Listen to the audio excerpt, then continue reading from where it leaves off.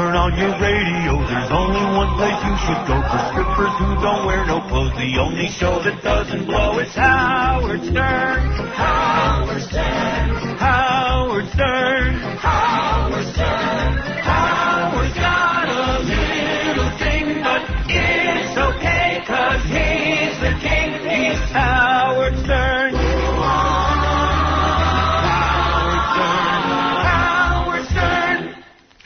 That's true, Robin. I have a little thing, but I am the king. That could mean anything. Very vague. Yeah, I'm digging this. What's this? Everclear? They're good. I'm going to start a band. I'm really sick of being a disc jockey. I want to go to the other side and make music. I'm probably going to be doing a project with the Durst brothers. I'm going back into the studio with them. You've been playing at Woodstock. Who's going to be at Woodstock? You could have been playing at Woodstock. Hey, why don't I perform at Woodstock? Yeah, what are you going with the losers. To cover it? Hey, you guys want to perform? Absolutely. Love to. You know, what do you want to do with the losers? Because you won't be taken seriously. Get some good people. Why don't I do it with, like, why don't I do it with, the Dust Brothers. Or, Dust Brothers. Rob, something. Rob Zombie. Something cool. Yeah, Rob and I ought to go to Woodstock. We got a song. You got a couple of songs we could do. And we could do Dragula also. Dragula. Duet on that. Dragula. I'd like to duet with Rob. You're supposed to sing in the same mic. Yeah, I want to do like a... yeah, we could do this. We could do Dragula. See, I don't like to perform with Rob because Rob, like, dances and, like, boot stomps. Wild. He gets on stage, starts boot stomping, and I look like a douchebag. He gets insane. Yeah. Because you're just standing. Well, he's got, you know, like, even though he's, like, not a dancer, but he's got, like, a whole stage dance Right, that it he sort does. of works for him, though. Yeah. And I don't know... You don't know what to do because he's so high energy, and you're just like... Yeah. I look like a real stiff. I look like Herman Munster. If Rob choreographed something, I could do something, too. I just kind of shake my head. You could move with him. Yeah. With your hair in your face and shake your head. Can he get a choreographer? I wish I could sing. I wish I could be responsible for music like this.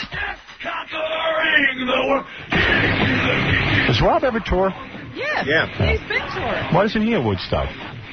Although Metallica's going to be there. I can't wait to see. I love that band. Great lineup. Oh, my God. Alanis Morissette, Metallica. I would just go see that. Oh, I hate Alanis. You don't like her, right? I dig her. Hippie chick. What about Rage Against the Machine? I like them. Yeah, they're kind of heavy, though. Yeah, but they're politics. Screaming. All right, I don't agree with their politics, but... You don't go to see politics. What about Aerosmith? I love them. I love Bush. I love the Chemical Brothers. I love that. Liquid Todd plays the Chemical Brothers all the time. I'm a big Liquid Todd guy. Saturday night here in New York, Liquid Todd show. You ever hear that? Yeah. You don't like it? Yeah. I like it. I'm not really sitting around listening to radio on Saturday. Well, I'm in my car driving my kids to cool parties and stuff. Are you hanging out outside waiting for chicks? Yeah. He's a chauffeur. I get to drive my kids to exciting parties while I groove to Liquid Todd. You know, your kids actually are probably having the life you wish you had as a teenager. Yes. And you get to stand on the outside and watch them have it. Pretty much I'm an outsider everywhere I go. You know, you were outside of it when you were a kid, and now you're outside of it. Yeah. Jealous again. Rob, why don't you just put a knife in my heart? No, it's just quit. You know, be quiet. This is what my shrink talks to me about. Everyone give a wonderful life like me. Why do you get so significant about everything? I'm very sad about it. Liquid Todd is having more fun than I am. Liquid Todd. I had to smack him just for that name. I got to get a hold of him. Hard to buy into that. Yeah, Liquid Todd. All I know is I listen to the show, and he plays dirty words. Does he? Oh, yeah. How do you get away with that? I don't know, but I like it. I sit outside the parties, and I listen to it. Crank it up loud so the chicks are impressed. Yeah. Yes. And we're going to meet those dudes from Limp Bizkit. Those are pretty funny dudes. But I want to perform. I don't want to just sit on the sidelines. I'm going to have the urge to play. This time you want to be inside. You know what I'd like to do? I'd like to play with Metallica. Didn't they tell you could do that? Yeah. I would really like to jam with those dudes. Yeah, and you know, they don't bounce around that much, so you can handle cool. that. They're cool. Kind of like stands there and goes, They're not dancers. Like, if Fred started teaching me now one of their songs, you might know it. I might not choke. You know what happens? Even when I learn the songs, I choke. You know what? That's what happens to you. Then you want to go back to your chords, the chords you know. Yeah. Oh, you got to play or sing? You could, like, sing a little, no? Why can't I do that? Na, na, na, na. How hard is that? No, what I do? Na, na, na, na, na, na, na. There you go. I think I'd be too nervous I know for a fact performing with them. I know for a fact that We have such a bad microphone situation. I know for a fact that you can perform there. I know I can? because I already know that they were looking to approach you about introducing a band. I don't introduce bands. But I know that they That's what want... low-life disc jockeys do. Right, I'm a performer. Yeah. Well, apparently they have some amazing special thing going on that they won't tell me about that they wanted you to be part of. Which is? They won't tell me. Well, tell me. Jesus No, I is don't going to know. be there. Well, tell them to tell us. But your band Amazing performing thing. would be... Ralph, I'll need new costumes. Quickly. Quickly for my stage presence. If we could get James Brown, that'd be really good because he's played with you before. Yeah, and then when he does those splits, his balls hit the floor and they get stuck. Kids don't want to see Well, there's James another Brown time now. that you're standing around because James is moving. So I need a song. I need to present. What if I did a song with the Dust Brothers and I could present my new song at Woodstock? You should be part of a super group. You know, Right, Like, yes. Like somebody from Metallica plays bass, somebody plays... Oh, there you Rob go. Zombie, and A Joe- jam Dave session. Navarro because he's in every super band. Right. Me, Rob Zombie. Well, but Rob makes me look bad because he's so talented. Me. You can Well, have who Rob. else are you going to put Just tell on? them to hang back a Everybody little else bit. is so talented. Would I sing or would I just play? It's a lot to consider. You could do a little bit of both, you know, if it's something you could handle. Well, it should that's be- the If question. I could grunt. Yeah. Son, you know, like... Why don't you just play? Enter night. Yeah, I would like to just play. What was that song you were singing the other day? Enter light. No, Exit Light. Exit light. See, that's why you Enter can't night. You're so sing. stupid. You're out of the band. Well, I'll cue cards. They'll be skywriting you. Skywriting. I'll be looking up. I'll look at like Sting at the rainforest. Right, looking down at the floor. Yeah. It'll be bad karaoke. Enter night. Howard, you just mouth. I'll sing. Yeah. You get your lip sync? What? You should lip sync. Nah. Yeah, like Cher did that at the National Anthem. There you go. Sing the Cher song. Cher lip synced at the Divas concert. You should lip sync. Do you believe in love? People that went there and are almost positive she was lip syncing. In the She beginning. was. But, like, because it was all that effects, all that wah-wah. Oh, yes, you gotta have You that. can't sing Then that. when she was singing. When was that? All right, here, I might be performing, I would say. I might add my name to the roster. I'm getting very excited. Still doesn't know what he's going to do, I might want to do the supergroup thing, Robin. but he's going to I think add that's his the way name. to go. And now you have to start insisting on positioning, Howard. Like, you have to close Saturday night. Yes. Like the Who at Woodstock. You're not going to stay up that Yeah, late. you gotta stay up late. Yes, I am. All right, I'm not. I want to perform at 6 o'clock on Saturday afternoon. Open at 3. I want to headline Woodstock, but I don't want to stay up You know what? late. I'll nap, and then I'll perform at 5 o'clock. Get a little nappy in. As the sun sets. I should play this with Metallica. Hendrix took a nap. I'm sure I could play this. Doesn't seem all that hard. Yeah, everything going, my hair going in the wind. Guitar. Yeah, then you can go over and press You think I can sing this? those pedals on the floor. Yeah. I want to stand there with a guitar. Yeah. I don't want all the pressure of singing. Because then people can evaluate me. Play with and don't plug the guitar in. No, I got to plug. no, No, that's fuck lame. yeah. That's gay. Come on, And dude. even do a solo. Work on a solo. You're right. Solo. You're between now and Solo July sucks. 21st to perfect it. Solo sounds very intimidating. Solos are boring. You know what a solo's like when you're in high school band and the teacher goes, now you're a senior, you get to play the clarinet by yourself. And I'm like, no, I don't, because I don't know how. I'm going to use a whammy bar, I think, on my guitar. All right. I like the whammy up there. All I know is one time I went on stage with the Meat Puppets. Yeah. I came out, my fingers were bleeding. Because I get so nervous on stage, I started slamming the guitar so hard. Good. Bruce Springsteen used to bleed. Yeah, I bleed. Didn't like Pete Townsend break his hand or something? Yeah. Oh, he put the whammy bar through his thumb. Yeah. Oh. His hand. What a dope. He was doing a windmill. And Yeah, that windmill thing. Yeah, I don't think I'll be windmilling. Or you could throw up the guitar and get clobbered by it like that guy from... What group was that? Enter light. Exit light. Exit light, enter night. Take my hand.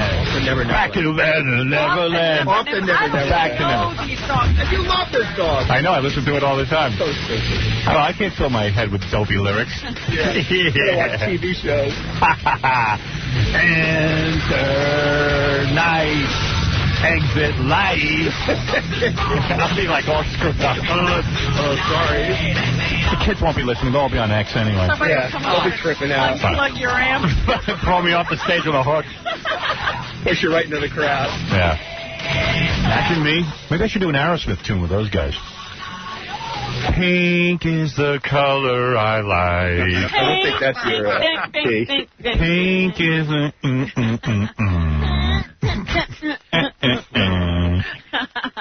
Cancel. I love Aerosmith. You know, they're still good. They are still good. They're real good. I get sick of them every once in a while, but then I dig them. Then they come back with a great tune. Maybe I'll do that really romantic song that they just won the Oscar for or something. Oh, no, it's a homo song. That's not a homo song. Don't want to close my eyes. Don't want to fall asleep. Don't want to fall asleep. Who's singing here? All right, you're out of the band. Don't want to I know. Don't want to fall asleep because I love you, babe. I miss you, baby. And I don't want to miss a thing. And I don't want to miss a thing. Oh. Even when I dream of you. Even when I dream of you. Doesn't Liv Tyler look a mess now she cut her hair? Yeah, that was a big mistake. Too much face. She looks like Barbara Bowie. Yeah. Barbara Bowie. Barbara Bowie. Yeah, grow that hair back. Yeah, dude. quickly. Put a wig on in the meantime. Looking like a guy. Hey, now. Looking like maybe I'll play harmonica. Like tambourine.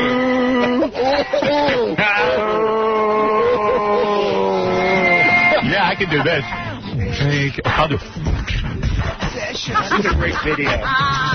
It's one of the best videos I've ever seen in my life. You never see it. You never see it. Yeah. They ran it the other night because it had a white background, and they were doing a tribute to videos with white backgrounds. Oh, no. Yeah, MTV stuff. Oh, don't say that. You like some of the shows, man. I like the chat room. Break is what you like. He's in the MTV chat room every minute. Really? Arguing with people about the videos. With 14 and 15-year-old girls. He's like, he goes in there and he'll go like, hey, man. I got thrown off the other night for using vulgar language on AOL. He got so excited about his argument. How many days suspension does he have? I didn't get suspended. I just got like a warning. You know, me and Neil got suspended for a week. Because we were in there harassing the Rush Limbaugh room. Does anything ever change? I'm like, who are you guys? I can't even get online. It takes like an hour to get through. Throw me off. Yeah, because you got a slow modem, douchebag. No, the numbers are busy. They're connecting, though. Oh, really? You know, like between 6 and 9 o'clock, you can't get on. Nah, you got a slow modem, man. No, it's not connecting. Whatever. Douchebag. Douchebag. Why don't you get back to ruining that dog? Yeah, well, when I'm at Woodstock performing, you're going to be jealous. I am. You're going to be so envious. And then you're going to want to sleep with me because I'm a rock star. I want to be in the band, too. I can just stand there. You know how like the black guys have like 900 guys just I'll let you stand up there. We just stand It's around. going to make you like a rap group. It's just a guy standing there. You know who's good at standing around? Fred. You could stand up there, too, Freddie. Thank you. Blend right into the wall. Excuse me, douchebag? Right. Oh, boy. Go get him, Fred.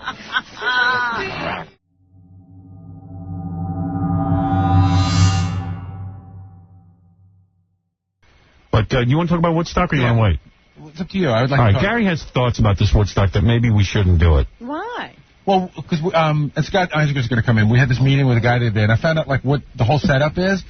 And if we go up there, it's just going to be really hard to get a show out of it. Like, it'll be a great concert to watch. Right. But, like, for instance, there's 2 stages. Okay. They're a mile and a half away from each other. Right. And then there's, like, an artist compound where the artists are, which is, like, a mile away from all of those. So there's no one area where you could be in where you're going to sort of have access to everyone. And even if we're up there on a Saturday, we only have access to maybe whoever's on for those 4 or 5 hours. And if we're only, say, behind one stage, then we only have access to half of that. You follow what I'm saying? Mm-hmm. And but do you think we're going to Woodstock to talk to the bands, or are we going to Woodstock to, like, just be part of it and talk to the people? Well, we could talk to the people, but we'd probably end up being, like, behind one of the stages. You're thinking it might be kind of stupid. Well, it's a crapshoot. Whether you think there's a 4-hour show with right. other people. I think the point is it's fun to go to, or we're going to get the best programming out of it.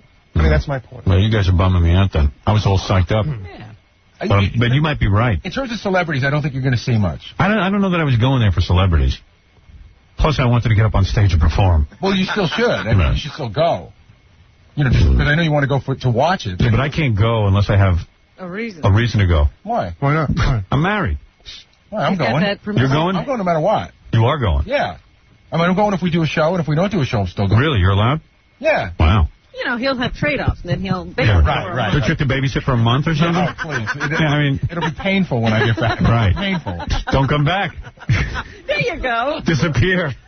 And you know what the funny thing is? I always present it to my wife in the best possible Isn't it scenario. silly that we have to present stuff? No, it's the best possible scenario. Like it's nuts. What you do for work. Like, Robin, in other words, let me understand your life. If you want to go to Woodstock, you just go. I just go. And you don't ask anybody. Right. Not anymore, even now. No. Now that you have somebody that's important And to nobody you. has asked me anything either. Oh, boy. Wow. But Howard, that's a tough proposal for you to go to Woodstock. I mean, you're in this business. Yeah, it's good for the show. That doesn't seem outrageous for you to want to go up there. It's nice. Listen to Hines again. Did you just get a divorce? I wasn't talking like that 2 years ago. Listen to this guy. This is a guy who used to come here and get beeped by his wife every 5 minutes. He didn't come on this show last year and said, I'm thinking of going to Woodstock. His beeper would have gone. You're right. You're not going to Woodstock. You've got responsibilities. He had it worse than me, and I have 2 kids. Right. He had no kids. You had nothing going on. Nothing. This guy got the quickest divorce I ever saw. My head's still spinning. Movie star or something, the way he got married and divorced. I know. He did a U-turn on the island. Would you ever get married again? I'd have to give it serious thought. Yeah, I would hope so. I'd have to give it serious thought. I guess the last time you didn't. See, I was having this conversation about Scott the other day, and someone said to me, he's already gearing up to get married again. He's already married, yes. And someone bet me, like, he's got this girlfriend now, and they were saying, someone wanted to bet me $1,000 that Scott's going to marry this girl, and I said, no way he's doing that, but I just said, Scott's kind of dopey. No, I didn't bet. Good. I didn't bet. I don't want to bet. I'm not thinking on those terms at all. Seriously. You're not going to marry this He's girl. not. Yeah, she is. The guy's never the one thinking that way. Right.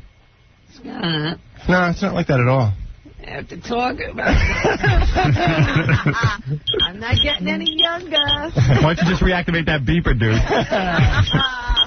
Yeah, man, I'm thinking to go to Woodstock. Beep, beep, beep, beep, beep, beep, beep, beep. You know, I have to say, I was out with Scott's girlfriend, and they're definitely in the really digging each other, no nagging phase. Right. You know what I mean? Like the best. It's just great right now. Yeah, that's the phase you go, man, I could be married to this girl because it's no big deal. We have a great time together. Howard, you know what? Yeah. He should wear a beeper, and we should take turns calling her every once in a while just to remind her. That'll keep him out of it, huh? See, if we're going to Woodstock to do a show, that's different. We're going to Woodstock for me to just hang out. Yeah. Well, maybe you'll perform. Would that get you up there? Yeah, but I don't know. Yeah, what is that for? No, but seriously, for the sake of the show, don't you think it would be fun to talk about? It's going to be a major event. I don't know. What you guys are saying is, after scoping things out, you're saying don't go. Well, I was saying that the odds are that you're just going to talk to people Well, in the crowd. let me ask a question. And also, and that can get kind of old. It's going to be really hard for you guys to get up there. And it's going to be, it just sounds like... It's hard to stay. Hey, where's that guy's letter from Woodstock? You got that? Oh. Don't ever give me... Do you have another copy of it? Oh. Don't ever give him that. Right into the trunk. Yeah, I can come around and look for it. I know what it is. Yeah, just spend an hour looking for a letter from a guy about Woodstock. But what about here it is. maybe scheduling people to be there? I mean, is it possible to work with the artist and have them there? Hey, is that microphone making just tons of noise all the time? This thing? Yeah. Oh, all right, let me turn that off. It was making noise? Yeah. Howard, you've been promoting Woodstock like it's the greatest thing ever. I just wanted to share with you my Woodstock 94 experience. Here's the setup. Me and 3 friends, one flew in from Atlanta with our tickets, $130. We were given parking passes. Our parking lot was like 30 miles from the concert.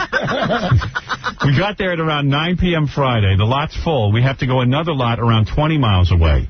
We get there, and that lot's full. We have to go to a parking lot in Albany. Oh, my goodness. We get to SUNY Albany, where I graduated in 91 and never expected to be back.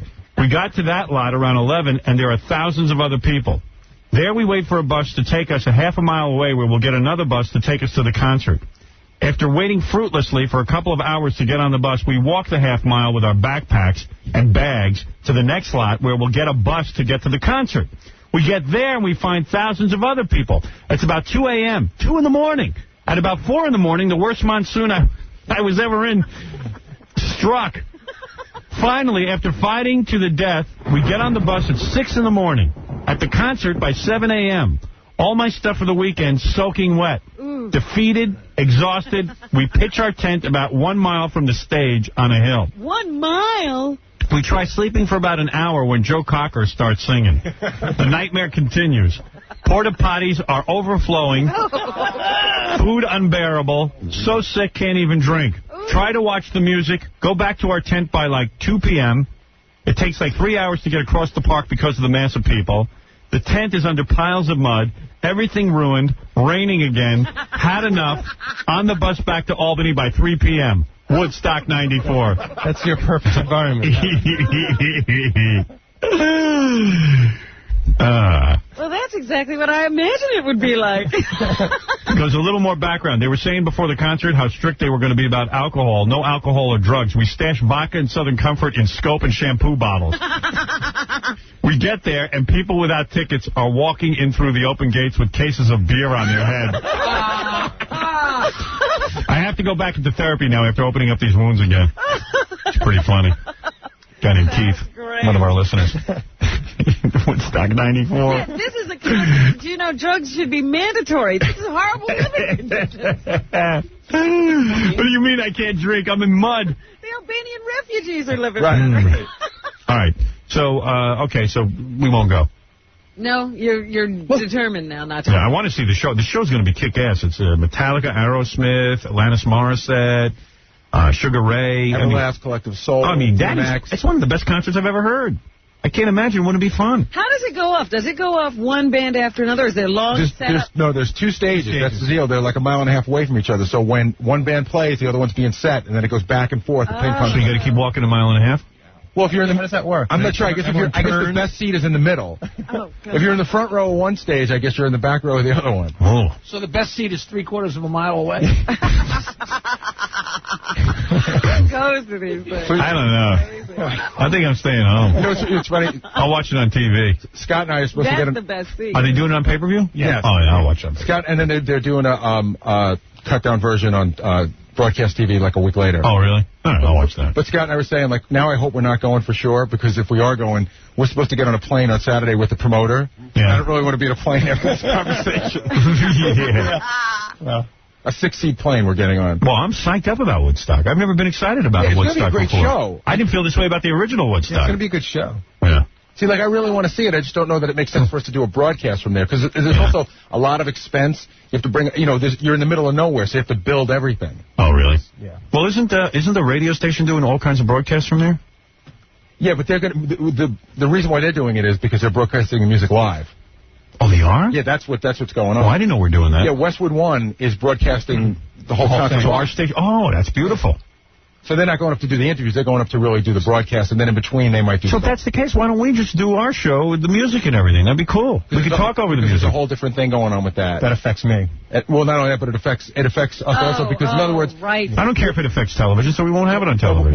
We're in markets where a competing station has bought the rights to Woodstock to broadcast it. So then we can do that. Right. Well, then forget it. If I can't talk over the music and stuff, like, that'd be cool. Like, yeah, but even if you did that, you'd only be doing that for 3 hours. You might talk over 2 bands. Yeah, but so what? Then you talk to people. I mean, you know me. I always find stuff to do. Then I go up and perform. That'll take an hour. People are going to want to hear me on stage and my preparation and my rehearsals with my band. Everyone's going to want to be there for every detail of it. Yeah, if you put together a super group, there's some guests. Yeah, I'm going to be jamming with a super group. That's 4 hours worth right there. Yeah. Well, because they were saying, like, even where there's, like, this artist compound, they're going to take a van right to the backstage area 5 minutes before they go on. So let's do it from the artist compound. Then we're 1.5 miles away from a crowd. So what? So but we're there for 4 hours. We're only talking to 4 hours worth of artists. They're saying the artists. But the artist compound will have lots of people milling around, all kind of groupies. Yeah, they fan them out. In other words, I don't know. It's crazy. Well, you know, I mean, maybe there's a way of, you know, having people come just to do interviews because they're going to be performing there. But what I'm saying is, if somebody's performing on Friday night, that's it. They're in and they're out. They're gone. Yeah, they're gone. And if somebody's performing on Sunday, they're not in on Saturday. Oh. I'm not hearing any positives here. Oh. We're just presenting what it is. This presentation would make me jump out a window if I was going there. Presenting not going. Yeah. Is what you're presenting. Well, is there anything positive going on there? The only way to do it would be to go there for the full 3 days and tape 3 days and somehow telescope it down to a show. Oh, I don't believe that. You know what? Come to think of it, what do you know? You're from Adelphi. What do you really know? He went to... What am I having him scope it out? Well, that's why I brought Scott in here. I knew you'd think I was an idiot. You're pretty I know sure you that. respect him. You have zero respect for me. Right. I have respect for Scott. Scott has his problems, but... He has good judgment. He has sound judgment. Wow, his lips are twitching. All right, I'm just kidding. No, I knew. I was just thinking about what would be if Scott weren't here. Right. Where this would be going. All right. Okay, so let me think about it. Okay. All right. When will you make your decision? I don't know. Based on this conversation, I'd be an idiot to go. I mean, there isn't one positive thing. He said there'll be no one to talk to. We'll be nowhere near a stage. We can't play the music. We can't play any music. So why don't I just sit here? Watch it on paper. I mean, why would a guy, after a presentation like that, have any reason to go to Woodstock? To talk to all the girls on acid with their tops off. No, that's... That would be it. You're so dopey. No, I'm just saying we'd be talking to people in the crowd. All right.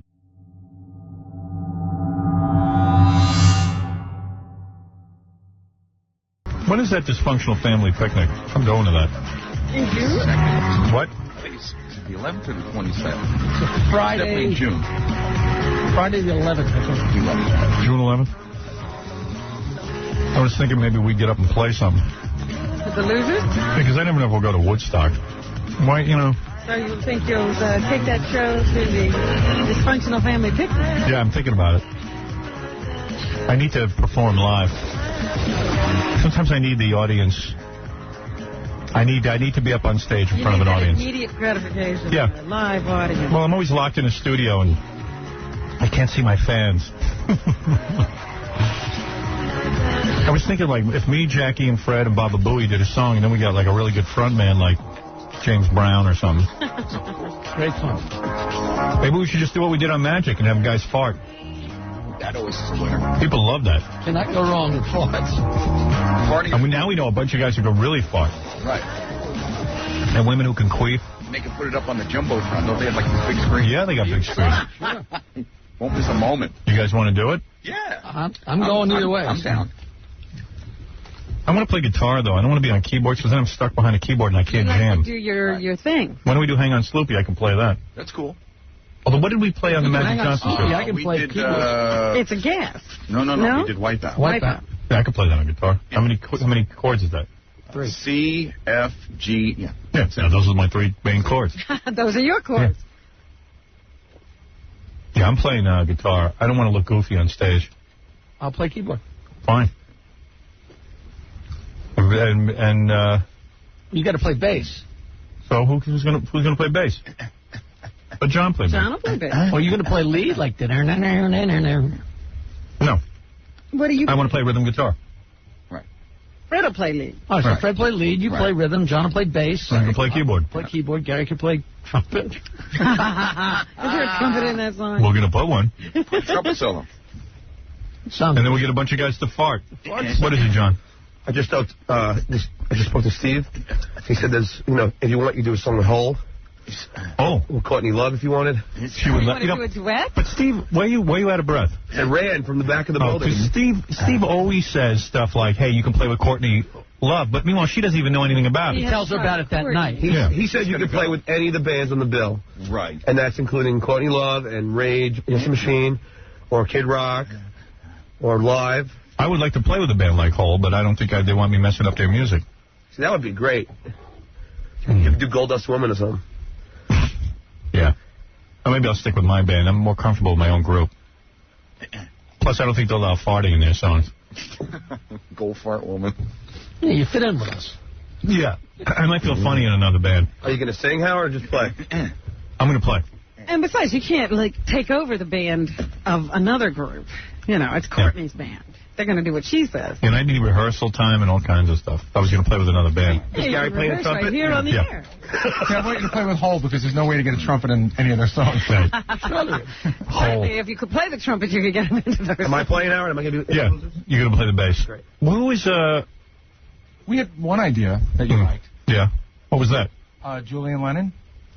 Yeah, but I think we should just fart. That's what we're about. Or even better than farting is because just for guys, the queefers. Oh. Because we can do both. No, Howard. How about Julian Lennon sings, but then we have the farters? Like, roll up for the mystery talk. Right this way.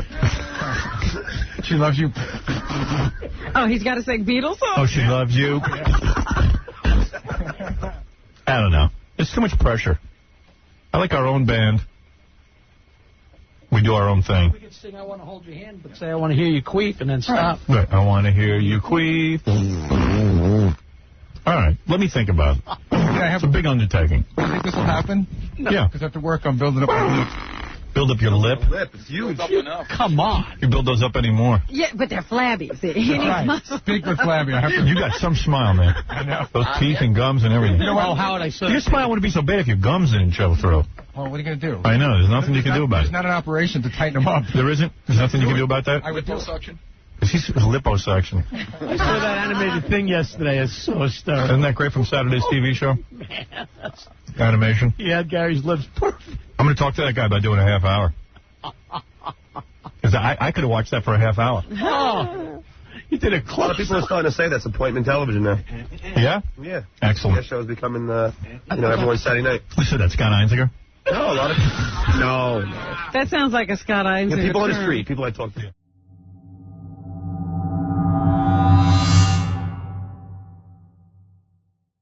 Hi, you're on the air. What's up, Howard? What's up? Nothing much. How you doing? Okay. You doing all right? Hey, are you guys going to Woodstock? You know, Gary and I had a whole big discussion about Woodstock. Where are you in that discussion? Bob Bowie was like, you think I should go to Woodstock? I go, never mind you, what about me? But I'm thinking I'm going to order it on pay-per-view and just watch Yeah, it. there you go. See, for you, I think it would be tough because I think the trip itself for you would be the most difficult part. Because of my fame and celebrity? Well, I'm just saying, you'd have to leave Friday after the show. What, are you going to stay up there all weekend and go to Why not? go to shows? Yeah. And where are you going to sleep? We supposedly have a cabin up Yeah, there. you don't want to do that. I think that if you... Why? Don't I have to sleep with the other jocks? If you were to go, I think they do something a little special. See, for you, they'd pull out all No, I don't want special. They'd helicopter you. I want to sleep with Julie Slater in the cabin. But also, you could be like right next to Julie, could be like Will Pendarvis, and then Booker. I don't care. Let him look. Booker wants to sleep. That turns me on. No, Booker wants to sleep. Imagine I hop on top of Julie, she's sleeping, so and I jump on top of her, and then Pendarvis and Booker pile on top of me. Wow. I'm being invaded. Oh, Howard's here.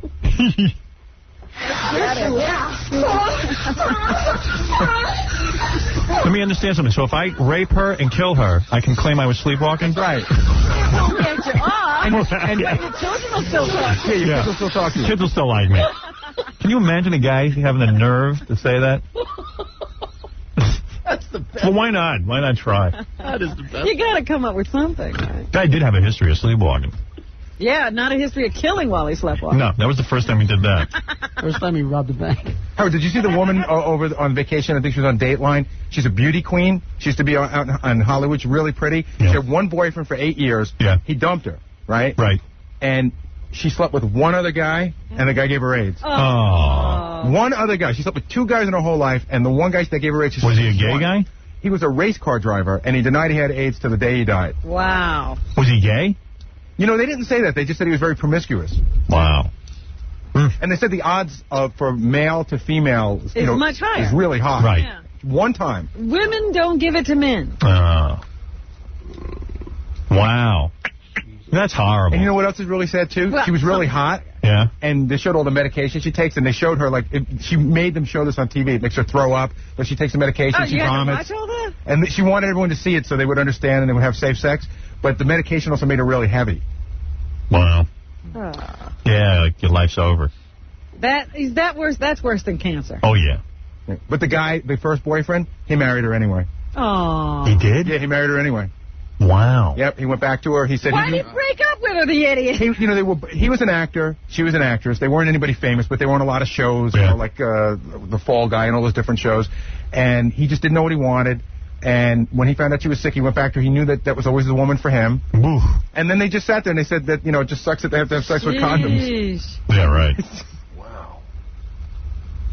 Oh, man. Wow. That's sobering. Yeah, really. The one you can't get around. Fact. Very sad. Way to bring us down, Baba Booey. Sorry, man.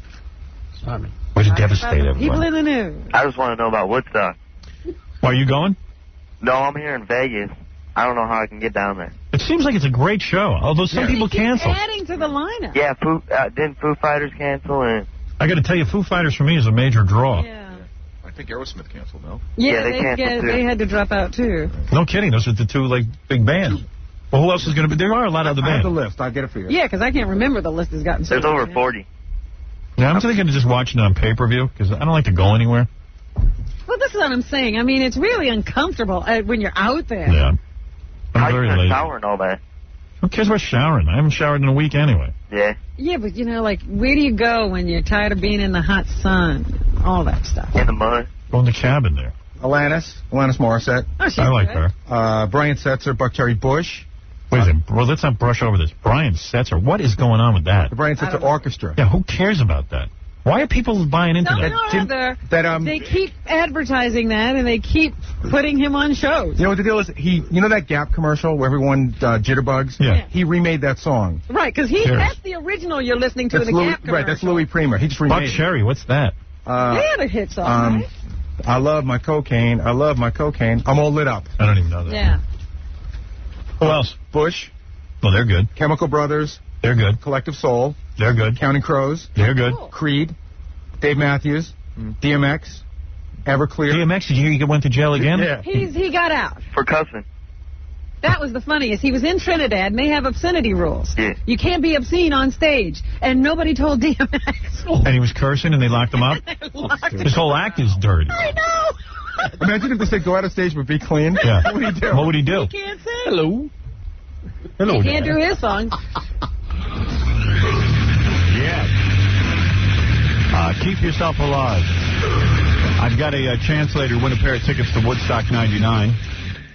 And I have a special package I'm going to give away on the air, which includes airfare, special photo pass, which will allow the winner to have access to all backstage areas and the artist compound in the front stage photo pit. Actually, you'll take pictures for us. So that's all happening around the Woodstock thing that features Rage Against the Machine, Korn, Limp Bizkit, Metallica, and others.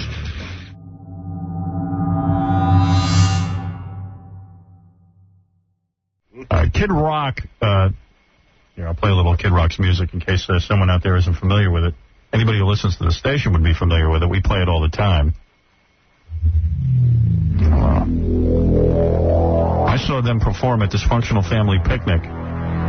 Kid Rock is a great performer. It's just kind of a metal rap thing. Mm-hmm. And then the midget dude is good, too. Hey, you should see. Did you see? You weren't there. No, but I've seen. Well, there's Kid Rock. Video. And there's Joe C. See, I always thought the midget thing might be a gimmick, but it's not. He performs too. He performs. Oh, I didn't know that. Oh yeah, there's a whole thing going on. I saw them on one of those MTV award shows. Yeah.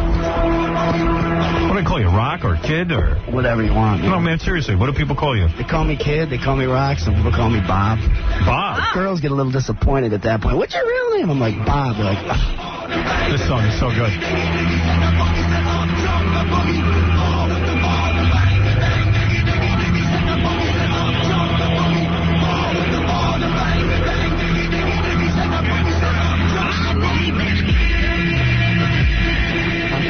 That's very good.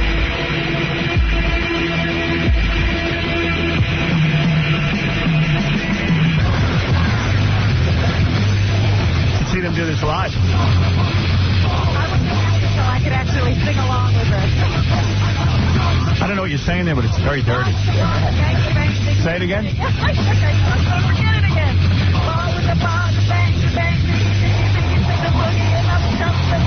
Hey, she's good. Got it.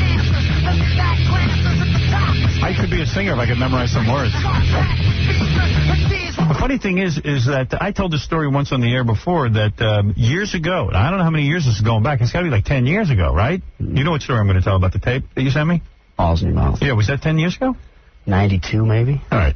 Well, not quite 10 years ago, but I got to tell you something. I was doing a radio show, I guess from some other location, and I got into a fight with Ed Levine. Remember that guy? Yeah. And we started screaming, and I started screaming balls in your mouth and you know, and all this kind of stuff. That was the best line I ever heard. So I get a tape in the mail about, like, I don't know, like months later from, like, some kid. just a tape from someone in the audience, and they wrote a song about it called Balls in Your Mouth. And I heard the tape, and I tell you, you know how many tapes I get from listeners. Right. And I always throw them in the garbage because they always suck. Right. So Gary gives me some tapes. He goes, yeah, you get a tape from another listener. I said, throw it in my bag, because I always think I should hear every tape, because there's got to be something good out there one time. You never know. You know, and I'm always disappointed, but I do listen to these tapes. Don't say that. There are more. I know. You know what? Don't. Yeah, because please don't send them to me. So I get a tape. Someone took my argument with Ed and made it into a song. One of the listeners. And I put it on. I said, this is so goddamn good. They called it Balls in Your Mouth. I said, it's so good. I want to play it on the show, but it's so damn dirty I can't. Because the repetitiveness of it, well, the FCC will just fine me $1 million. But it was so good, it was almost worth getting fined $1 million for. That's how good this song was. And I used to listen to it at home, like, obsessively. Even Gary said to me, well, what are you going to do? You should listen to this over and over again? I go, yeah, take it and put it on a cassette and make it over and over again so I can listen to it at the house. And he thinks I want to listen to it because I'm on it. I go, no, it's a good song. Balls in Your Mouth. You still do it live. Yeah, so I go to the dysfunctional family picnic, and I'm watching Kid Rock do their thing. And all of a sudden, I start hearing Balls in Your Mouth. So wait a second. Kid Rock is a rip-off artist. He got a hold of this kid's tape. How would he have done that? I don't know. I don't know how he did it, but this guy's a total rip-off artist. And I'm pissed. Because it's not just the name of the song, it is the song. It's the whole song. Except you were, like, singing the words instead of me yelling them out and stuff. Well, I was singing over them because you can't hear the sample. Is that how you do it? That's how the way the whole song starts. I give this little speech, and then I go, you know, when somebody walks up to you and they want to scream, argue, fight, and shout, I say, just look the mother effer right in the eyes and tell them, and then your voice comes on and goes, you want my balls in your mouth. Right. It kicks into the song. Yeah, the original version, the way I heard it was me and Ed screaming. Right. So, I'm listening to this thing and I'm getting aggravated. You know what I mean? I'm like that's not right. And I go, well, you know, I said, well, I'm not going to say anything because people will think it's just me bitching again and somebody's ripping somebody off. So, and you're going to think I'm a lunatic because this is going back years ago and I don't even have the tape. You have no proof whatsoever. Right. So then I said, wait a second, could it be that Kid Rock is the guy who sent me that tape? Yeah. Sure enough, I went down there and I started telling the story. He goes, yeah, I sent you the goddamn tape. You idiot. Where were you living back then? I lived out here for a while. I portered cars in Manhattan Ford, and that's when my brother had bought me the Banned by the FCC, or the box set. Yeah. Got me it for Christmas one year, so I was listening to it, and I heard that, and I was like, went to my room, like flew around some samples and stuff. I was like, really? Oh, that's great. That's amazing. How old were you when you did that? Probably about 20, 21. Oh, really? Something like that. Yeah. Yeah, because you get these tapes, and then I felt bad that I couldn't play it on the show, because it would have been cool. Mm-hmm. And that was that. And then this song went away. But now you can hear it. Oh, we're going to put it back out. Yeah, Balls in Your Mouth. We have to contact you on a little licensing agreement with it this time. I'll tell you, I'd be proud, though. Might move some copies this time. Right. It's a classic song. It is. It's an underground cult classic. And Joe C., are you technically a midget or a dwarf? I'm not either. I'm just... Dude, you're a midget. You gotta be. If you ain't a midget... No. What is he then? I'm so tired of everyone... I told... Josie gets a little upset about the midget thing. But he is a midget. I tell him he's a midget all the time. I don't care. All right, go ahead. I've been on steroids since the age of 4, and it's stunning my growth. Dude, you're supposed to be like Arnold Schwarzenegger when you're on steroids. No, this is like a different... This is like... I take like 80 pills a day, and that's one of It's them. on the Michael Jackson steroid. Why are you supposed to be on steroids? Why would they put you on those? I mean, it's not like a steroid that buffs you up, though. It's just like... What would you take it for? To be alive. Tell him your disease. It's called prednisone. Right. Prednisone? What do you have? Yeah, what disease do you It's have? called celiac disease, and it's with the small intestine. I can't really digest the Show him the foods. tube. Oof.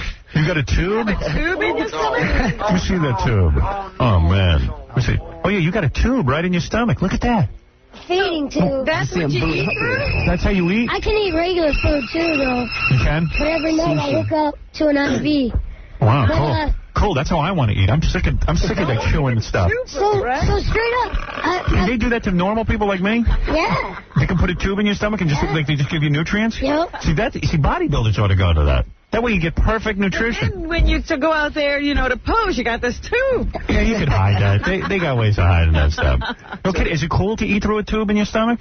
I mean, I tell you what, if you ever want to freak some girls out on the bus or get rid of some people, you say, Joey, take that shot while this girl's sitting there so it doesn't fills up this big horse needle and, like, sitting there like... Wow.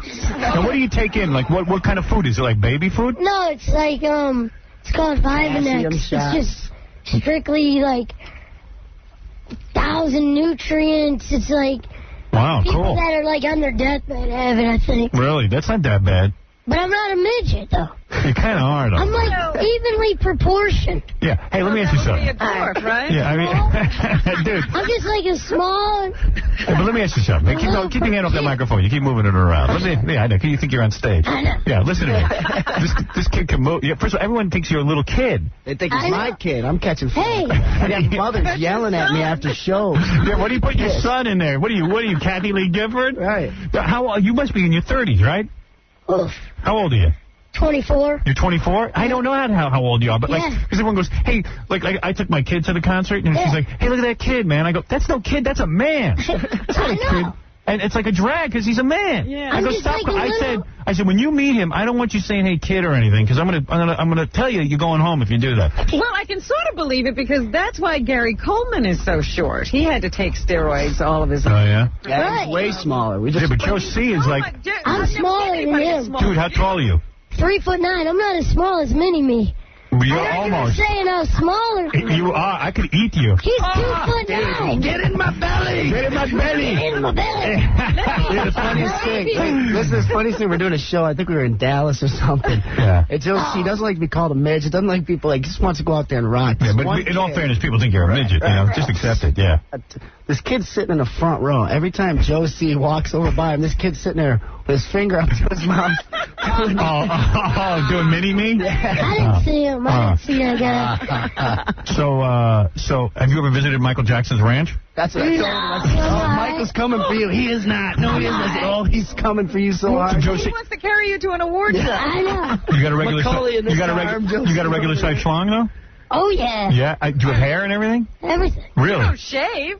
You don't shave, but you think...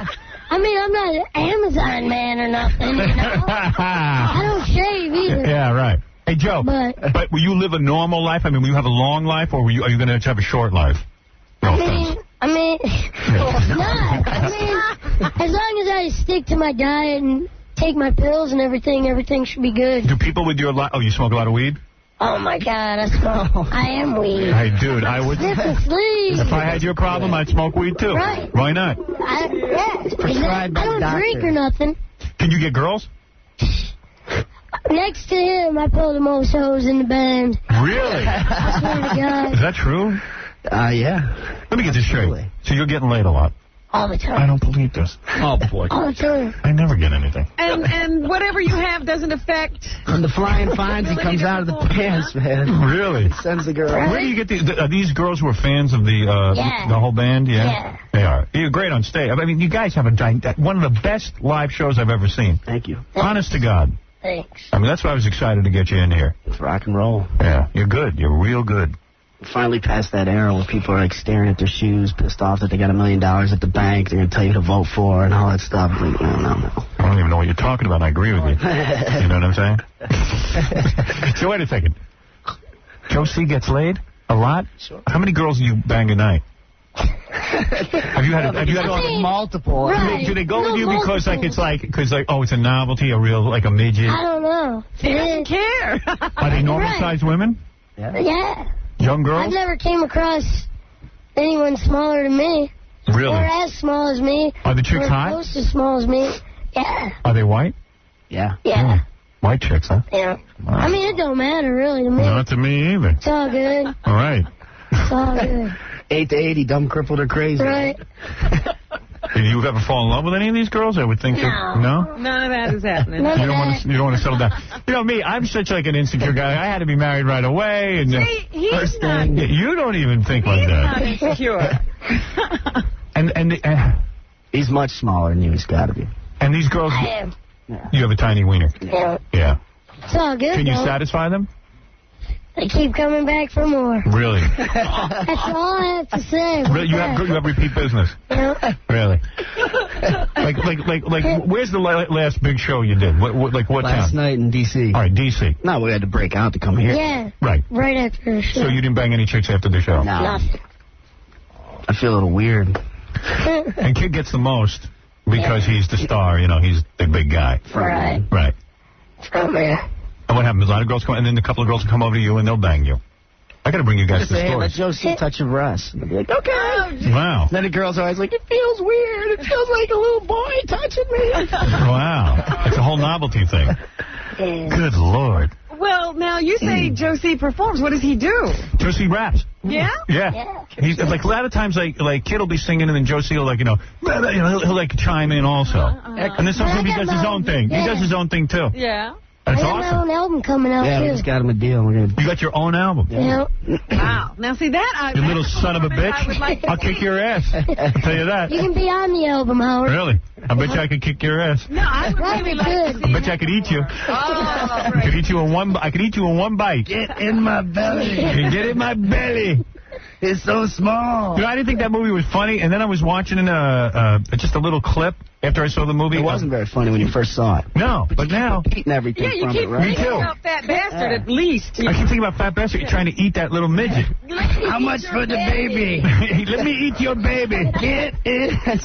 That's all we ever Now, Kid, did you ask Josie to be in the band as a novelty, or did you really feel that you guys had something going musically? Did you ever hear I met him?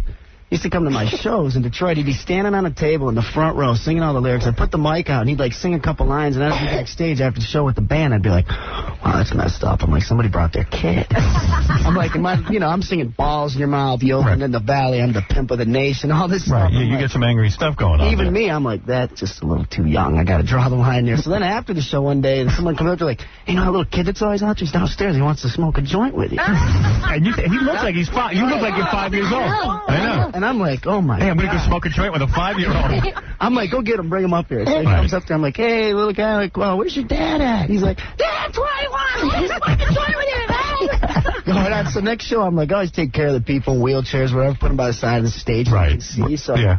he's obviously got a little trouble seeing from the crowd in the pit. So I bring him up there. He's standing on the side of the stage the whole time. He's just rocking. He's doing his little b-boy dances and stuff. And I can't stop looking at him. I'm trying to perform, and I'm like sitting over here staring at him the whole time. So after the show, I'm just like, would you like a job? Yeah. Put him in the I act. don't really know how to do anything. I'm like, don't worry. It's not really that important at this point. I don't know what I'm doing either. Yeah, like, don't just grab a paddle. Wow. Wow. He got a karaoke machine, made him some beats. Come on. Didn't you dye your penis blue or something? That's what I read. Yeah. How do you do that? Yeah, how do you do that? Met this girl. This is like some real seedy Southern Ohio, Virginia chick. Do you bang most of the chicks that I mean, are you guys like really into like womanizing? I mean, do you really? I definitely am, but I'm really nice about it. Right. Very forward. Like, hey, I might not see you again for a while. And you're like, I won't call. I'll be with another girl the next night. I don't want you to know. And they say, hey, that's cool. That is cool. When you were growing up, I guess you didn't get a lot of chicks. I mean, not like this. I mean, chicks weren't that into you, right? A lot of chicks going up. You did? Yeah. Really? Pretty good. Really? I was having sex like in the bathroom stalls in 8th grade. Really? And Josie, you weren't getting laid before you got into the Kid Rock thing. Nothing. Right. He came in. He was like, love for Josie. One night we were high something. We're sitting around. So I start getting real deep with him. I'm like, have you ever? Can you do it? He's like, yeah. But I want to, but I never. I was like, I'm going to take care of that for you. So when you met him, he was still a virgin? Yeah. Wow. So now how did you take care of it? You asked one of the groupies to have sex with Josie? Yeah.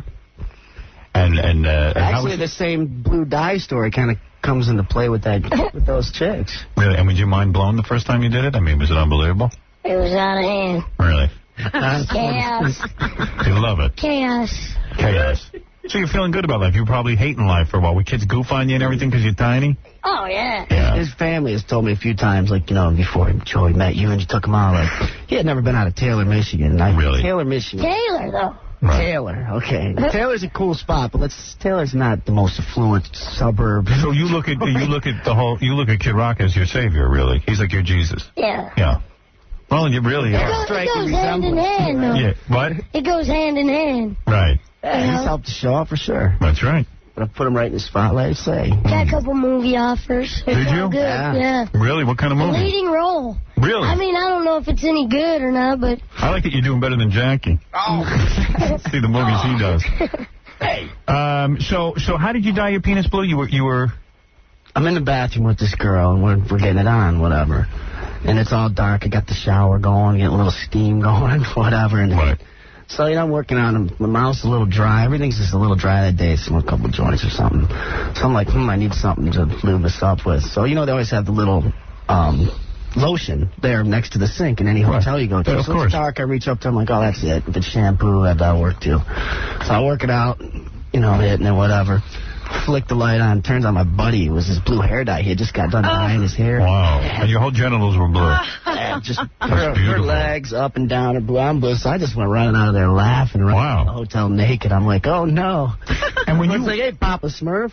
Things are going really well for you now, but when you first started, the girls you were banging were like 130, 140 pounds, right? Oh, yeah, totally. It goes right with the record sales. Like when you're selling like 40, 50,000 records, you know, they're 130, 140 to pounds, you know. Yeah. Maybe cute in the face. Not that good looking. No. Right. Now it's like supermodels. Really? Stars. Everybody's your friend. You bang porn stars, right? Yeah. Really? Who have you gotten? Anybody we know? I got a nice picture in a hot tub with like Houston, Claudia Chick. Did you bang Houston? Oh. No. You did not? We were in a hot tub, you know. Did you receive oral sex from her? I can't remember. Is that right? We dropped ecstasy. It was me and like a dude, Trey, from South Park. He had like this party, and we all dropped it, and I wound up in this hotel with like 6 girls in a hot tub. It made the picture of the vinyl. Really? Yeah. How is ecstasy? You enjoy this drug? I did a few. I've done it about 5 times. And Joe, what about you? It's a really you do good it? interlude. I've never done it. You just do pot? Yeah. You got to watch your health, don't you, a little bit? Yeah. I mean, you got a weird situation. You're eating through a tube, dude. Hopefully. Do you ever bother eating regular food? Yeah. You but do? I can't. I'm like allergic to a bunch of stuff because of my disease. Yeah. Can't have any weed or flour. It's about when you drank on No your 21st dairy. birthday and you threw up on your dad. Oh, my God. Really? You vomited all over your I pop? passed out in the parking lot. Right. And then he came out there and saw me, so he grabbed me. Picked him up, taking him home. Got me in the front seat. I'm Got this little baby and he's drunk. Wow, it's unbelievable. I'm going to eat your baby. You keep the money. I just want to get in. And like, you're sick of these guys who say, hey, a white guy can't rap, right? I mean, you know. It's so dead. It's dead. There are these people that write. One time I pissed this guy off that wanted to do this article, and he called up. He wanted to do an article on white rappers again for like the 10th time. It's been done 10 years ago. And I, like, left him a message. I was like, dude, I know, here's your article. Beastie Boys are cool. Vanilla Ice sucks. You just kind of fill it in with people like me. I was like, hey, come on, it's dead. I was like, why don't you go write an article on, like, black boys who do rock and roll? Like, Fishbone. Or, like, you know why you won't do that? Because it's a dumb article. Just like you spent your whole life listening to rap music. You feel like this is something that... And by the way, you kind of mix metal with rap, kind of. Southern rock, metal, whatever. Yeah. Yeah, I love it. You know, the one question I had, though, was, you know, like, I understand when Snoop Dogg talks about pimping and all of that stuff. That's like, what are you doing? Like, what are you Are you a pimp as well? It depends how you define it. If I get a lot of girls and I'm very nice to them, yeah. Now, if I'm macking on hoes, slapping them up, no. But you have a son, right? You have custody of your son. Yeah. How do you get that? But you got a black chick pregnant, so you've had black chicks. Oh, yeah. You've experienced a whole black experience. Sure. 8 to 80, don't And you even had, like, an illegitimate kid with a black woman. Yeah. There's a lot of rap stars do that. Yeah. So you're really doing it all. Following the handbook. Right, you're keeping it real. Keeping it real. Josie, have you knocked up anyone yet? No. Not yet. No. You wear a rubber? No. You don't? No, I do. Sometimes you wear a rubber? I do. Sometimes you don't? No, I do. You do? Yeah, I can't have no kids. Yeah. 4 months, they be older or bigger than me. Right. Go to bed. No, you go to bed. So, you don't wear a rubber? I mean, how do you knock these chicks up? Who? You. Oh, well, this was a girl I've been going out with since 8th grade. Oh, really? Yeah. Oh, no kidding. Would you grow up in a black neighborhood or something? No, I had a little black section in Romeo, Michigan, but, you know, went to the same school and stuff. So you can go over there and meet these She's like chicks? the hottest chick with the best body in the whole school. Really? And what happened? You broke up and then you got custody of the kid? And it's a long, long story, but basically that's what happened. Really? Yeah. And why did you say you hate Insane Clown Posse? You don't like those guys? We had a little beef for a few years. They're nice guys. They say hi. I just don't really like their music. Oh, you don't? No. But you're friends with Eminem? Yeah. And you don't cool. He's cool. Yeah, we had him on the show. Very nice guy. And you hate Vanilla Ice. And I actually hung out with that kid, and he's kind of nice. He was a nice guy. He was. Yeah, we had him on the show. He seemed like a nice enough guy. He's got to be now. Right. I mean, I don't know how nice he was back in '90 when he was selling 10 million records, but, you know. Right. And what happened when you first started getting some money from the record label? Like, your first check was like $5,000. Oh, yeah. This was in 1990, though. That's when I ended up in New York. You told your father to F off? You don't like your father? Well, now we're cool because I made a lot of money. Right, so he likes you now. Sure. But when you were a kid, was your father always telling you a jerk and stuff? Oh, yeah. Yeah. Doesn't he feel stupid? Yeah. Hey, I'm some jerk. I'm bagging chicks every night. What famous broads have you done?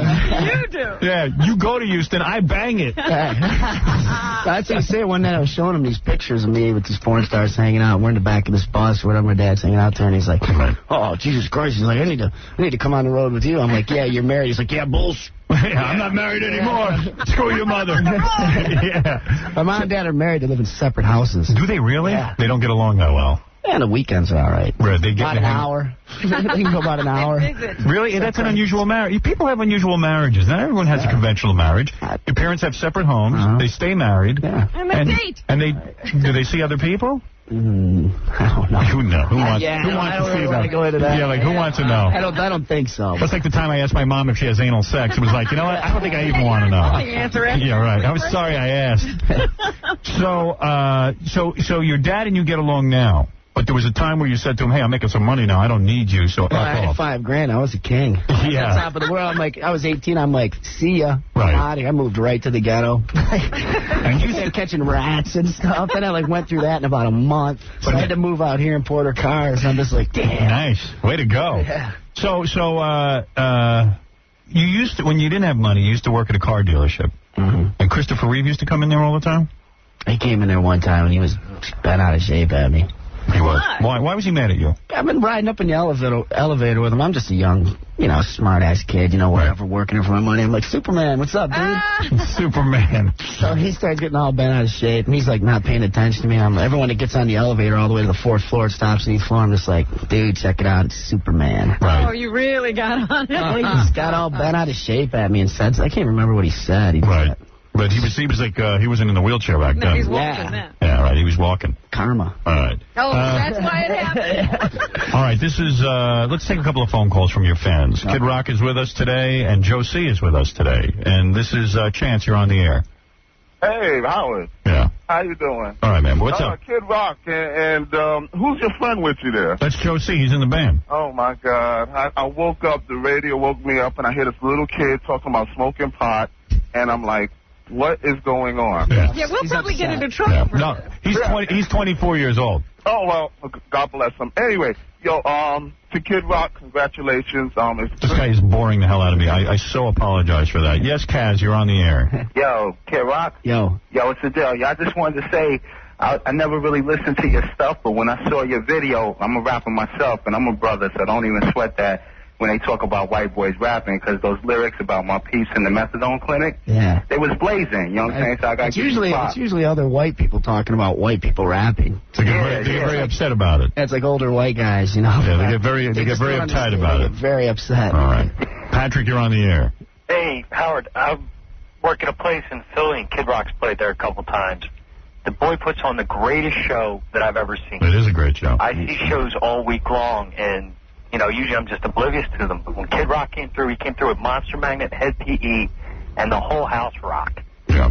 After the show, he comes up to the bar, like what? It was probably like 1:30 or so. Oh, is that where I was buying everybody drinks? Yeah, you bought the bar drinks. There's like 20, 30 people, well, maybe Very 20 nice. people left. Most rock stars wouldn't do that. Yeah, it's my He's Elvis a class act.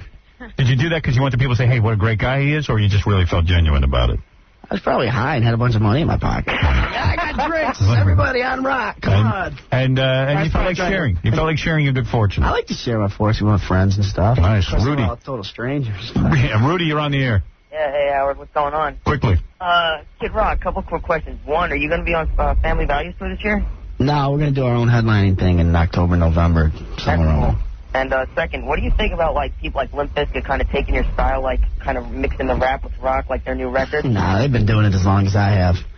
Really? Everybody, I think all of us from Limp Bizkit to Korn and down is pretty much grown up in the same stuff. You know, obviously our parents listened to rock and roll and we got into hip-hop when we got older. And so it's not anybody's doing anything that, you know, it's not, I don't think they sit down and go, hey, let's make a record. Yeah, but those bands don't have a midget. We got nothing but love for Limp Bizkit. Is that right? Yeah. We're cool guys. I respect them. I like that. I like that you're getting laid. I actually don't like it. Now that I think about it. Me and you can hang out sometime, Howard. I'll give you my Do you ever take extras. Do you ever take give me your leftovers? Yes. Do you ever are you banging at least new chicks a week? Who, me? Yeah. Sometimes. Really? Sometimes One I a week, that's pretty good. I ain't even down at all. Really? I'll just be like, no. You got to remember, too, he's out by, like, midnight. Yeah, I go to sleep. I hook up to that machine. That's right, he's got to go back and eat. You know, so it's like, yeah. You hook up to the machine to eat? Yeah, So I only hook up when I'm sleeping. Right. Oh, so you can feed yourself while you're sleeping? Yeah. Well, that's neat. great, So you don't have to waste time eating. You know, one of the things I hate about life is that you have to sit and You eat. got to stop and eat. I know. You know, it's so great that you go to the bathroom normal and everything, though? He's the dangler. Yeah. Yeah? The dangler. Yeah? Sit on the toilet. Oh, Feet are like... Can you have sex while you're hooked up? Or can you be eating and having sex at the same time? Sure, I could. Really? I never have. Well, I would do that. Get everything done at once. How long you had that tube in your stomach? Your whole life? No, for like, since 94. Since 94. It's supposed to help me grow, but... I don't see much of that going on. And Josie was like, I'm going to start... He's like, Rock, I'm taking growth shots. I'm going to grow. I'm like, dude, you're going to be out of a job. Yeah, don't grow. That's like Stuttering John went to try to learn to not stutter. Yeah, it's a little late. Yeah, don't do that. That didn't help anyway. Yeah, that didn't work. Okay, hold on. Let's see. Todd, you're on the air. Hey, what's up, Howard? Yeah. Hey, listen, I met these guys the other night, man. Joe C's cool as hell, man. Hey, Joe, you there, buddy? Yeah. You get that nice little green nugget I threw you down? What, you two guys get high together? Yeah, absolutely. Yeah. Absolutely. Yep. Didn't get to really party with Kid Rock. I seen him at the show at the Dysfunctional Family Picnic show.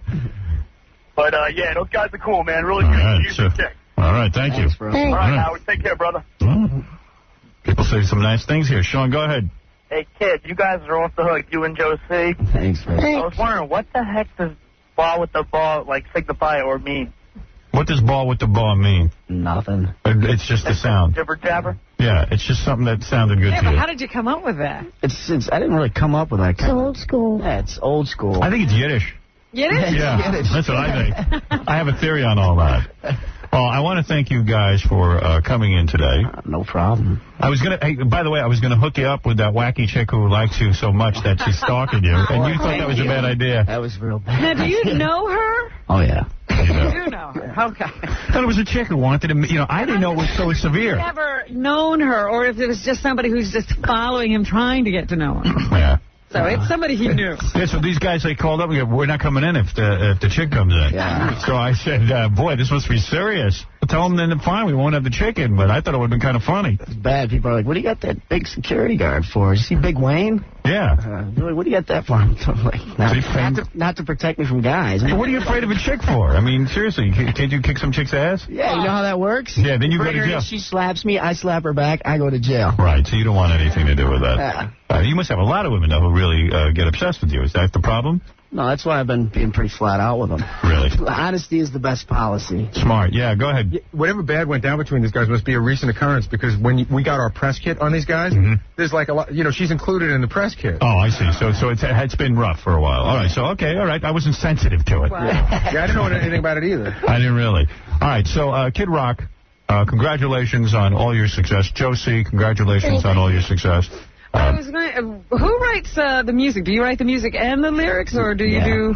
I write the majority of everything. That my band, Twisted Brown Trucker, helps out with certain stuff. My DJ, Matt, he helps with some of the lyrics, but I basically do the bulk of it. Yeah.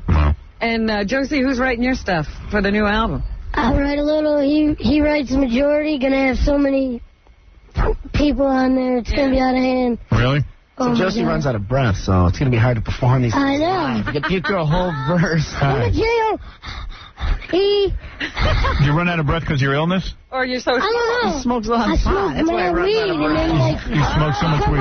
That's what everyone says. Oh, it must be your illness. All right, how much weed? I mean, when you're backstage and you see a little like 5-year-old smoking weed, do people try to call the cops and everything? Not yet. Not yet. Don't you remember when he got in trouble? Do you remember the? I was in a raid. Got caught. You were in a raid? Oh yeah. You guys remember about the child pornography? Right, that was him. I was trying to get all of you guys way What back happened? then. I don't know the whole story. Tell me. Took pictures with strippers. Yeah. Touching their asses and stuff, and Right. they turned it into like CPI photo mat. The guy like called the cops. Oh, I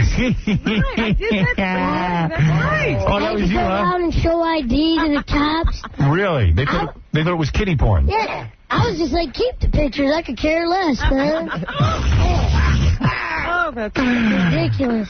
Hey, you got a wild life going there. Out of hand. How much weed do you smoke a day? He smokes a lot of weed. How much? Where do you start? How many joints a day? Probably like 6 or 7, 8, 9. But do you get out of bed and light up? Yeah. Okay. You don't even smoke that much. No. Let me ask you, with the money you guys are making, you must get some pretty good weed. You know, it's ironic. It's all free now. That's really Yeah. good. Really? It's all free? People just throw you joints? Oh, he's Yeah, on like that stage. guy that- 20 times, throw the weed on stage. Next thing you know, I'm I ain't too proud to beg. Right. So when you get all this weed, Smoke it. smoke it right now. but here's the thing. I mean, I get a little paranoid when I smoke weed. Especially a lot of weed. I do, too. Right. Yeah, so it's not always a good experience. No. Don't you get the slightest bit paranoid? No. Yeah, he's always. I'm immune. Yeah. He's always paranoid. It took me like, what, a year to get him out of Taylor. Right. Michigan. Oh, fly. I can't go there overnight. Oh, no way. I can't get on a plane. Meanwhile, you're a midget. What do you got to lose? Not. I'm evenly proportioned. Vertically challenged. Whatever. You're evenly proportioned. Hank, I don't look like Hank, right? No one looks like you. No, you're right. I just look like a little boy. Yeah, what is it, Melvin? I'd like to take Josie and my son to see the circus. Oh. Yeah, he's 24, dude. See, that's the thing. Because like, my daughter was like, he's so cute. I go, you don't want to be cute. Hang out with him. You want to have sex. My son has a double stroller. I put both of them around Manhattan. Sounds like a good idea. Yeah. Michael, you're on the air. Yeah, I have, how you doing, Howard? Hey. Listen, Kid Rock, I had seen you in an interview on MTV. Yeah. And, you kept saying how you wanted to bring rock and roll back, to the newer generation. You felt that it died. And, basically you want to, just bring back the whole era of, of rock and roll again. Go ahead, get me. You're throwing a couple of good riffs in here and there. And great and all. Right. But with the hip hop and everything else, it's not working. It's just not working. It seems to be working. You could have just said you didn't like me. It would have been a lot quicker. I know. All right. So anyway, we got to end on a downer. Yeah. Hey, look at that. You got 99% of the calls like you. Right. That's all right. Very rare. I was getting worried there. I'm like, well, somebody's got to not. Won't some parents come in and call in and complain? Yeah, you don't want to be too mainstream. Yeah. It's not working. It's working when I go to the bank and cash them fat checks. Oh, there you go. Right. Let's see, get all cocky with it. Yeah. Yeah. What are you doing today? So have you smoked any weed yet, Josie? No, I was gonna, but I didn't. Early. Really? I'm with everybody that doesn't smoke. Right. I'm not with the rest of the band, so. Right. Nobody to light He's got to up. smoke a whole joint. Yeah, you'll smoke a whole joint by yourself? Right. And a joint in your hand must look like a cigar. Yeah. Yeah. Here's some girls who love you. This is always fun. Yes, go ahead, Gina and Allison. Hi. Yes. We met you at Dysfunctional Family. Uh-oh. You met Kid Rock? Yes. Did you have sex with him? No, I did not have sex with him. See. Did he try I took to? a picture with him, and he So you don't have sex with him? I was very nice. I was very nice, wasn't I? Yes, you were very nice. That's why I wanted to speak to you. Do you remember us? But probably not. Would you have sex with Josie? No. Why? Just because he's tiny? But I wouldn't have sex with Josie. Well, what if you got to know him and, established a relationship? What if you got to share his weed with him? All right. Thank you, girls. All right, listen, I got to take a break. I want to thank Kid Rock and Josie for coming in. Come back and see us again. We will. Where can we see you? Is there anything to plug, or is it just hello? New video, Cowboys, coming out on MTV. On MTV. And, Hammerstein Ballroom tomorrow. Yeah. That's right. That's New York City. That's in New York City tomorrow night. Yep. I think I got some special guests coming with me. Run DMC's going to the song with me. Oh, that'd be great. That'll be great. That'll be very nice. All right, so that's the Hammerstein Ballroom. Woodstock. How much more can you plug that, though, right? Yeah, Woodstock I think is going to be good. You think so? Yeah, I really do. It's going to be long. I mean, it seems like a lot of good bands are going to be there. There's just something about the hygiene of like a couple 100,000 kids living together for 3 days. It's kind of scary. Yeah, I don't know who actually enjoys that. Like, what's going to come of that? Yeah, and like, where do you hook up your feeding tube? You know what I mean? Probably can find some good weed out there, though. Oh, yeah. You're going to definitely find some good weed. Josie is on just a search for good weed. Yeah, Josie just wants some good weed. I'll show him, like, dude, can you say something different between the songs? Come on, fire it up! Fire it up! 420! Throw it up on the stage! All night. He's got an agenda. He's got an agenda. I say, hey, audience, give me some weed. Where's the weed? Yeah. You never buy your own weed? I do if it gets down to it, but Right. I like the free stuff. What happens if you don't have weed for a day? Do you go through withdrawal? No. No, you can handle it? Yeah, but I just like When's the last time that happened? Yeah. I know. You're like a 3'9" Jackie, the joke man. He's always with the weed. We'll Constantly. have to get together. Yeah, you should definitely smoke some weed with him. Except you wouldn't get much. No. Hey! He bogarts. Jackie likes to sit there and like smoke it. Well, and, yeah. I smoke a puff on it. Go with the joint. Yeah. He forgets. He forgets there are other people in the room. Puff, puff, pass. All right. He never learned that. Puff, puff, pass. Is that the name of a new song? Yeah. Could be. That sounds like something for your new album. Name of the album. Yeah, puff, puff, pass. I just want to say hi to my mom, dad, and Boo Boo. Do it on your own My time. dog Boo What You you gotta- a shout out to my dog. What are you saying hi to your dog for? That's what you can say on stage now. When you give a shout out to your dog. Yeah, you got new stuff to say. Boo. Josie, great seeing you. Thank you. And what do you shave your head or are you bald? No, I shave it. You shave it? Why not? Why don't you grow your hair out a little? I have. It looks weird. Just weird. It looks weird. Catch on fire when you get started. I look weird with my hair long. Well, I like you guys, and we got to take a break. That's Kid Rock, everybody. Go see him at the Hammerstein or Hammerstein I Ballroom. think it's Hammerstein. I don't know what it is. You know, this Jewish name is very hard to figure out. Hammerstein Ballroom in Manhattan tomorrow night. And look for the new video on MTV, which premieres, what, today? I think this coming Monday. Right. And thanks for coming in. Thanks, guys. Did you guys have sex with Tori Spelling out there in the green room? No? Is that your thing? Not weird enough. She's too normal. Too normal. Schoolgirl. You're not into like regular chicks, are you? You just want to have sex with like hookers and One-eyed monsters and stuff. No, you want like strippers and stuff, right? Actually, it's getting a little old now. Really? I just don't care. You might even want a girlfriend. If she's hot now. No way. No. You would never want a girlfriend. No, maybe when I'm like 35, 40. Let's listen to this part. Hold on.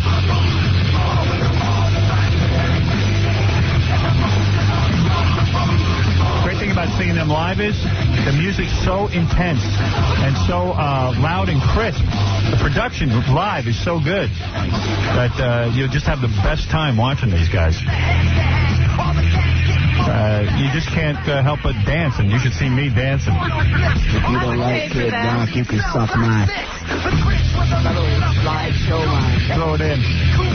You know, I noticed when you play also, you give the audience the finger for like 90% of the show. It's just lack of something better to do. Right. It's cool, because like, It's like you know what happened? attitude, rock and roll, look. I've known Rob Zombie now for a couple of years, who I love. And did you get to talk to him backstage at the concert? Real quick, yeah, he didn't have much to say. He was a cool guy, though. Yeah, he's a very quiet guy. It's hard to talk to him. He doesn't have much to say to anybody. Yeah, and his girlfriend has less to say. But right there, I'm out of the room. right. But girlfriends? Well, yeah, I'm the wrong person to have around you and your girlfriend. Right. I have nothing positive to say about that at all. I'm like, well, that's a good move having a girlfriend. You got $1 million and you're the biggest rock star in America. Fun. But let's go tour. So, you know, I know Rob and everything, and he goes out there, and I did a song with him, which was exciting. Yeah, I remember. That was fun. And he's out there screaming, F you to the audience. Every minute, F you, F you, F you. I see Kid Rock's out there flipping the bird to everyone. F you, F you. I'm thinking to myself, I should go tell the audience to F off. I really should. So I started screaming it. Right. I did. Why not? It seems to be what everyone wants to hear. When in Greece? That's right. When in Greece. When in Greece, do what the Grecians do. Yeah. Thanks, Kid Rock and Josie. Thanks, Joe. All right, man. The Howard Howard Stern Show. Hey, everybody. How you doing? This is Andy Dick. And do you love me, Andy Dick? Because Howard sure does. He loves Dick. He loves, can't get enough Dick, in fact. I heard him saying to the other staff members, I need more Dick. Get me Dick. I need more Dick. Well, here he is. Here's Howard.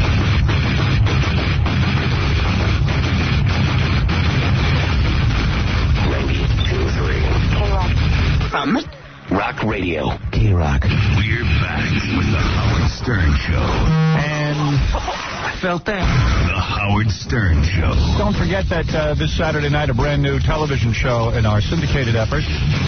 If you still get our show, check out Beetlejuice and Company. He's kind of like a midget or something, with his head squished together. What's going on? I was just watching a porno with him and that other midget dude. A porno with Beetlejuice? Yeah. Really good. Good? It was great. Wasn't it funny, Jack? Oh, captivating. Oh, dear. It's so good. But check him out on the TV show this Saturday night. Also check out Andy Dick singing Clock and Balls. And the stripper who reads her monologues naked. You know? Cool. She's doing Shakespeare. Wow. Pulled out some classic Stuttering Johns, Barbara Walters, Tom Brokaw, Peter Jennings, Walter Cronkite, Julie Roberts' body double, so much stuff.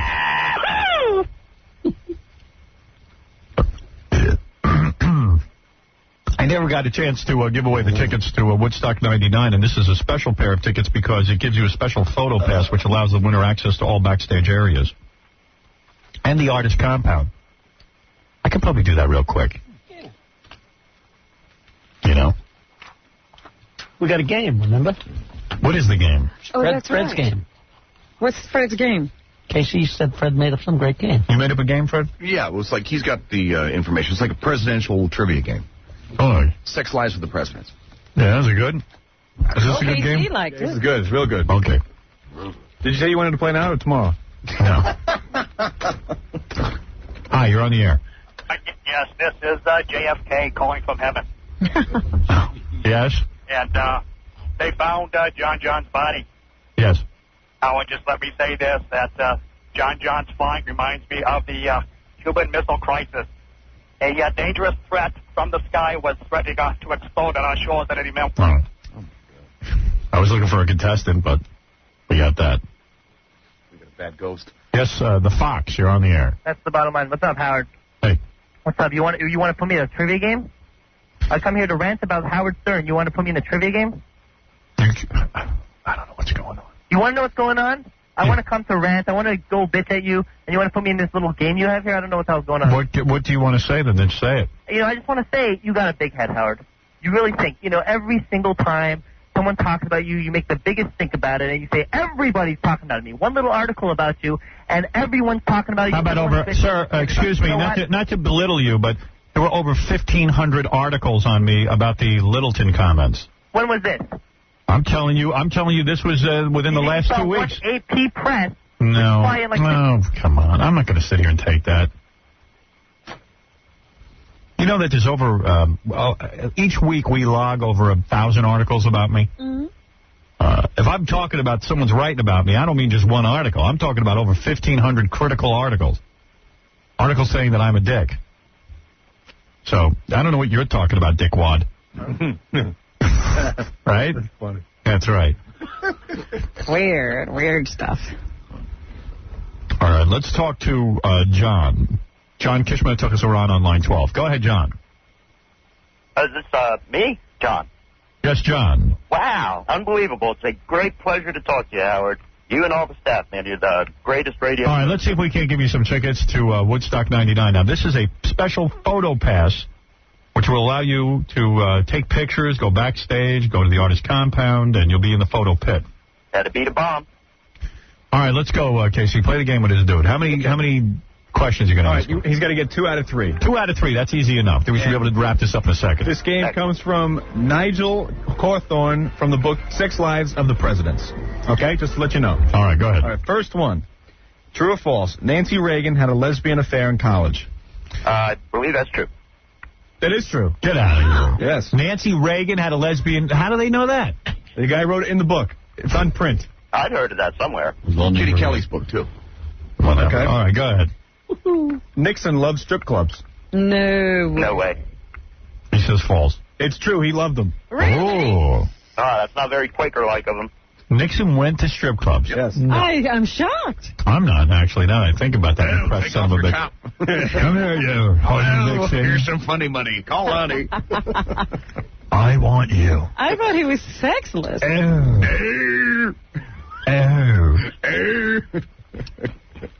Give me a Heineken. Show me your hiney. Rub up against me. How much for a table dance? All right, so you got one right and one wrong. So he gets this one, he's going. All right. True or false? Ronald Reagan was once accused of date rape. I'd say false. You're staying home. You're not going. It's true. Is it really true? Wow. Wow, this is some game. Date It's cool, isn't rape. it? He was accused of date rape. That's true. It didn't even exist. They didn't even call They anything didn't know. date rape back then. The girl didn't know it was date rape, but later on they did an interview with her, and she says, that was really date rape. She was 19 at the time. She was a cocktail waitress. I want you to take off your panties now. No. I'm going to get on top of you and mount you. Well, I insist. Oh, dude, I'm sorry. That's all right. It was a great pleasure talking to you. Nice talking to you. I'm going to let somebody else try. All right, good. All right, bye-bye. Bye-bye. This is Patrick. Hallelujah. How are you, Howard? All right. Good morning, Robin. Hey, Well, let's give you a shot. get it on. You got three more for this I'm so guy? happy. I was bumming, Howard. I thought he was going to win. All right, let's go. Best out of three. Okay, true or false? George Washington would often beat his slaves after sex. After sex. Yeah. Well, see, I don't believe that one because no man has the energy to beat anybody After sex. Maybe he was, he was the father of our country. I'd have to say false. That's right. It's false. That's, God. that's just silly. Man, I'm nervous wreck. All right, so you got one right. Go ahead. Andrew Johnson was totally drunk when he was sworn in as Lincoln's vice president. True. What does that got to do with sex? Is that true? That is true. All right, then he's going. Yes. He was You're schnockered. going. No, you're not. Yeah, he's going. He got 2 out of 3. Yes, baby. Yeah. Wow. You know where you're going? Woodstock. But do you know where? I'm going to take some pictures for you guys, man. You will have a special photo pass. You'll be in the pit, man. All right. I have to yell this, Robert. Oh, sorry. Photo pass. Wow, man, I'm psyched. Backstage. Artist coming. Wow. At the front stage photo pit. Yeah, baby. Do you hear me? Yeah, baby. Do you hear what's happening? Yeah. I want to eat your baby. I want to eat your baby. How much to eat your baby? Maybe I'll throw the midget a bone. By the way, tickets are still available at Ticketmaster outlets, Ticketmaster.com, or by calling 212-397-7474. And Hey, Howard, thanks for the chance, man. All right, bro, you're going. Hey, Jackie. Yeah. Balls to your gums. Okay, whatever. Hold on. Thank you. My pleasure. Here's a guy you want backstage if you're an artist. Hey, balls to your gums. Get it? Please. Jesus. You all suck. Give me another question, man. I forget it. We got to hear about JFK's body. Yo, Howard, we got plenty of this, man. We can play some other time. All right, good. You know what? In fact, we'll play that tomorrow because I got more tickets for Woodstock. Oh, good. You were telling me before I was going into the bathroom after... Yeah, I usually report the news to Howard while he's... Well, no. Personal report. Joe C., the midget from Kid Rock, shook my hand, so I was afraid I'd catch his disease, so I had to go in the bathroom and wash. You are so bad. Yeah.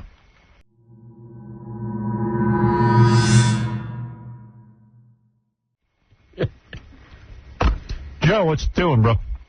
Yeah, we're going to be Woodstock there. Is your voice for real, or are you putting me on? Pardon? You thought I was going to be at Woodstock? Yeah. How come I can barely hear you? I don't know. You're on a weird phone. I hear something going on with that phone. I heard you were, I don't want to say where you're staying, but I heard you were going there. Nah, I bailed out. I'll tell you, I was thinking of going to Woodstock. I would like going to Woodstock. Yeah? Well, I mean, I think it'd be cool. I can't figure that out. Well, here's the deal. You go up there. Yeah. We were thinking we could get like a copter or something. But I don't even know where you get that. And how's Kingston getting up there, our program director? I don't know. Because he's going up there. You think he was running the thing. I bet he's going by. Oh, he's all excited. He goes, you sure you don't want to go? And he's like, you know, when he talks to me, he tries to act all cold, Kingston. He goes, Well, he's the big cheese. He says to me, you going to Woodstock? Downplays it. Yeah, like, you going to Woodstock, man? Kingston's like a real smooth character, huh? Yeah, he's driving up, and he's going probably, today's Wednesday. Because he says to me, we've got 3 military cabins. That, and I went, what? What are you talking about? He goes, Woodstock, got 3 military cabins that we can be stationed at. He thinks he's like a Generalissimo or something. Here's the deal. This is why this is such a big deal for him. He talked the owner of this company into syndicating it on radio. So he's got to, you know, his butt's on the line. He's got to make some money. You know, he talked this guy into it. That's a cool thing. You mean you could tune into the station and hear Woodstock? Yeah, all over the country. Well, that's cool. Yeah. I would think everyone signed up for that. It's doing really well, but it was his idea, and I think he now... Does he get a piece of the action? I don't think it's a piece of the action. But why would he do that? Now that well, because it's good for him within this company. Well, who's he going to sell it to? I don't know, but I mean, if he's putting it all together, shouldn't he get paid? I'm sure he's getting a paycheck for it. I don't know that he's got a piece of it. You know what I mean? But the point is, now that he's got this whole thing sold, now he's got to produce the broadcast. Oh, so but how hard is that? I don't know. Is that hard, Robin? You just put a mic on the bands. A matter of getting equipment there. No, it's not what goes on with the bands. It's what goes on in between the bands, I think, is the hard part. I see. Because, you know, it's going to be, I think it's 67 hours, 67 straight hours. And what about all the cursing that goes on? I don't know. How do they deal with that?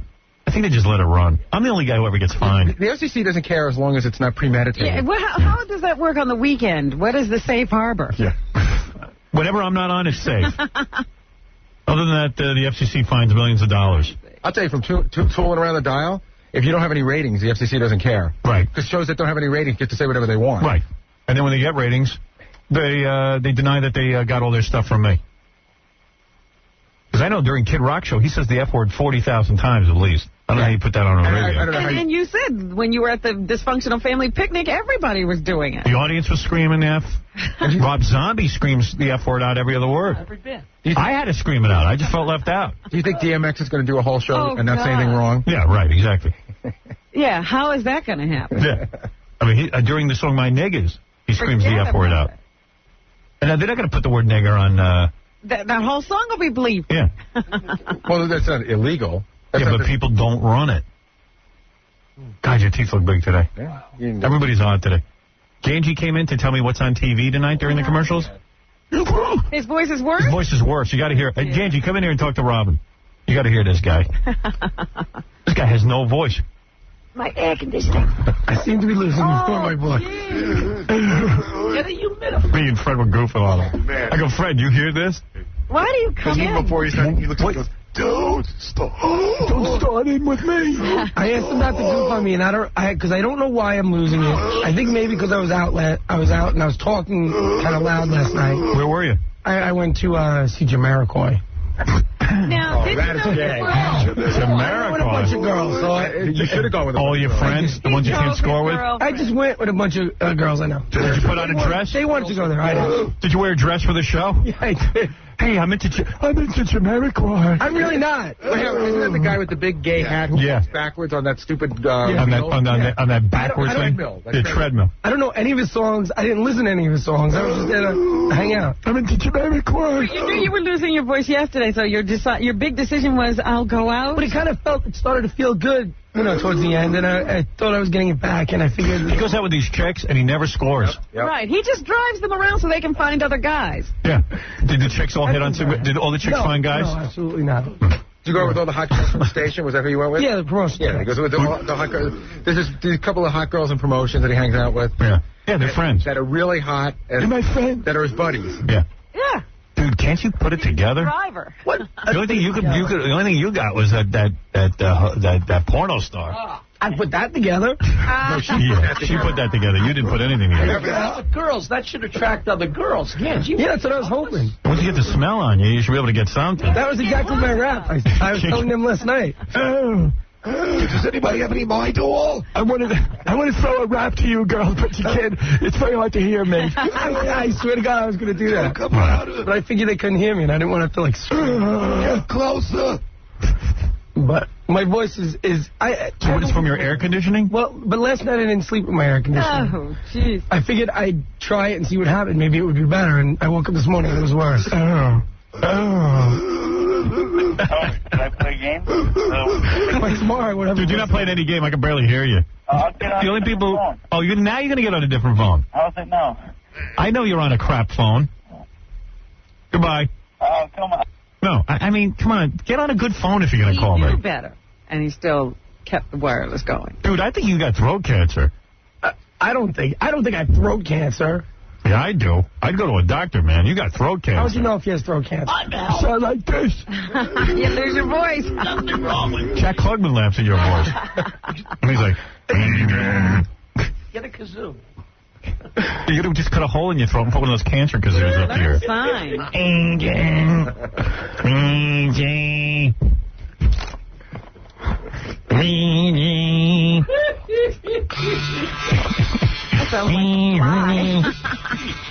Help me. BJ. What's he saying? BJ. Let's build an engine. All right, Gange. What's on TV? Tell everyone. Well, Catherine Zeta-Jones. Well, I don't have the list in front of me. Catherine Zeta-Jones was all over the place. She's all over the place today. And Julia Roberts, I think, was on the Good Morning America, one of those shows this morning. Yeah. And then... But she's got another movie. This one's with Richard Gere. He looks like he's her grandpa. Really? Did you see the commercial? No. He's got full gray hair. Dye your hair, goddammit. Look a little bit like you're in the age group. I don't know. I'll have to evaluate that. Yeah. Well, You may be wrong. yeah, you seem to... I don't see how girls think he's good looking, but... This is the big reteaming of that whole group. He's annoying, because like in this one, Julia Roberts... I saw the commercial. Julia Roberts is in a clothing store, you know? Yeah. And she's shopping with her man, and all the girls sitting on the couch. Ooh, look at his ass. Grandma. Yeah. And I'm like... She looks like she's 19, and he looks like he's 87. It's out the caca, and they're all freaking out over his ass. Let me take a look. He can do no wrong. That's not necessarily true. I will evaluate that. He is a beauty. He's cute. Yeah. Oh, you went to Jamiroquai? Oh, my girlfriend. Did you dance? No, I didn't. Put on a big floppy hat? I didn't dance. I didn't do anything. I went with a bunch of friends, and they wanted to go there, and, I went with them. Jamiroquai. Call me Michelle. You might as well go to the Barry Manilow show. Yeah. I don't know any of his music. I mean, I know that one song on MTV played.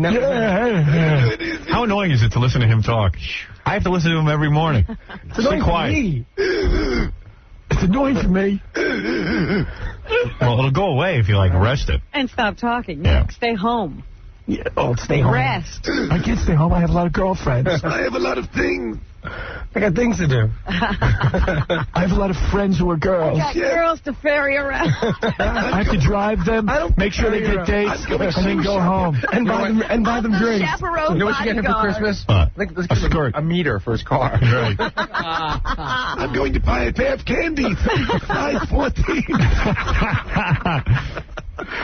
Maybe if I coat my throat with a man's fluid, my voice will be better. Where's Louise? Yeah, you like Louise's music. Yeah. It's very good. I'm getting warm and squishy inside. So what, do you chauffeur these girls around? No, it's in the city. Why don't you buy a chauffeur's uniform? A little cap. Yeah. You're funny, man. I always wind up buying drinks, though. That's always... Okay. Buy drinks. All right. Can you imagine Gange hanging out with people where he's the big money maker? Yeah. That's funny. Hey, Doug, you're on the air. Go ahead. Yeah, Howard. Yeah. Seeing the psychologist, and he says, you know what? Save $90 a session. Just listen to Howard Stern. I just wanted to thank you. You've helped me through a lot of different times in my life. Your psychiatrist told you to listen to Howard Stern?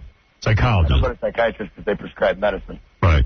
I go to a psychiatrist. He hasn't put me on anything. Well, you're lucky then. I was even begging him for some medicine. I thought he tried. What's that? I don't know. We were talking about whether I'd ever been on any kind of medication. Xanax or Prozac or nothing? Nah, I've never experienced that. Do you think I don't want to. I thought I was nuts. You think your problems are large enough? I'm going nuts in this town. Oh, okay, I got rid of them. Go ahead. Do you think that your problems are large enough that you think you would even... No, I feel fine. Everyone else keeps telling me how mental I am. Look, there are people who take it and their problems aren't large either. You know, and it's another question I wanted to ask you, Robin, because I don't remember if this was in your book or not. With all the wacky stuff that you went through, problem-wise, did you ever take any stuff while you were with the shrink? She's fine. She doesn't need any of that. Smoked pot for a year. That was before treatment, you idiot, and you're still smoking pot. Well, I'm trying to get to the root of my problem. Lisa, go ahead. You're on the air. Hi, I think you should close caption your Channel 2 show. I can't understand you either. I must be going deaf. I think you should put closed captioning on your Channel 2 show. Oh, closed captioning on our CBS show. Yep. Why would I do that? Who cares? So the deaf can hear. Who cares? What are you talking to, 5 people? Yeah, 5, 10 people? I'm not going to sit there. You know how much it must cost to close caption? Hello? Thank you, Mother. Why, are you deaf? No, I'm not. What are you worried about? Because I like to read. I love people who can hear. Read shows. Yeah. I don't like listening to you. I like to read you. Closed captioning. First of all, I talk a mile a minute. It's ridiculous. Have you ever watched somebody trying to close caption a live show? It's very funny. The only time I've seen closed captioning is on those cartoons on Saturday morning. Uh-huh. And I get a newsfeed. It's annoying. It's as annoying as watching a foreign film. Well, I see it sometimes Really, in the man. gym. If you don't wear headphones, you know, in the gym, they'll click the closed captioning, and you watch all kinds of misspellings and words run together. You don't even know what they're talking about. Right. No, we're not getting started with it. We have enough trouble just getting the show on the air. I don't have time to start closed captioning. Yes, go ahead, Dave. How you doing, Howard? Go ahead. Yeah, hello, Robin. Hi. Say hello to everybody and waste all our time. All right, sorry. You know, I get Jackie's song stuck in my head, that Fool's Gold song. Yes. And I think it's because it sounds remarkably like another song. What's that? I've been working on the railroad. Exactly. Oh, you're right. It is? Let me hear. I've been working on the railroad. Oh, yeah. Oh, really? Well, let me hear it. Listen very close. You're out of your mind. I'm not. Oh, yeah. Second verse is started, but I'm glad he called in. I don't hear that. I've been working on the railroad all the live long day. Maybe. Oh, absolutely. Same chord Yeah, but he steals jokes. All right. Steals jokes and steals music. Carl, you're on the air. What? Carl, go ahead. Hello? Yeah. Hi, Howard. Hello? Yes, come on. I'd like to play a game. Oh, gee. Sling blade. You want to play? People, they call it a sling blade. You want to play a game? Sure. All right, Dan. What kind of game? Any game you got. I reckon. Do we have a game? We got a bunch Did of we them. have the presidential sex game yesterday? All right, Dan. Oh, yeah. Good. You want to do more of those, or there's always death trivia? Casey, give Sling Blade here a death trivia game. Death trivia? I mean, not death trivia. What is that? President game. The lives of the president. Sex lives of the president. All right, get 2 out of 3 and you win. And then I got to do Queen for a day. Go ahead. George Washington fooled around with Benedict Arnold's wife. George Washington fooled around with Benedict Arnold's wife. True or false? I would have to say that's false. No, that's true. You're kidding. Oh, boy. George got around. We've never heard of that. All right, that's Thought he one, was a homo. one wrong. Go ahead. Truman would have sex with his wife in the hat store. Harry Truman would have sex with his wife in a hat store. True. No, that's false. You suck. Come on. You're out of here, Sling Blade. Well, You the lost. guy is mentally challenged, isn't he? You lost. Goodbye. Need some French fried potatoes. Gonna cut your throat with a contra blade.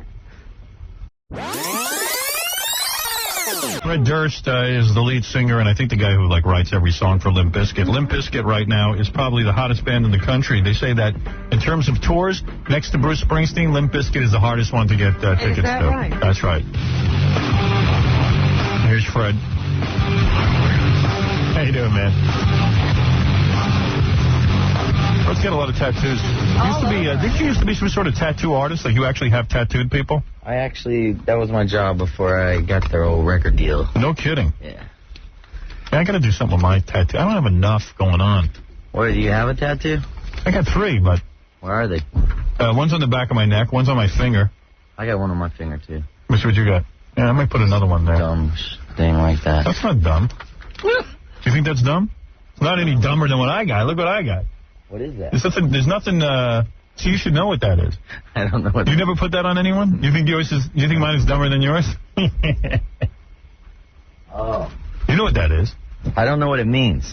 See, that's you know what? The guy who tattooed me, did the one on my arm, he told me that that's what real, the guys who actually put tattoos on people, they all put that on their finger because it's something they all do. You never heard of Only that. he didn't find out about it. He was full of crap? What tattoo shop was that? Hey, he's one of the big guys. Sean Vasquez, you know him? Oh, no, I don't know him either. He told you he was big. I just saw it on his finger, and I said, hey, throw one of those on me. Where's your other tattoos? Yeah, my arm. I got a Capricorn symbol on my arm, but I want to do something to it. I either want to add something to it, or... Oh, I got to fix that up for you, man. What can you do to that? Let me see what you got. I got a lot. Why don't you draw something for me?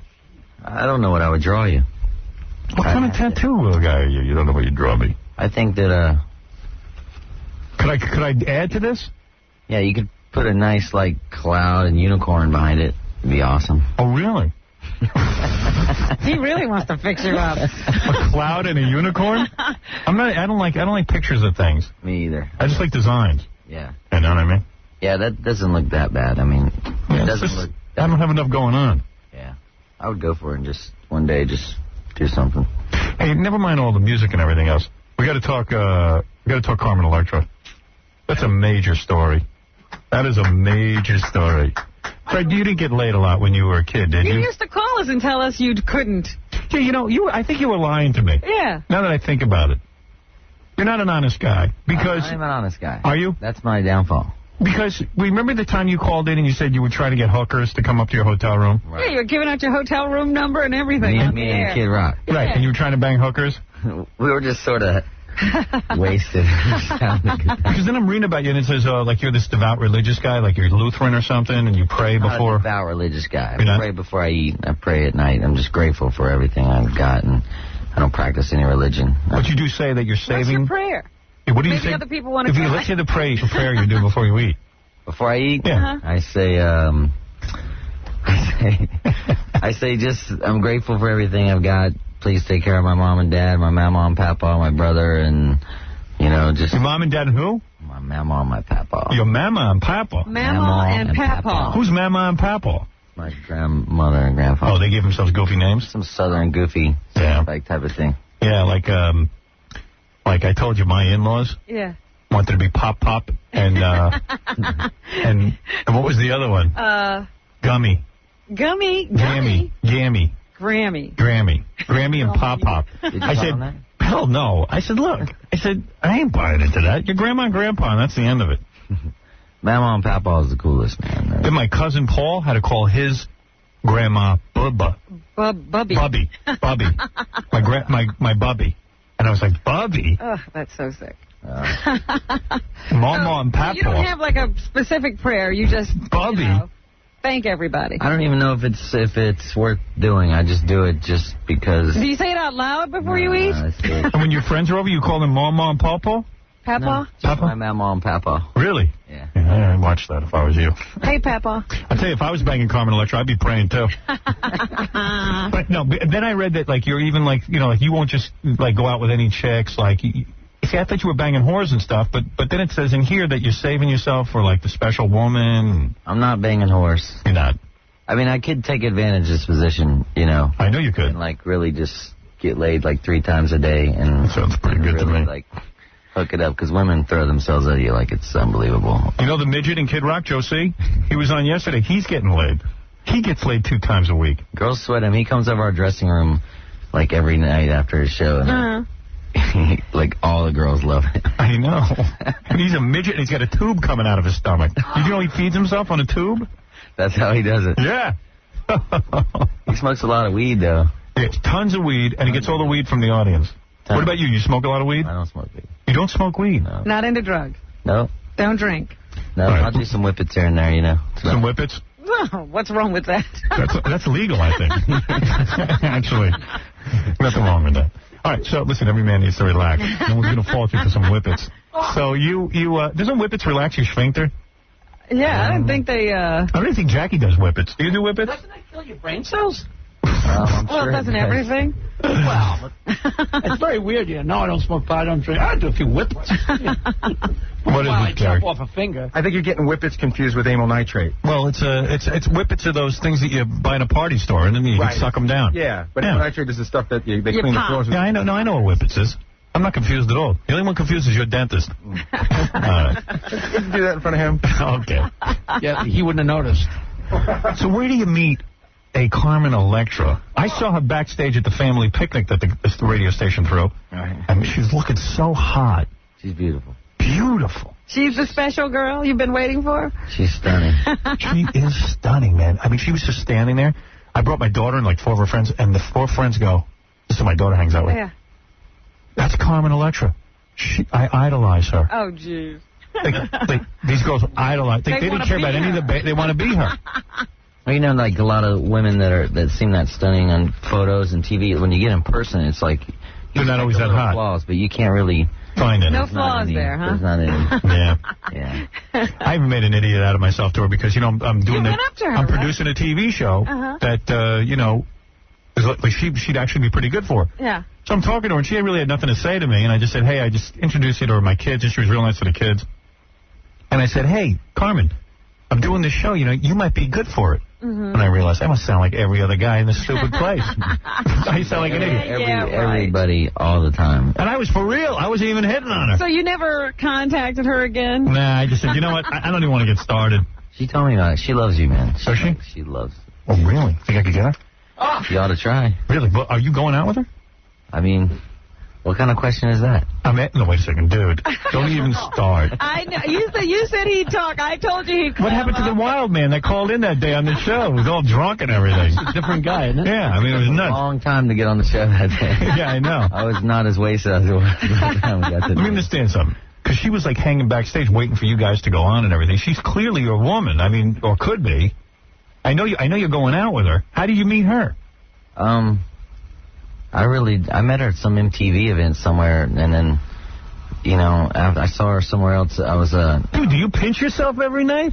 Is Fred like a real good-looking guy or something? I mean, I don't know. He's developed a look. Yeah, he's got a look, but he's no Brad Pitt. You know what I'm saying? No, you're not. You know it. Were chicks banging down your door before the band got hot? No. Dude, I'm a fat, ugly, tattooed guy. Fine. With a lot of luck. Call it the way it is, but you got Carmen Electra. To me, that's good looking. So what would you do if you had Carmen Electra? I would bang her senseless. Oh. She wouldn't even. I would worship her. Would you really? Yes, I would. Are you kidding? That girl, unless she sucks in bed, and I don't know it. I was trying to ask Rodman. I think Rodman digs her in bed. Yeah, he still loves her. Were you intimidated the first time you slept with her because Rodman has been there and he's so large? No. No? No. You're a very confident man, aren't you? No. Yes. You don't really think about Rodman when you're being romantic. That whole thing is, I don't even, think about that. Dude, smart. That is not the place you want to go. If I thought about it, it'd throw me. I'd pray to your God that she feels it. If it's to do with him. I'm telling you right now. Oh, dear. Well, I'm not even saying that we've slept together. Oh, yes, you are. Dude, you're saying it. All right, so where did you meet her? You didn't find any flaws. That's pretty cool. I know Rodman was pissed when I told him you were with her. Well, I told him the other night, yeah. What did he say? He was here, and I was talking to him after the commercials, and on the air, he's talking about how hey, it's no big deal. And he says to me, where did you see Carmen with that Limp Bizkit? So I said, they were back. I said, first of all, I don't even know if they were together or what. I was trying to save your ass. I said, but he was there. How long ago was that? I said, it was I don't know, a couple of weeks. And she would add that? I said, what? She would add that? So I said, yeah, she was at that.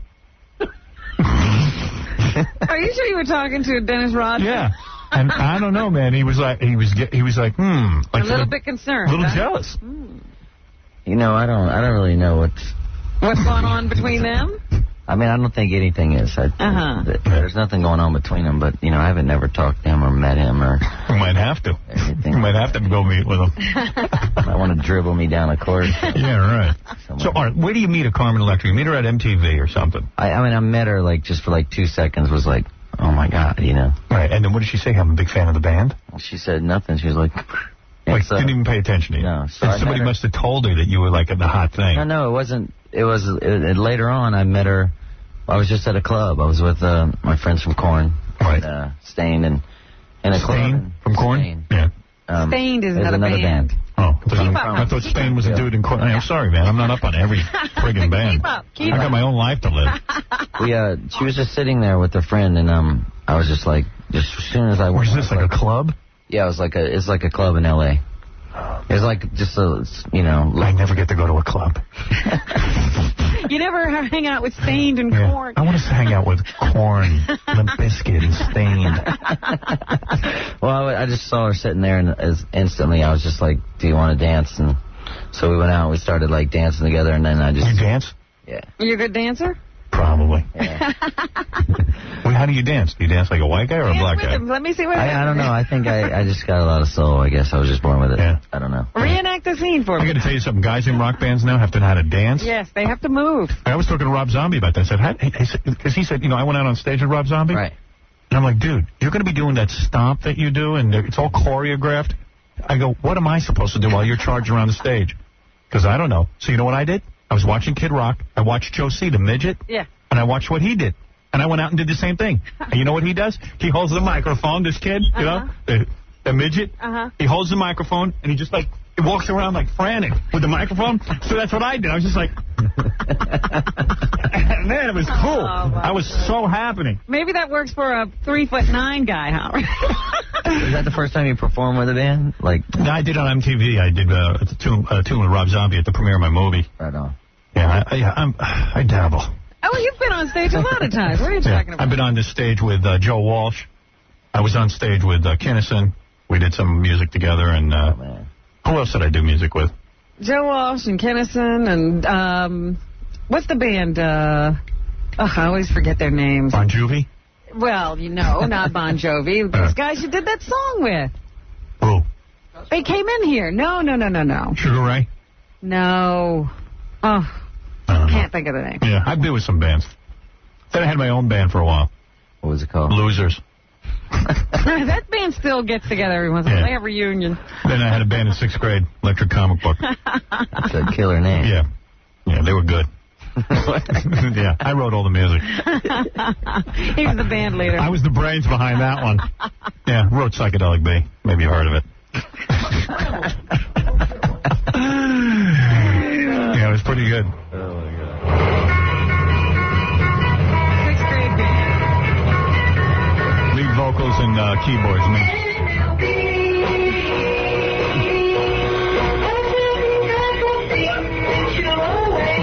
Say a prayer for me. All right. You don't ever have to hear this again.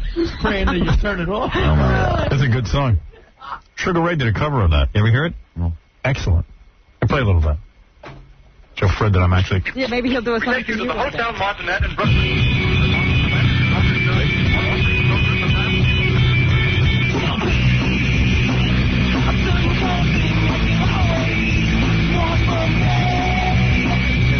Yeah, Sugar Ray.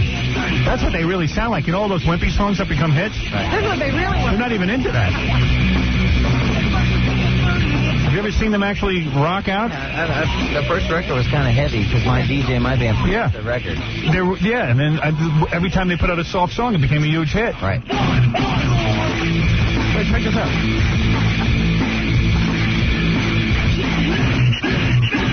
You ought to cover some of my songs. I'm telling you. Maybe we should. Yeah, I'm good.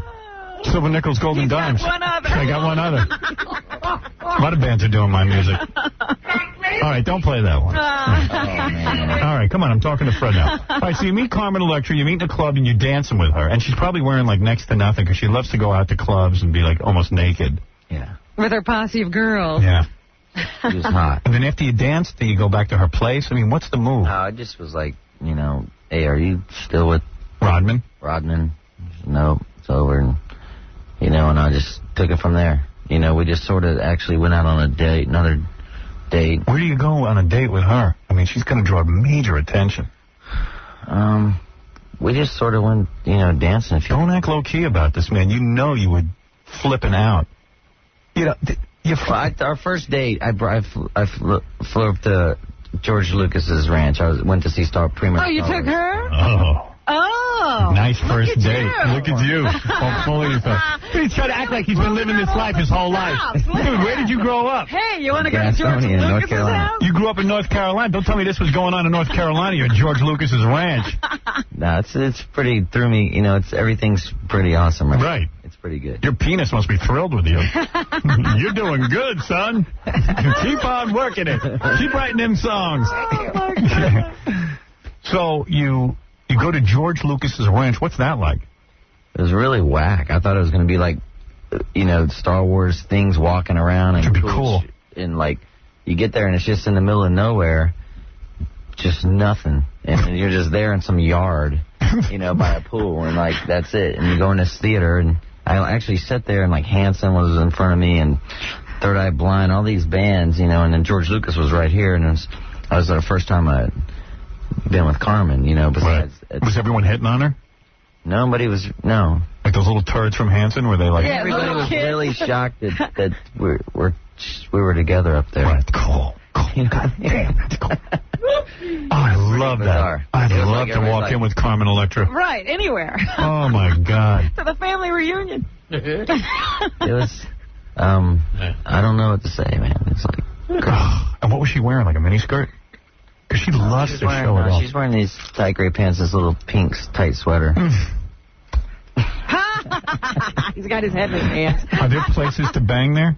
Like can you go in the Lucas? It wasn't the Playboy Mansion. Do they have anything like the Grotto? You ever been to the Playboy Mansion? You got to check that out. It's all places to bang. The whole place is built around banging. It's a banging place. The Lucas Grotto. Me, I'm there with guys. Great. So... You walk in with her, everyone's buzzed because they're like, hey, man, there's Fred from Limp Bizkit, and he's with Carmen Electra. How'd he get her? Right. Yeah. And you're like, F you. I got her. Stay away. Were there guys from Third Eye Blind and stuff trying to talk to her, and all of a sudden, like... A lot of, like, the guys from 98 Degrees and, like, there's boy bands. In sync. Like, yeah. Whatever, you know what I mean? Right. I'm just sort of... I remember where I came from before it all happened. Right. I hate fake people like that. Yeah, me too. So I really just like... Yeah, like all these guys who would never talk to you are talking to you, right? Yeah. Oh. Yeah, I hate that. Yeah. Who cares? I'm with Carmen Electra. Did George Lucas try to French kiss her? No, actually... Come here, man. I invented Star Wars. He wrote a couple of songs. I don't even know if he even talked to her. It's a very powerful room. A lot of people are intimidated by her, I think, a little bit. I am. Are you? Yeah. I don't know what to say. I'm all of a sudden going, hey, you should be in my new TV show. It's like, I'm already acting like a dickhead. Completely. Yeah, I can't even be real. I'm sure she's listening to you right now. Why don't you just tell her exactly how you feel? Come here, I'm going to suck on the cheese on your toes, you little bitch. Get over here. Smack that ass. She likes it rough. I'm going to smack that ass. I was sincere, though. I really was thinking of her for this. She goes, yeah, I'm thinking of doing comedy. I go, yeah. I got the comedy for you. Now kneel down, damn it. Let me have some of that. Something funny. I got something funny. You want comedy? I'll show you something really make you laugh. All right, so wait a second. No, I like her. I think she's a sweet girl. She is. She's very nice. I just think, you know what? Forget having sex with her. I just think parading around with her is the fun part. Well, it's kind of like, now that we're like really blowing up, and I just became the senior vice president at Interscope. And that's amazing. And I'm getting ready to direct films. You're directing a film for Steven Spielberg, right? No, I have a meeting with Steven Spielberg about my film. And that's good. Yeah. That's all good, man. Yeah, but I'm like... What kind of film? It's like The Breakfast Club meets The Game. Good. It's like really good. It's called Nature's Cure. It's off the hook. Yeah, and you wrote it? Yeah. You wrote a screenplay? Yeah, it's awesome. And you want to direct it? Yes. Not letting it out of your hands unless you can direct it, huh? Well, I figure, when you're in this position, a lot of people, do one thing and blow up. And then after they fizzle away at that, they go, hey, look what I've done before. Now give me a chance at this. Yeah, then you're like, do it now. I'm going to do it all because the way I think of it is, if you want something done, give it to a busy guy, Right. And there you go, and I'm going to make it happen. Yeah. I want to be like Freddie Ford Coppola meets... Nothing wrong with that, bro. Keep the eye of the tiger, but you start banging Carmen, man. That'd drain all the energy. Yeah, all the energy will go right out of you. I don't think you can handle it, man. Well, what I was saying is, when we go out... to me. We're kind of big, so I'm used to signing autographs, and everyone knows who I am. Right. But when you're with someone else that more people even notice who, Is it hard to deal with? It's just weird. It's like... do you stand there sometimes while Carmen is signing autographs? Hey, what about me? You don't care, because you get to go home and bang her. I don't know. Some guys have egos. It doesn't do them very well. Yeah, Robin was dating some news guy. Here we go. And Robin used to stand there and sign. She used to stand there and sign autographs while he stood there and watched. And he couldn't handle it. No, you know who couldn't handle it? He was the soap opera guy. Yeah, Robin was dating a soap opera guy. He'd just stand there while Robin signed everything. He was like my bodyguard. Right. Like, what is that? Yeah. You're like, Robin's like, hey, dude, hold my purse. I said, don't soap opera people go out? You got a Sharpie? Yeah, there's a guy, you hold the Sharpies so my hands aren't full. You got the Sharpies. You carry the Sharpies and pieces of paper. And then when I used to go out with Penn every once in a while, people, because he was with me, thought he was Howard. So he would go, hi, Howard. Right. It's hard. But you don't care. It's Carmen Electra. Dude, don't even get hung up on that. Yeah, it's okay. Dude, I'm not hung up at all. Cool. I think it's awesome. I would be proud to have a girl who was, doing stuff. So anyway, really cool. So, okay, so you go to Lucas's ranch. Right. That's a cool thing. And then do you sleep there for the night? No. Or you go home? We're supposed to stay in San Francisco for the night, but I was like, we just boned out back to L.A. You were like, let's get out of here because it's boring? Yeah. Wow. So we just went back, and I couldn't really focus on the movie, you know? Right. First of all, the movie sucked. Did Star Wars blow, man? I only liked the middle part, that race thing. Yeah, that was cool. There was a couple of cool scenes, but... Yeah, but there was nothing around it. You have to be some, like, role-playing Star Wars guy to understand it all, you know? You got to be a total jackass to think that's a good movie. You got to have no life. Yeah, I mean, I like the idiots who said... Dressed as a Wookiee. I like the idiots who said, you know what, man? We want this movie to be the biggest grossing movie of all time. They went to see it like 50 times, not because they liked it. Days to encourage other wackos to go see it. I only went to see if it's going to be as good as my new movie. Right. And it wasn't. What do you say to Lucas when the movie sucks and the guy's flowing you up to his ranch and everything? Well, I said that to him. I said I came to see if this movie was going to be as good as my new movie is going to be. And what did he say? He said F you. Just went over his head, kind of, you know. No, he didn't want to hear it from you. He's totally out of touch. In his mind, he's like, hey, man, I got the Star Wars franchise. You got a band. Music Obviously, his kids wanted all these people to come. Right, that's what it was about. It was about. Who put together the guest list, you think? I think so. Yeah. Doesn't he have black kids like Spielberg, too? No. He doesn't? Jeez. I heard Lucas adopted a few black kids. No, Via Kong or something. Kids. He does? Yeah. I heard he adopted a Via Kong. I don't think so. They were on 60 Minutes. They didn't look... Did they look really? Asian? No. One day they're the enemy, the next day they're living in the best house in their country. Oh. No, it's Mia Farrow who does that. Right. Mia Farrow. She's got tons of Via Kong. Oh, man. Yeah. She's got tons of Via Kong. They're living all over the house. They work the house. Oh, my God. So, no, I know her, man. I'm telling you. She's got a whole scene going on up there. She's got her own army. You gotta watch out. Don't mess with Mia. Yeah, if the country ever becomes communist, you'll know how. So, she's got a rice paddy out there. It's doing maneuvers right now. Yeah. All right, kids, let's get into the rice paddy. Ho Chi Minh is not a scumbag. All right, so, wait a second. So then you fly right back to where? Los Angeles. Los Angeles? Yeah. Then where do you go? Come on, man. Let me live this, please. I'm begging you. Don't. We went, actually, we went out. We went out and just danced. In the same clothes? No. She had change, so where'd she go to change? To her house. So you went over to her house? Yeah. And what, does she have, a house or an apartment? Kind of like a gigantic, like, condo? Duplex. Type of place. Okay. And, like, have you kissed her yet? Yeah. Oh, when did you kiss her? I missed that part. That's romantic. This is my movie. We kissed that night. At the ranch? No. You didn't even kiss her at the ranch? No. Were you holding hands and crap? Kind of like, you know, just that little... Playing with your fingers. Oh, I love when a chick plays with my fingers. Nobody ever plays with my fingers. I play with my fingers. You play with your own fingers. Fred, touch my finger. So, like, did you guys shower together or anything when you got to her place? No, it was just like you just had held hands. Move slow, man. So when you got to her place to change, you just said, look, I have to have you, and you started kissing her? No. What was the move? You just pulled her into you? I think it was just like one of those moments where it's just like, yeah, I'm leaving. I was getting ready to leave. Oh, it was a goodbye kiss. And it was just like, I was going to leave, and I was like, and you're not sure if she wants you to kiss. It's just a perfect moment. The kiss to me will make or break anything. Right. I don't care who it is. If they're a good kisser. If it's a bad kiss, it's over. It's over. It's over. And for you, is it the same? A bad kiss is somebody who just like just slamming their tongue down your throat? You know that chemistry you get together, like you come together, you're the force against each other is the same. Yeah. It breaks up the same, and like soft little baby kisses. Yeah. Gentle. Exactly. Oh. Show me how you kiss me, and show me how you kiss Carmen Electra. Let me kiss the lip that kiss. Demonstrate on me. I'm so lonely that you can show me. You can just show me what it's like. All right, so the kissing was good. And like, you're getting so aroused, man. Well, it happened. You know, it happened when you go, please just let this be good. Yeah. And it was good. Yeah. Oh, God. Oh, my God. Yeah. Oh, God. Oh, my God. Damn.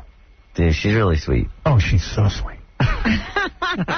So, You're agreeing with everything. So, wait a second, man. He's on a different All right, let's start the story again from the beginning. Tell it again. Yeah, why not? A lot of people missed it. You're like a kid. People, in case you're just tuning in, we're talking to Fred from Limp Bizkit. He's banging Carmen Electra. Oh, he didn't say that. And he had the most romantic first date. It's been pretty romantic. It's like everything's moving slowly. So what is it? So you kissed there, and do you feel her up at that point, or you just kiss?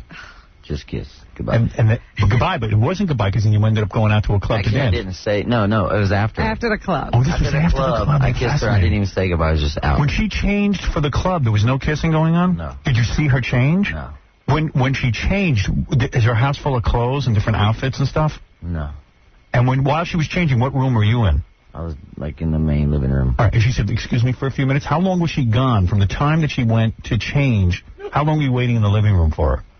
10 minutes, 15 Did you talk to her? Like, did you yell out into the changing room while she was changing, or you just mellowed out? I was all the way upstairs. I was just downstairs, like, watching some crazy... TV? Yeah. All right, so you're watching TV, eating any of her chow in the kitchen? Like, oh, my God, is Dennis coming by? What's Right. Were you nervous that Dennis might come by? Didn't know. You know, I was like, this is called kind of... It's kind of weird. You're in a gray area. And do you eat some of her chow out of the refrigerator? No. You're just sitting there mellowing out. She drinks a lot of Coca-Cola, like a lot. So do you like that?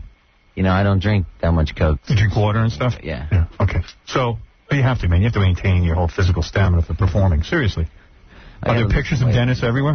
You got to lose weight. You're fine. See, now he's worried about his looks because of Carmen. Yeah, don't worry about it.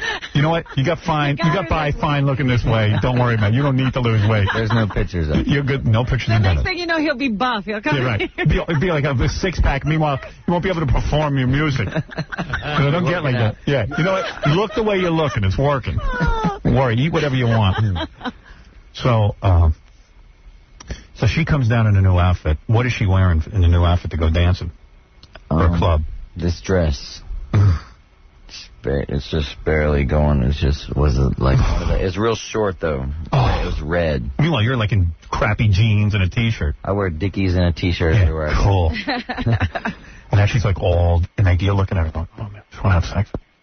No, you just can't believe how stunning she is until you, like, are with her. So then you go to the club and it's a whole scene when she goes into the club? Well, you know, it's like the same thing going on with me and her, and, like, everybody's just la-da-da. And you can't help but every man everywhere we go can't help but just break their neck, and they don't stop. Of course not. You know, so it's like, I'm totally cool with it. It's kind of like, hey, you know, she's with me. That's what's cool about it. Yeah. You know? Does she spend a lot of time, like, dancing with other guys, or she's totally focused on you? Yeah, I like that. That wouldn't be cool. No, I like that. Because she dances really good, you know. And like, some guy, you know. You don't want to see that with somebody else. When you dance with her, do you put your hands on her hips and stuff, and like you pull her into you? And you didn't make out with her while you were dancing with her? No. Do you squeeze her ass? No. I'd squeeze her ass on the dance floor. You would? Yeah, I'm a big man. Oh yeah, I'm very bold. I'd be grinding into her. Yeah, because it's the only date he's going to have. Yeah, you know what? I say I get it now. I'm not going to be patient. He wasn't ever like a 2 or 3 date kind of guy. We called the cops. They dragged me out, you know. You molested her. Forced sodomy on her. He's like, hold my head. No. Come on. Here's my crotch. That's right. You even resist arrest. I get in a fight. All because of that ass. Yeah, that ass. So, okay. So then you went home and then you gave her the kiss. When do you get to bang her? Do you have to date her a whole bunch of times? I mean, that's ridiculous. Robin got her like on the third date. No, he had to go through a whole ritual, too. Yeah, he had to play a game. He flew her to Vegas, had to fly her to Chicago. Yeah. Remember, he was everywhere. He wanted to bang her in Chicago because that was his hometown. Yeah.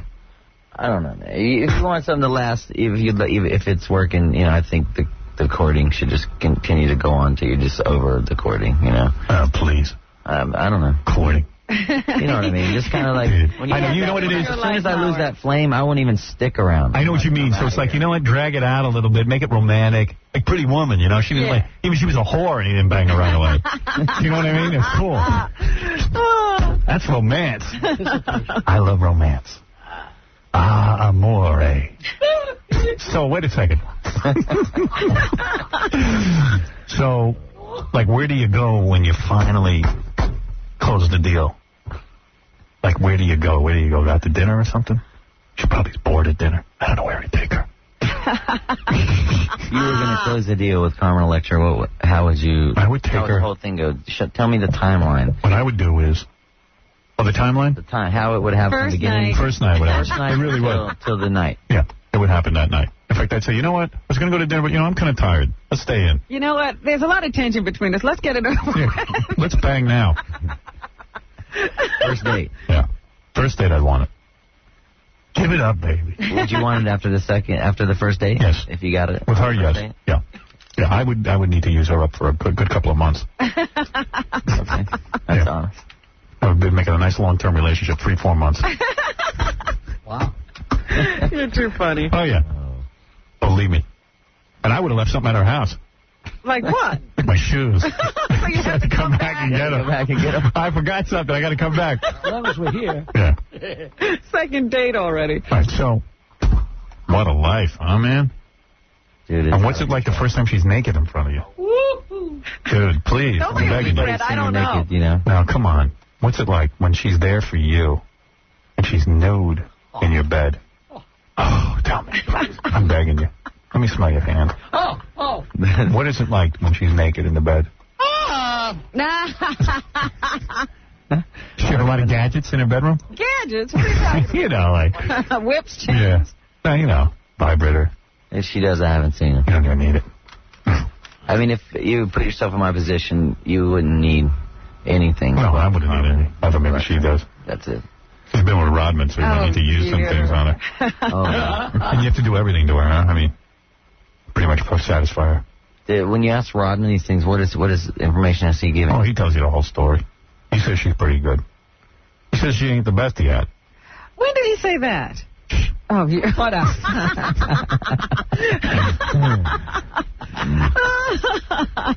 It's just like sometimes it's like. Are you in love with her? It's not. It doesn't even seem like it's real. It's she's so cool. Dude, it seems like you're falling in love or something.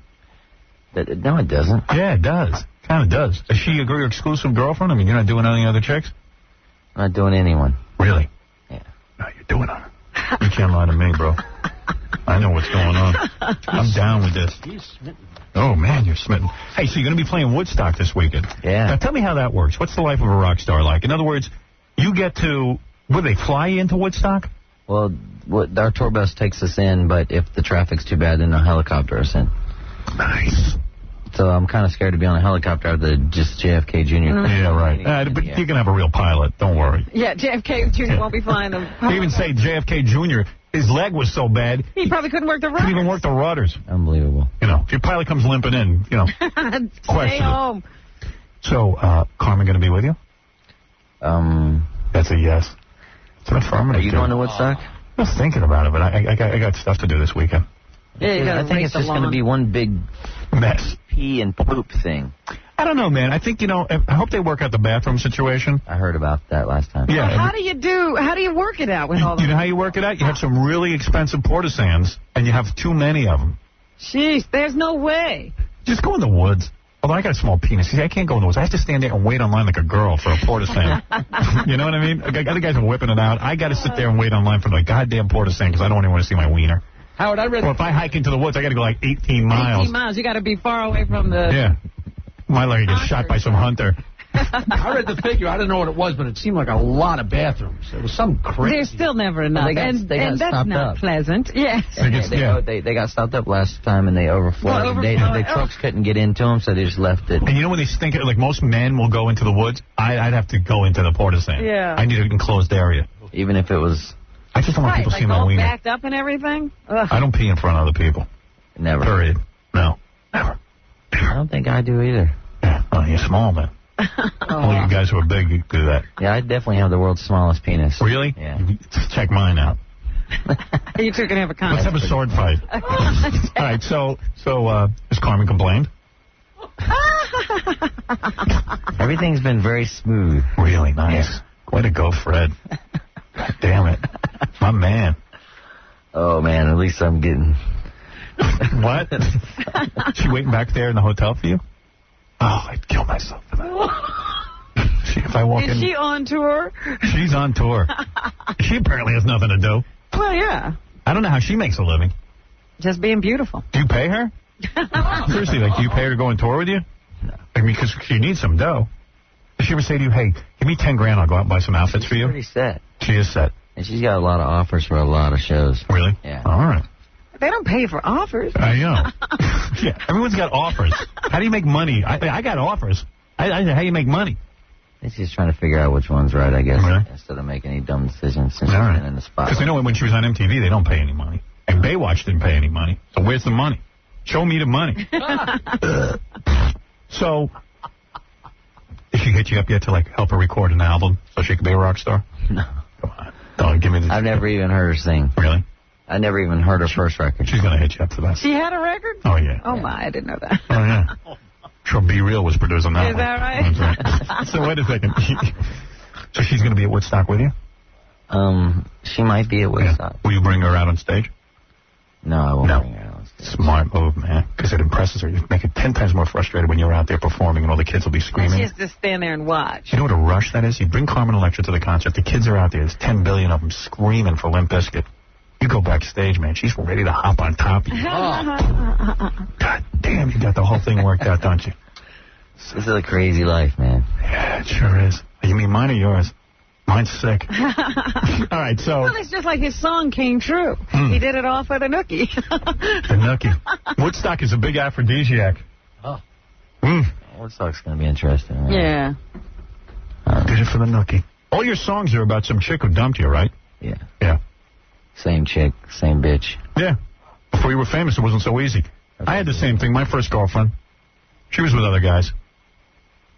She would be with me once in a blue moon, and then she was with other guys. Yeah. Friends of mine. But you knew about it. Friends of yours? No, I've heard about it. That's me. I heard about it. Then when I accuse her of it, she flips it, makes me feel like crap for accusing her. Or being, like, possessive and...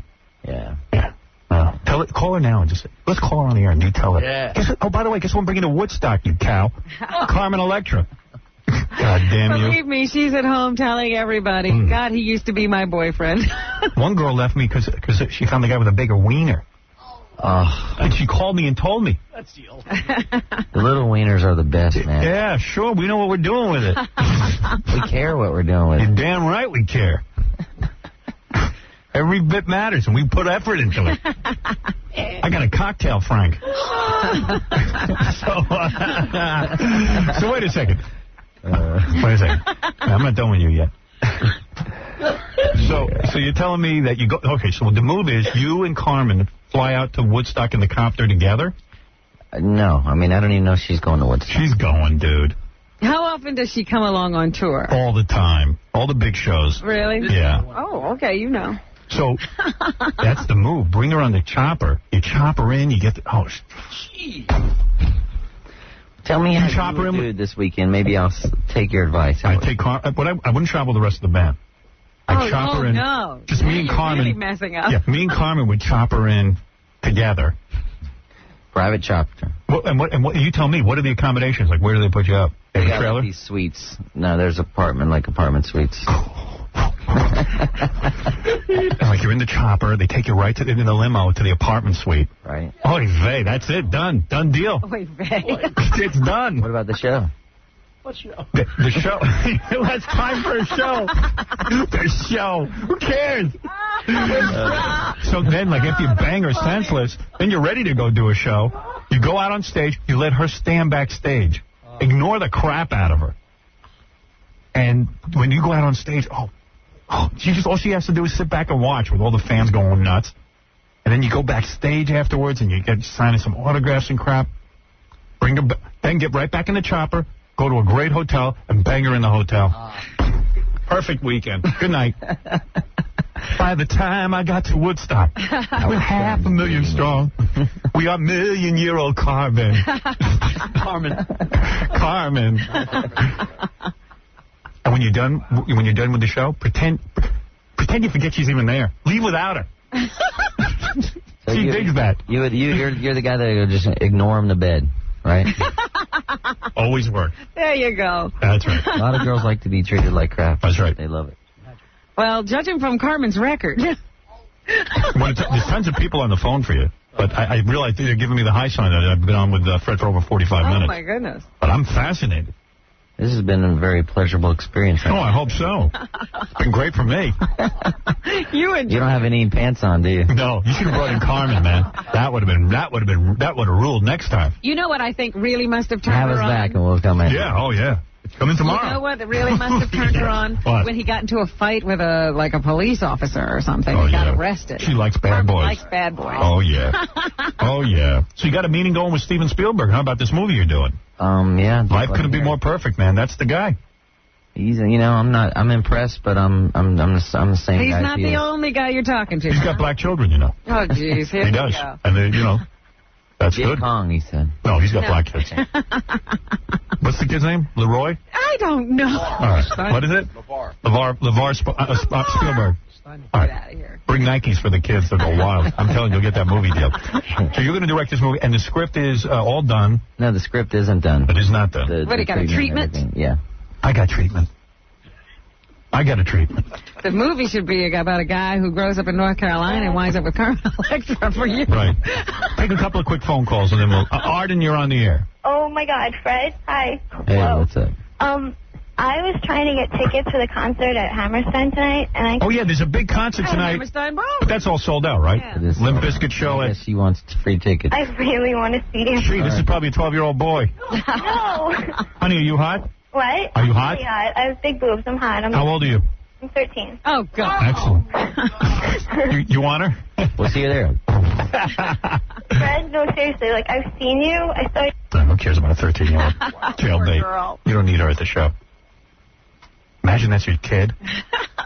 I'm so glad my kids listen to Z100. They're after Ricky Martin. Yeah, it's like a big faggy station, and it's like nobody, they're living La Vida Loca, and I couldn't be more thrilled. How old are your kids? I got a 16-year-old and a 13-year-old. What records are you buying them? Are they buying right now? Well, let's see. My 16-year-old is into acting, and she's into show tunes, and she's into a whole nother realm. Oh. She's into theater. Yeah, she's like a different kind of kid. Right. She just has her mind on being an actress. Right. But the 13-year-old is totally into whatever's happening right now. Britney Spears, Backstreet, NSYNC. Yeah, that stuff. But I brought the 16-year-old to her first show, which was the family picnic. And she saw Kid Rock and you guys and Rob Zombie, and now she's totally freaked out. She totally loved it. Awesome. Yeah, I did a dumb thing. I introduced her to that. See, she was fine with the show tune. Yeah. Good message. Yeah, it's a good message. It's all about chicks who burn you. You girls better put out. Okay, let's go to Jen. Couple more people. Jen, go ahead. You're on with Fred Durst. Hi. Fred, you won't remember me, but I knew you when you lived in Ashbrook Village, and you basically were running a commune.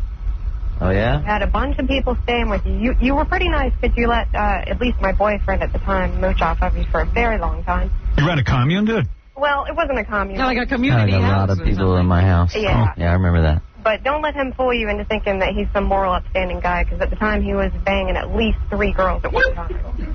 And he was inhaling butane all the time. Butane? Really? Butane. You inhale butane? No, she says her boyfriend was. Oh. No, she's trying to say me. You were inhaling? Have you ever inhaled butane? Never inhaled butane, but I definitely had a lot of girlfriends back in the past. Yeah, Kim, Mindy. You remember Kim? No. Oh, come on. Well, who burned you if you were sleeping with 3 women? Yeah. Yeah, what are you singing about? That's her claim to fame, man. Oh, good let for her you. do her thing. Be famous right now for 2 seconds. Zach, quick, go ahead. You're on with Fred from Limp Bizkit. Fred, what's up? What's up, man? You remember me? No? Zach Bernard? Zach Bernard. Used to hang out with your little brother all the time. Yeah, I think I do remember you. Cast on you? Yeah, from back in the woodworks. Oh, yeah. Oh, these are all your old buddies calling. Coming out of the woodwork. Yeah. Okay, how much money you need? I just want to say, dude, we're proud of you, man. Well, you should be. Because you rock. Yeah, he does rock. He's very, very good. Yeah, go ahead, Quincy, you're on. Yeah, I just want to say I met Carmen once at the tunnel, and I banged her since she was crippled. Oh, yeah, right. You banged Carmen Electra, too? Yeah, she was on ecstasy. She was on ecstasy, and you... Yeah, I'm telling you. Really? I left her crippled. You left her crippled? Yeah, she had to stay in the Holiday Oh, Inn get for out about of a that. week. I don't believe that. She had to stay in the Holiday Inn for a week. Now, can you imagine that? This is a good man. So, anybody can make an accusation. I never heard that she was out of commission. Mark, go ahead. This guy is a fag. Oh, come on. Guaranteed. I can guarantee he's a fag. Oh, come on. That's unfair. 4 years ago, Lollapalooza. We went to the Bell Cafe, Beastie Boy private party. He was in the back, and he was getting it on with one of my friends. Really? Fred, is any of that true that you ever got it on with a man backstage at a Beastie Boys concert? I'm a homophobic. Let me tell you something. You are homophobic. All right, he's homophobic, man. You're making up stories. And let's go to Chrissy. Chrissy, go ahead. Fred. Love our listeners. Hello. Hello. Hey, I seen you guys Monday in Pittsburgh, and I just want everybody to know it was the best show me and my boyfriend had seen in a long time. Wow. It's a great show. Great yes. show. And Stained, they're great. Well, who cares? Hey, Stain's not here. Who cares? And what's this deal you got with the record company, Interscope? You're going to actually be a vice president, and you can sign bands and produce? Bring people in. I now have the senior vice president. Wow. And I sign bands, I produce bands, I marketing ideas, I direct videos, anything, so if there's any bands out there that think you're worth the crap. How do they get in touch with you? Good luck, man. Wait till you have to go through all these tapes. But I found a tape for you. I went through like 500 yesterday. All right, yeah, we got a tape for you. Yeah, do we have a tape for Fred to listen to? Maybe he'll like this. Come on, upside, inside out, living la vida loca. What do you think of that? Dude, I'm signing that right now. It's a new sound. Hey, what's with that dude in the band who has the weird eyes? What is that, contact lenses? Yeah. Yeah, that's a good look. I love that. I love those things. Yeah, they that's freak good. you out if you look at them long enough. Mm. Yeah, Alex, go ahead. Hello? Yeah. Who's this? Howard. Howard. Yeah. What's up? Did I speak to Fred? Yeah, come on, you wacko. What's up? Yo, Fred, check it out. When you did the video for Nucky, Right. you did it like a block away from my job, but I didn't know that y'all was out there. I think you did it on the weekend or whatever, over here in Long Island City. What a bore. No, wait. Come on, Howard, don't get on me. Come on. I'm going to get on you in a minute. I'm going to come down there and beat you. He said that he has the ability to sign new acts and everything. Uh-oh. And I know, like, if given an opportunity, I know I'll make him proud, man. Really, I'm good like that. Hey, we should play him. We should play him Luis's tape. Yeah, that's what I thought you were going to play. Yeah, I can't find it. Poor Luis. All right, listen. I'll play him some Fool's Gold. Maybe he'll sign Jackie. Oh, God. Another glass of Fool's Gold, and I'm on again. Been drinking this Fool's Gold since I can remember when. Anything at all that can be done? Is there any talent there or whatsoever? Come on. I'm not feeling it. Come on. Fred, play him some of your music. Maybe you'll get signed. I don't have it with me. That's good. That's good. Way to go. Perfect, Fred. That's convenient. Yeah, there's a good opportunity. Opportunity knocks and you just let it Just go. blew it. That's the way it works, isn't it? Well, my music, I'm already signed, so I can't play any of my music. You're in demand. I'm already in demand. All right, listen. Fred, congratulations on all your success. Thank you so much. Let me play a little work there. And, good luck at Woodstock. That's going to be a perfect place to impress Carmen, I'm telling you. And, good luck with everything. The movie? What's the name of the movie? Nature's Cure. Nature's Cure, and you're actually going to be directing this thing. And What do you want for it? Got anybody in mind to star? Yeah. I'm not available right now. I'm tied up. Okay, I'll make sure to cancel that script this week. Right. I'm thinking like Ray Liotta, Samuel Jackson, like a couple people for it. You going to put Carmen in it? No. That's what she wants. Uh-oh. See, he's playing it right. He doesn't even have a pupper in it. Yeah, right. I'm not putting you in any movie. Don't have a pupper. Right. If you want Stephen Baldwin, he's available. All right, listen, Fred Durst, Limp Bizkit, and this Saturday night, he's got the prime slot at Woodstock. Yeah. Gary was explaining to me, like, the key slot is like 8 o'clock Saturday night, and you got that one. Us, Rage, and Metallica. Very nice. Going right after Alanis Morissette. That's going to be funny. That'll be good, actually. Yeah. But what a good lineup, though. Everybody's there. First of all, I actually like Alanis Morissette. Maybe I'm not afraid to admit that. But then you, and then Rage, which I tell you, Rage puts on such a great live show. And then who's after Rage? Metallica. Oh, my God. You like Metallica? Yeah. I love them. I think they're awesome. I think that it's going to be an insane night. I don't really know how to comprehend it yet. That is going to be insane. Maybe you should charter your little jet in there. Maybe I'll fly in with you and Carmen. Well, what are you going to do when they go to the suite? Film it. You're holding the camera. Yeah, I'm nude in the corner with my, rubbing myself. Forget about that. He's on stage. He looks over and you're standing next to him. Yeah. I'm pulling her pants down. Grabbing her ass. Grabbing her ass. All right, everybody. Fred Durst, Limp Bizkit, and what can I say? You guys are doing great, and I'm happy for you. You make great music. We'll be back right after this.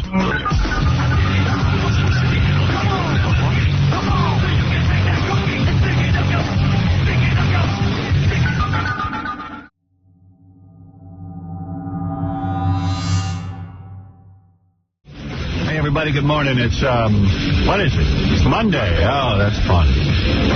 Bye-bye. Big Deep Down in Planet X. I got to talk about Woodstock. I watched it on TV. Every time I tuned in, they were either showing a rerun of Dave Matthews or Dave Matthews live. I don't dig him, man. I don't either. He's a bummer. He's the most uncool guy out there. Yeah, I mean, it's just not fun to watch him. It's painfully boring. I was wondering what the big deal was. They said he was the biggest thing there. And I had, I ordered it on satellite, the Woodstock. The whole weekend was $59, right? You could get the whole weekend. Was it 59 or 29? I don't know, but they ripped me up because I paid $59 on Saturday, and then I tuned back in on Sunday, and then they said it was another $29. Oh, they grabbed you again? Yeah, so I thought it was 29 a day, but 59 for 3 days. Right. So I paid the $59, but then I had to reorder it again on Sunday. So they were screwing up, so I'll get them. I'll straighten out my bill. I don't want to pay more than $59 for that. Because all I got was a Dave Matthews Elvis Costello concert. Oh, my God. Elvis Costello's horrible now. He's become Burt Bacharach. He used to be so cool. How did that happen? I don't know. He used to be the best. I think somebody stole him, and there's a clone in his house. Yeah, it's a fat clone of him running around. And then, I tuned in yesterday, and there was this long jewel set. Yeah, I saw that. That was, for me, that was the highlight because I saw Dave Matthews. Dave Matthews. Yeah. The jewel thing wasn't bad. She got heavy. It went on forever. Yeah, she got heavy, right? As they went down, she got bigger. Yeah. She just really filled out. She got big. Yeah. She's got big feet with big clunky shoes. Keep those feet covered up. And then she starts yodeling. I missed the yodel part. I walked out and got some dinner. You missed it. It went on and on and on until she'd run out of songs, and she just stood there and yodeled. Really? And I said, what, is somebody late? Why is she still going on? I saw Melrose Larry Green in the audience holding up a Howard Stern sign. Oh, really? Yeah. And the other funny thing, did you ever, all the girls, these girls kept pulling up their tops. It was like softcore porn. Crowd surfing, and guys would just reach up and grab their boobs. And then what about the guys walking around showing their penises? There was one guy who was painted, he had a clown painted on his crotch, and then the nose was his penis. Oh, that's funny. That's great. He goes, I like it. Chicks look at me. Let me take a break. I didn't see any naked guys except for Flea. Was he nude on stage? Yeah, which was pretty funny. And the best part is, last night, I guess they started burning down Woodstock, but I don't know if they showed that on TV. Burning and looting. I might have wanted to see that part. What's the loot? They were knocking over vendor stands and ATM machines. Oh. And you're seeing one guy who had a photo sort of exhibit with a truck. He turned it into a strip club and had chicks ripping their tops off on top of the trucks. You're kidding. What I think of that? Ever Enterprise. It turned into quite a scene. We got to take a break. We'll talk about Woodstock, and I want you to hear about Gary and John's weekend. What happened to them? They were in Atlanta. It's a funny story. Oh, okay. And we'll be back right after these words. It has 62 teeth and no rhythm. Smiling when I'm smiling, the whole world goofs on me. 'Cause my choppers, my huge choppers, are like tombstones, not like teeth. My gums are rotten, and and they reek like manure. My mouth is stinky. It's a pink and green sewer. I'm so smelly.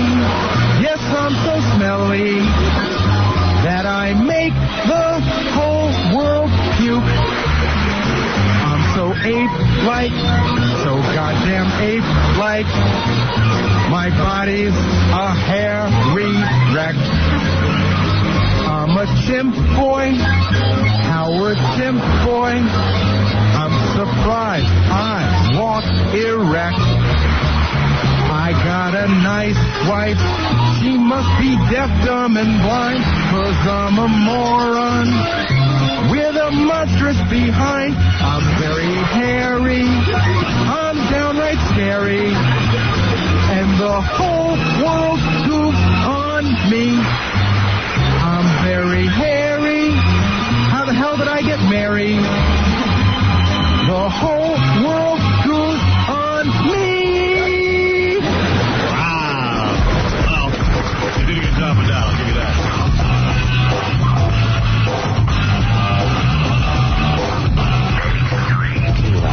Hi, this is Ed Koch.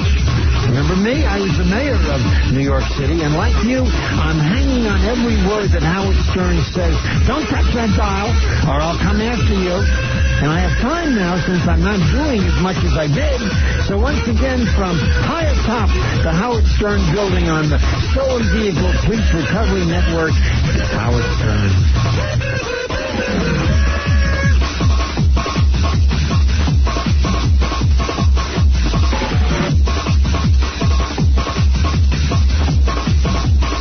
Could that be more annoying? That kazoo thing? Wow. That's a lot to take. Sounds like somebody worked overtime on that. How to make your skin crawl 101. Oh, I'm having a bad hair day. Really? Yeah. Just think, you know, when my hair's wet, I have curly hair. I have curly hair.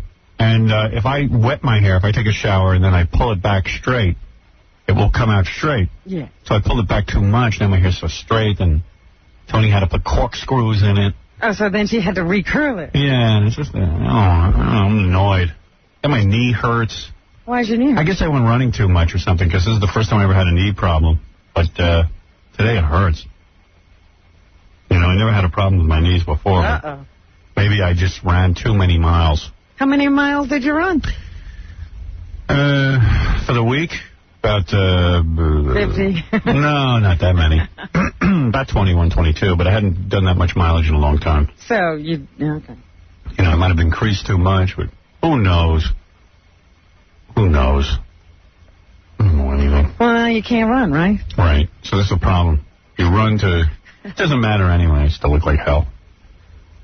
I pose nude in the mirror all the time, hoping that I will look beautiful. It doesn't matter. Something's going to change. Yeah, right. And it never does. And Like one of these days, you'll have that body.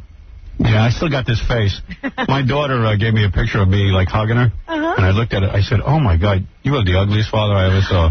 I have never seen anybody more hideous than me. There are some pictures. She goes, Dad, you don't look bad. You just woke up. I go, man, then I should just stay in bed for an hour or two before anyone sees me. Yeah, yes. Before you appear, huh? You I'm not. Wake up real good. I'm not JFK Jr.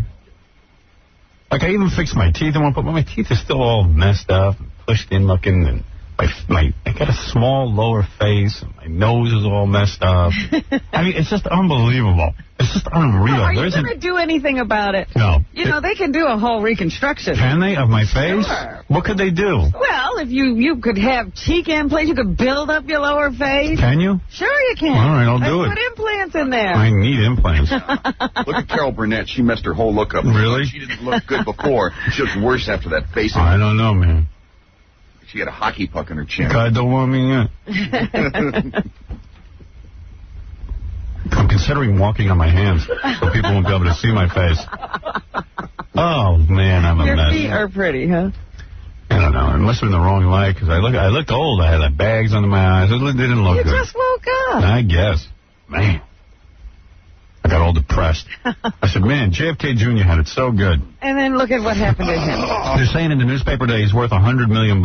Yeah, I saw 150. I've seen 50 to 150 million. Amazing.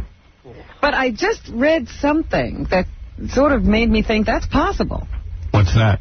I'm trying to remember what it was. It was something about something they were involved in that increased in value or something. Yeah, I know exactly what you mean. They had a $40 million investment in this Chicago... Yes, that mercantile something or other. Merchandise Mart. They evidently had an advisor. Somebody was very smart in business.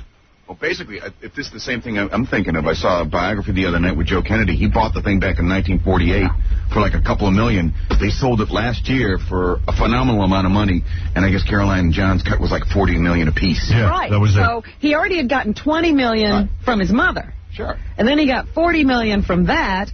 They sold a bunch of JFK stuff and got $34 million for that. Yeah, they had the Jackie auction. And what's amazing about it is they've yet to produce a thing. You know, that original guy, Joe Kennedy. He did it all. He did it all. He made all this money, and there hasn't been a Kennedy since that's made a penny. In fact, they were, you know, because I saw that biography that you're talking about, they said that everything he touched made money. I know. He was a genius, and the rest of them haven't made a dime, except for selling off whatever he had. Right. Joe was the last productive Kennedy, and the rest of them have been living the high life ever since, and I got to tell you something. I sometimes feel like I'm Joe Kennedy. And I ain't living no high life. He probably didn't have a good time either. He was working. Yeah. Guys who work don't have time to enjoy life.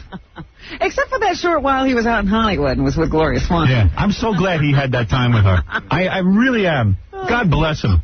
Man worked his ass off. He got to party with Gloria Swanson at least. And then she wound up having a nervous breakdown. He ran. I hope she made him happy for a while.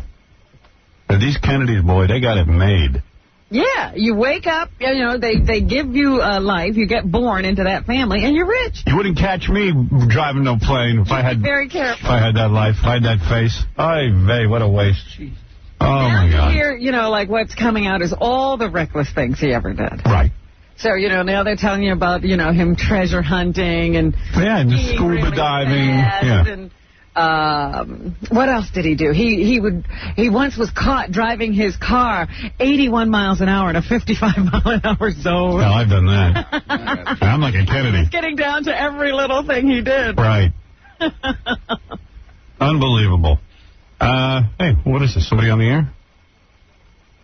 Yo. Yeah, hi, Chris. Hey, Hal, what's going on? What's up? I got to start off by saying F Jackie. Right. All right. I was just at Woodstock. I just got home, and it sucked, man. Really? I mean, the bands were half decent, but all the facilities and everything sucked. Yeah, why can't they work out a bathroom thing? Like, why can't they build a bathroom? 225,000 people. They emptied the porta-john once a day. Here's what it reeked for probably about, I have to say, probably about 300-400 square yards everywhere. Can I tell you something? What's up? Why do they have to have porta-sands? Why can't, when they decide to do this thing, build bathrooms? Yeah, they started a year ago. I have no idea. And the whole concept of Woodstock was completely lost. Because you know how much I paid for a bag of ice? $15. Yeah, they were being... Yeah. Dude, they beat the crap out of They fleece you just for showing up.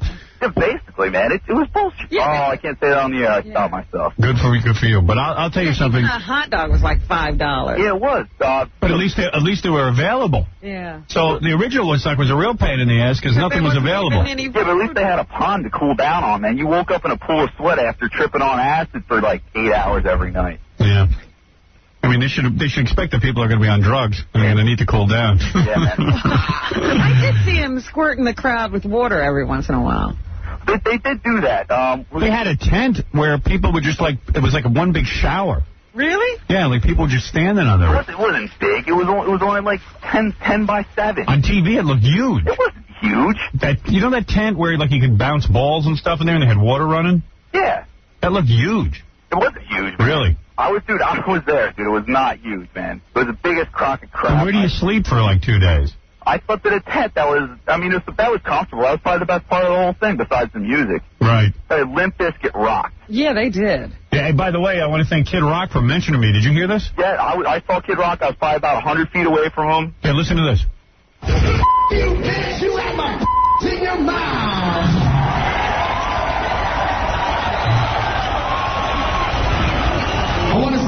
going out to my motherfucking man, Howard Stern, y'all. That's his line.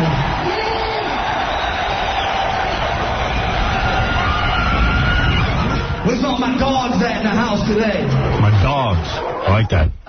Where's all my dogs? I remember because I remember you said when you met him at the dysfunctional family picnic, you said that was dedicated to you because he sent that tape to you and everything. Yeah.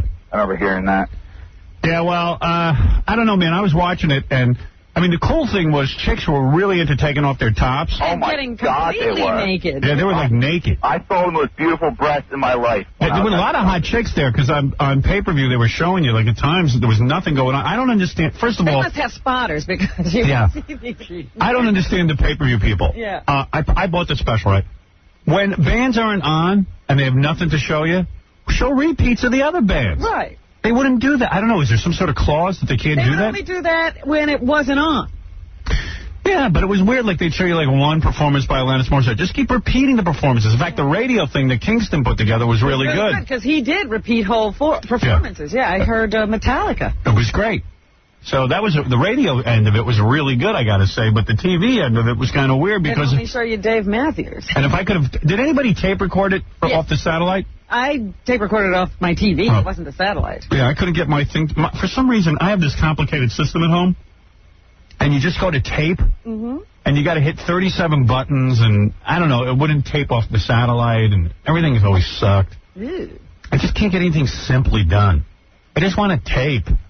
Right, you wind up with all those different inputs, and you don't know. I wound up with my cable input, and I couldn't get my satellite input. What is it? You should buy a switcher. And I have all that. But I have all that. I have a special display panel where I can go record and then hit DSS. But it's complicated. It doesn't work. And when it doesn't work, you can't fix it. You got to get somebody else to fix it. Yeah, and the guy who fixes it is this guy who runs a company, and they'll find him. On the weekend. Yeah, and I'm not going to call. I don't want him there on the weekend. I just want the goddamn thing to work. You know, I saw your note that you sent over the weekend. Yeah. And they changed every single channel on the satellite. I can't find anything anymore. So first I couldn't find Woodstock. I said, my satellite doesn't carry Woodstock. Oh, dear. Somehow they reorganized the satellite channels, and now everything's completely wrong. You know how hard it is to memorize those channels? I know. And, so then they changed them. I finally got it. I'm good at it. Yeah. And then they changed it. I know. Why would they have to move all of them? Because two of the companies merged. So it's my problem. Exactly. It becomes my problem that two companies merge. The consumer. Well, somebody's going to get screwed. Yeah. Yeah, just the one thing I want to hit the sack. I've been out for like 3 straight days. All right. When I saw Limp Bizkit, everybody was on stage. Like Kid Rock, Puff Daddy was there. Live was on stage. They're all watching them. Yeah. And I think that we're witnessing like Metallica's like going out the door. They're getting old and decrepit. And like Limp Bizkit's going to be the new band that's going to be like out there for like years to come. Even though I really don't dig them that much, but I'm saying like watch out for those guys. No, they're great. They did a great show. I saw some of them. Yeah. They were great. I've never seen so many people like go crazy for like one band. Like everybody everywhere was jamming. There was mosh pits everywhere. My girlfriend got... Was Carmen Electra there? I didn't see her. All right, I got to go, dude. All right, dude. Later, Thanks for having me on. Later. Right. So I'm watching it, and like there's naked chicks, and then there were guys running around showing their penises. Yeah, they had some booth where they were painting people, and a lot of people were getting painted like that. You know, they took off their clothes and just, paint my nipples and my private parts. There was one chick there who, I swear to God, I got to watch this tape. She must have been 15 years old. She had the biggest boobs. She was naked, and she had her boobs painted. But she couldn't have been more than 15. Yeah, they look very young. But she was kind of chubby, actually. The funniest was I saw this fat girl. She was trying to body surf the crowd, and she just got totally molested. Yeah, and that's what they do. Yeah, I mean, they just ripped their clothes. The best-looking chicks are the ones on the guy's shoulders, and they have their tops off. Right. They're safe. That's such a sexy But move. then I saw guys reaching up and just, grabbing their boobs. Squeeze. Yeah, why not? Hey, it's there for the taking. Oh, please. Because then the girls are beating their hands away. Oh, are they? Yeah. They're beating the guys on the head? They're trying to get away from me. Yeah, these are not your boobs to touch. I just wanted you to look. Hey, man, free love. They're out. Yeah, and then there was like a lot of little kids there too. People bring babies. They bring their babies. Some guy died. He had a heart attack, but they were quick to announce that he had a pre-existing condition. Yeah, like what? So there wouldn't be any. Well, he had heart trouble. He was young. Right? 40. Yeah, It's like a teenager. You know what's weird about our generation, the baby boomers? Well, not you, Jackie, but... Yeah, us. Thank you, Paul. The baby boomers, it's kind of weird. Some guy wrote an article about this. That because we insist on staying young, yeah. You know, now like 40 is young. Right. There is no old. Yeah. Generation X got all screwed because... You know, usually guys of 40 stuff sort of, the Generation X guys would take over to get the good jobs, the uncreative jobs. We're not letting anything go. So we're not letting anything go, and they lost their whole identity. There's nothing for them to do. And then the Generation Y, which is younger than Generation X, they're starting to, now everybody wants them in the computer industry, they want young kids, this and that. So Generation X got completely lost. It's sort of like being Prince Charles. Yeah. You know, you're sitting there waiting for your mother to die, and your son is now more popular than you are. That's what happens. It's just everything passes you by. Everybody wants you to go and have your son be king when your mother dies. Yeah. Second child syndrome. So...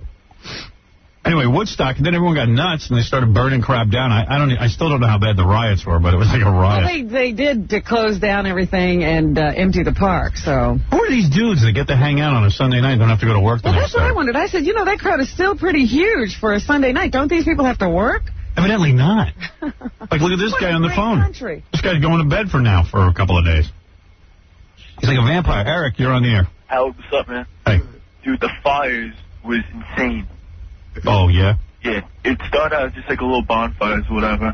And then people started, like, just throwing all kinds of garbage into it, whatever. It was nuts. And then what did people... how could there be a bonfire? This plywood wall. First of all, they gave out candles sometime during the day. Yeah.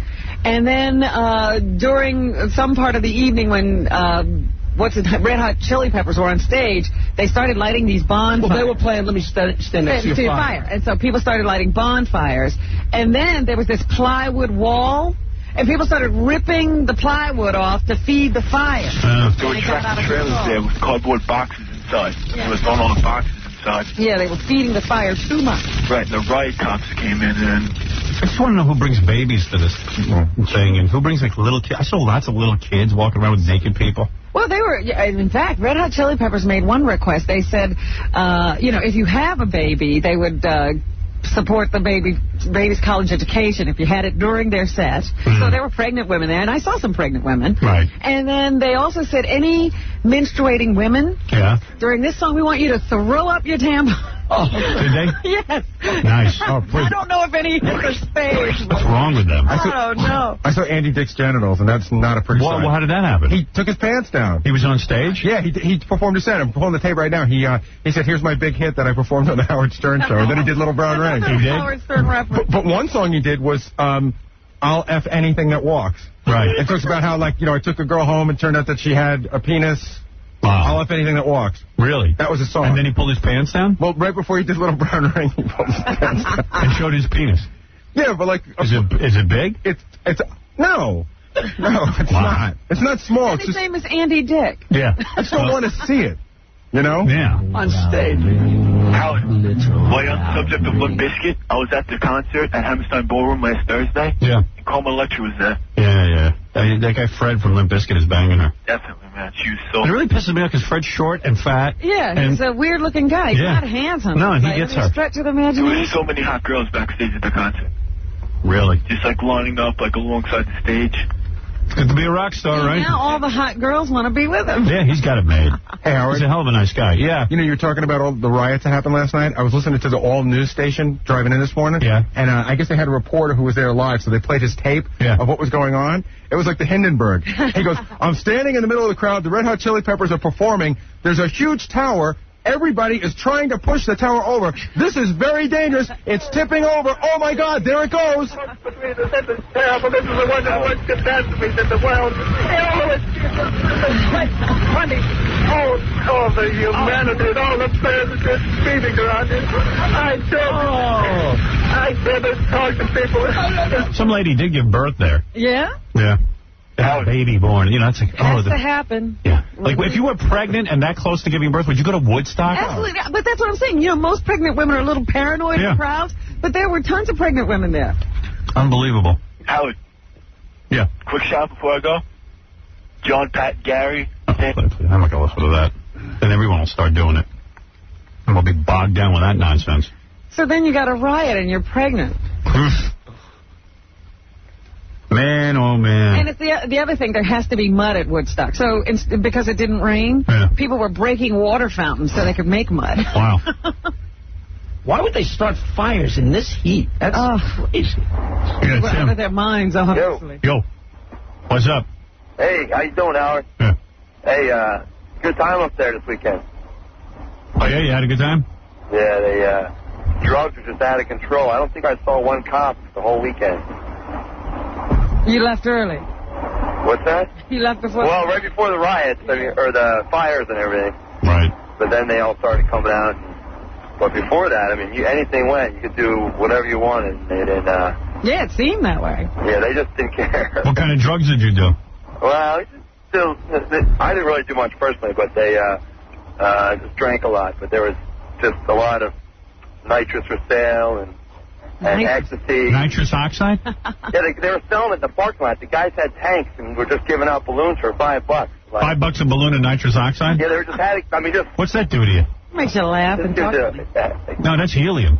No, it makes you a little lightheaded. Yeah. Lightheaded. That's the dentist stuff. That's right. Makes you lightheaded. Yeah, like people were walking around with signs saying, I have drugs, I need drugs. I mean, it didn't really matter. I mean, right. Then there was like, every like half hour after each set, they would announce like kids that were missing and stuff. Like, there's like 40 kids like looking for their parents. Wow. I know, there were tons of little kids there. I can't believe they bring little kids to that. Parents got so blitzed they lost their kids. Yeah. We couldn't believe it. They just left them. It's cool, man. We'll all raise the kids. Everyone was cracking up. The announcers are like, you got to get your kids. They're waiting for you, and parents. I'll pick them up after the concert. Yeah, hi, you're on the air. Hello? Yeah, go ahead. Yeah, I just wanted to say about that. I saw Andy Dick, and, yeah, that was pretty scary, man. Moving his penis? Yeah, he sounded like a baby. Oh, yeah? Yeah. That's funny. Yeah. Let me hear this. Here's the hit. Here's my big fat hit. Big deal. Howard Stern. Who loves Howard Stern? Yeah, I seem to be getting a lot of good cheers. Shout out, yeah. Little brown ring.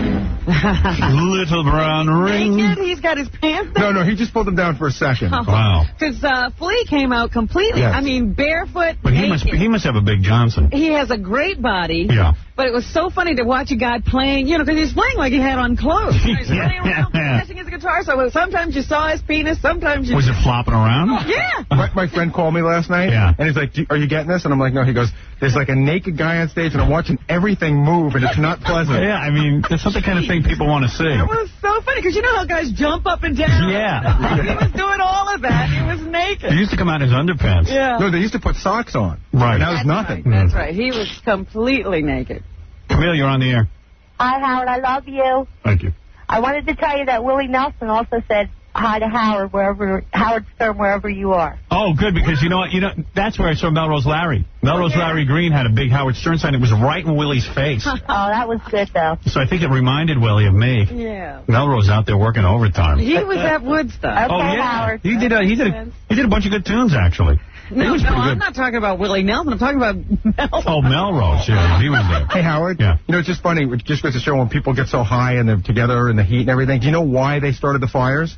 No. It was on the news this morning because the Red Hot Chili Peppers did Jimi Hendrix's "Let Me Stand Next to Your Fire." Oh, yeah, right. And then people just started lighting fires. Yeah, Jackie just said that. Yeah. I mean, that's not a good reason to light That's a bad reason. Anyway, that's like a good idea. Yeah, well, hey, the guy said, "Let me stand next to your fire." So they had to have a fire to stand next to. Right. They didn't sing "Hit Your Fred on the Head with a," Yeah. with a hammer. Beat your wife with a hammer. Set fire to the guy I'm next. still trying to figure out how it's $5 for a balloon of whippets. I'm trying to figure out how a guy gets into the concert with a huge tank. Yeah. I think they had to let anything happen because it was $250,000. Yeah, and it's Woodstock. Sure. Where you go with that tank? It's Woodstock. Woodstock, you ass. Supposed to be legal. So, yeah. A couple, like 3 mentions of my name. Wow. That makes me feel good. It was funny because what they, like I said, they were looting the vendor stands. Some guy had a CD stand there, and people just knocked it over and stole all the CDs. I was thinking of driving over to Woodstock because I was upstate anyway on Saturday. Yeah? But yeah, I was thinking of going over there, but I don't know. It just seemed like a hassle. Ugh. I I don't know. Yeah, I just stayed away.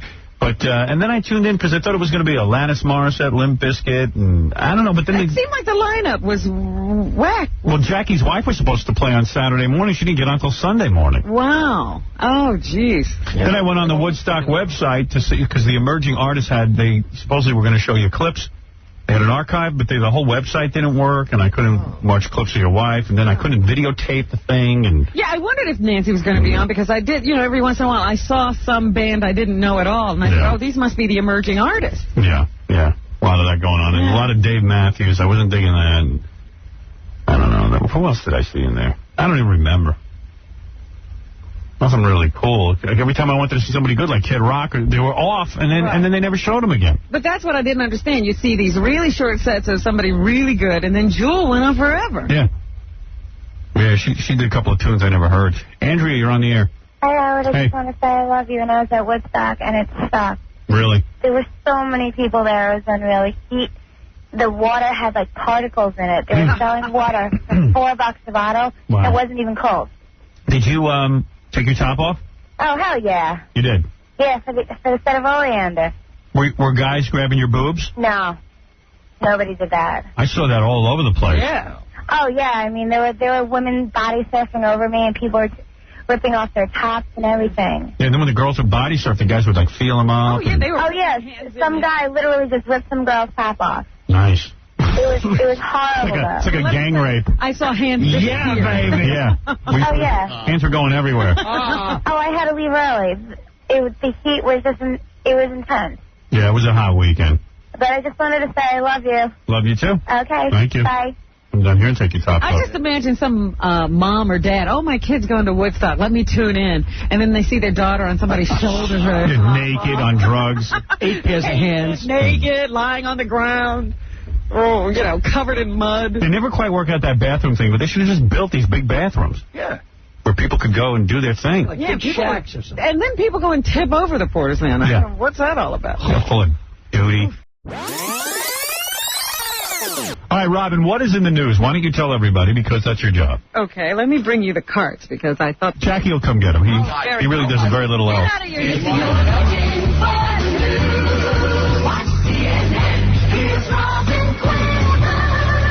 on, Jackie, help out the show. He's just ridiculous. As usual, he won't help the show. Maybe she'll like you if you get the cards. Now it's time for the news with Robin Clemens. Robin Clemens. Robin Clemens is here. Trying to grab me. Thank you, Mr. Joke Man. Here comes my delivery boy, Jackie the Jokeman Marley. That's right. Hurry up. Hurry up, boy. Did you see this cartoon in the paper yesterday, Howard? Thank you, Rochester. Yes? Depicted you? No, I did not see the cartoon. Well, get Jackie, come back and get this. Jackie, hurry over there. Wait, let me see what it is. You can't see it from there. It's not that big. Jackie, hurry over to Robin and get me my cartoon. I didn't hear this. I didn't have my headphones. Come here. I need you again. It's a joke. You'll like it. Waddle over there. Quickly. Come on, it's good exercise. He's busy running back and forth during the commercials with that coffee cup in his. But he can't get over here. Isn't he always the one that says, if you moved around a lot more, you wouldn't have to work out so much? Yeah, then you ask him to move around. He don't want to do it. Oh, there's some more cards, Jackie. So, Jackie, more cards and... Yeah, hurry up, will you? I'm full of Henry Gay. Thank you. I'd just like you to see every mention in the newspaper. Thanks, boy. All right, let me see. Just call me Fetch. Rush Limbaugh and Howard will finally come out of the closet with an on-air exchange of vows. I love you, Howard. Ditto. Yeah, it's supposed to be predictions for the year 2000 or something. Oh, that's very funny. So I'm kissing Rush Limbaugh. All right. You two are holding hands and making eyes at each other on the air. If I ever lose all motivation in life, I'm going to become a cartoonist for a newspaper. But you don't have to be funny. Yeah, apparently you don't have to be funny. It doesn't matter. Mention your name like everybody else. Hey, while you're searching for your news there, let me just read this to you. It doesn't matter. All right, I'll wait till tomorrow. You go ahead. All right. Well, Woodstock, of course, is the big news. Yeah. Woodstock 99 happened over the weekend, and everything seems to be going pretty well. until the very end when people started setting fires. Riot police had to be called in. The fires got out of control, and the park had to be cleared. I have tape of John Scher trying to tell the crowd to shut the hell up and stop lighting fires. Kind of funny. Hey, guys, calm down a minute. Whoa. As you can see, if you look behind you, we have a bit of a problem. Chili peppers are going to come back. Calm down. We got 3 days through. We need... Calm down. We don't want anybody to get hurt. It's like being a school teacher. I know. It's the principal, the vice principal of boys on the stage. You know, one thing about John Scher, his voice wields absolutely no authority whatsoever. What's that? Ooh. Ooh. That is effective as a substitute. Right. Come on, kids, calm down. It's a late hour. On fire, as you can see. It's not part of the show. It's not everyone's trying to be cool, though, you know. It's like, hey, man. Yeah, they don't want to cause a panic. Right. As you can see, all around you is fire.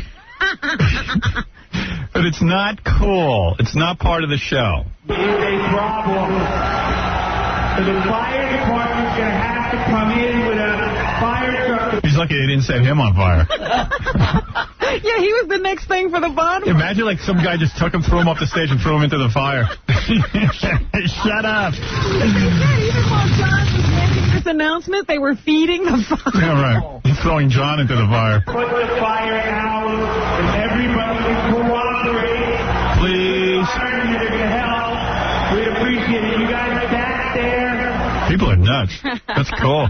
All those guys were nuts. All I know is there were like people there with their little kids, man. That always disturbs me. Just loud music, no toilet facilities, and like there with babies. And... Yeah, they said some of the portisans overflowed. Yeah. And they went into people's tents. And then people started tipping them over because they got angry, and it made it worse.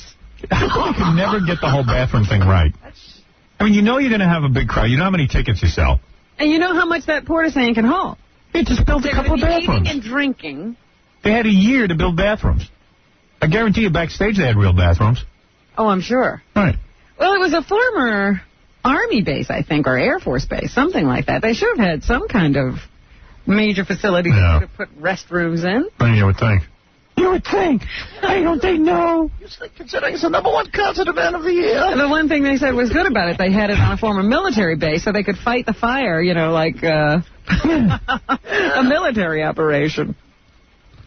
So now the promoters are going to hold a news conference this morning in the aftermath of last night's chaotic finale of the 3-day event. Right. They've got to now explain to people that, you know, this was okay and that it should be held again when they get the nerve up. Hundreds of concert goers rioted as the last act tried to perform its set.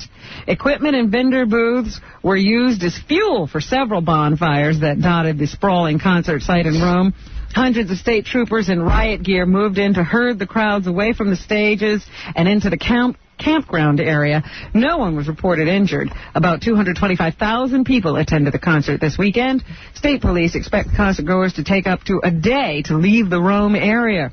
I'll tell you what looks really scary is those kids who, like, I guess they mosh pit, you know? Yeah. The whole time everyone's on there, like, banging into each other. Mm-hmm. That scares it. I mean, well, they had a lot of broken bones because of that. It looks like a lot of people are really hurting each other. They said that the majority of the injuries they saw were broken bones from the mosh pit or heat, you know, prostration and drug overdoses. So people really get hurt in those raves and moshing. It's nice to know white kids can riot, too, though. Well, that's what I said. These were white kids. They were looting. Looting what? They were looting the vendor booths. They stole all the CDs. They tipped over an ATM machine and tried to crack it open. Yeah. And they said they think the reason the fires were started and people were doing this kind of stuff is in reaction to the high prices that were being charged all weekend. That's what some people think is the reason that at the end things turned ugly. Yeah. $5 for like a balloon of whippets. Promoters are meeting with the media at 10 this morning. Oh, is it $4 for a water? A glass of water? It was hot water. $6 for $6 for a slice of pizza. Oh man, that's a bit much. Yeah, it was crazy out there. The vendors should have been wearing masks.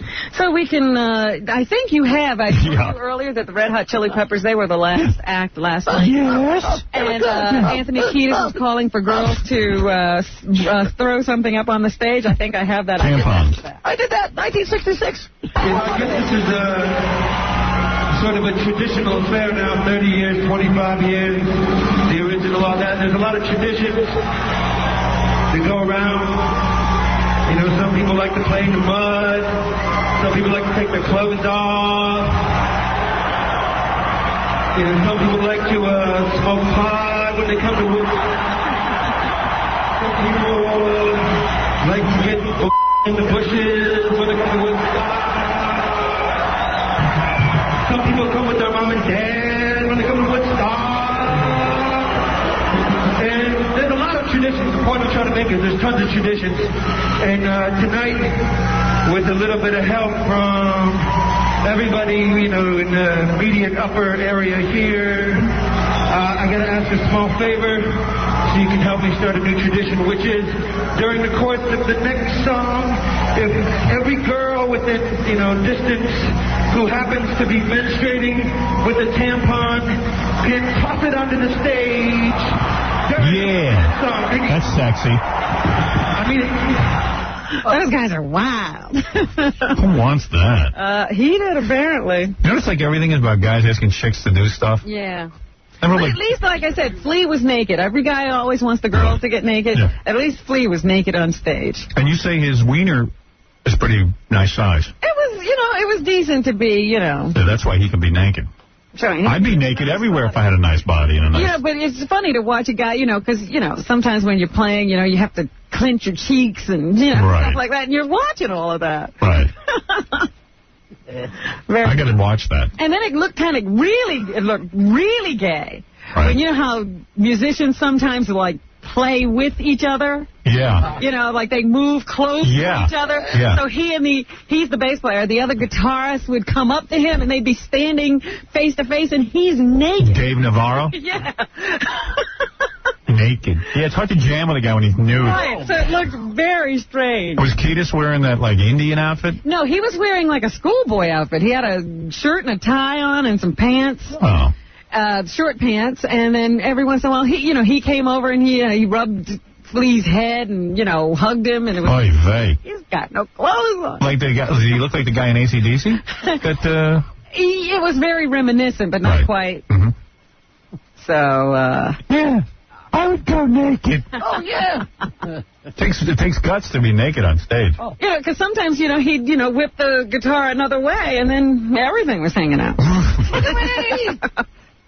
I just spit all over myself. That's so funny. And then there was one point where he and Anthony Kiedis were just jumping up and down really high in the air, and he's flapping in the air again. That's exactly what it was like. That's nuts. All right, so let's go through some of the stuff that happened over the weekend. Here's some of the people talking about what it was like to be at Woodstock. James Brown was the opening act, and he was asked, what was that like? Was he naked? 21.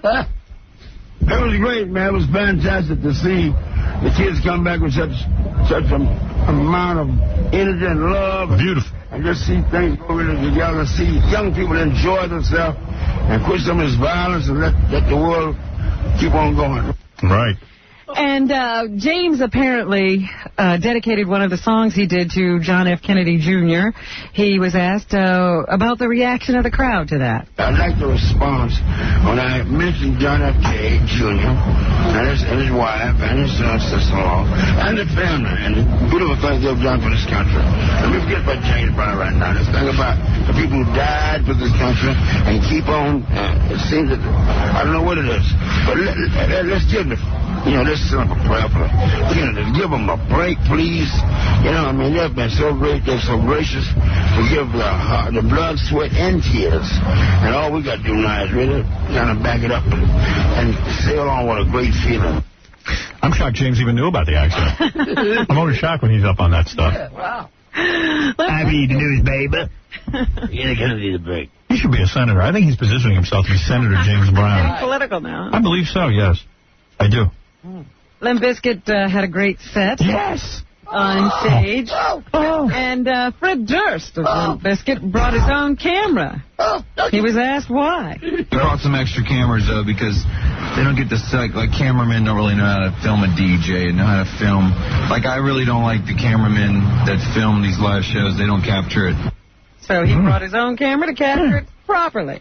It probably smelled like Carmen Electra. Tom Morello of Rage Against the Machine. He's good. Talked about the group's political message. That's not premeditated. I mean, we play rock music that gets us off, and, you know, Zach has lyrics that come from his heart and that speak to, you know, issues. Tom's that black guy, right?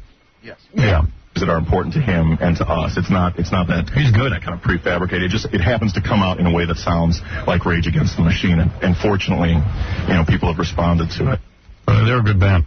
Yes, they are. I saw a little bit of their performance. They were good that night. I mean, I argued with them about their politics, but they are a good band. Yeah, and I don't hear them saying much now that somebody has said that, what's that guy's name that they were held in the concert for? I don't know. You know, he had some weird name. Anyway, there was a guy who came out while we were on vacation and said the guy actually admitted to committing that. Yeah, he's guilty. Shooting. The rock stars don't know what they're doing politically. They their heart's in the right place. Right. But, you know, they're rock and rollers. Right. So you have to take that into consideration. On to the next cause. Yes. So anyway, here's some of the music. Here's Metallica performing Enter Sandman at Woodstock 99. Off to Never, Neverland. I got to get in this band. I'm trying to work my way into it. I want to be the Mick Taylor of Metallica.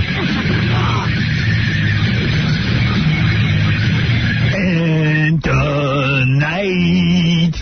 No, enter light. Off to Never, Neverland. I love that band. And here's Creed performing What's This Life For? Gary, I want tapes of everything that happened at Woodstock. I want the entire satellite feed. Oh, Robin's got it on regular television, right? Yeah. Yeah, I got to get that, because I want to watch it.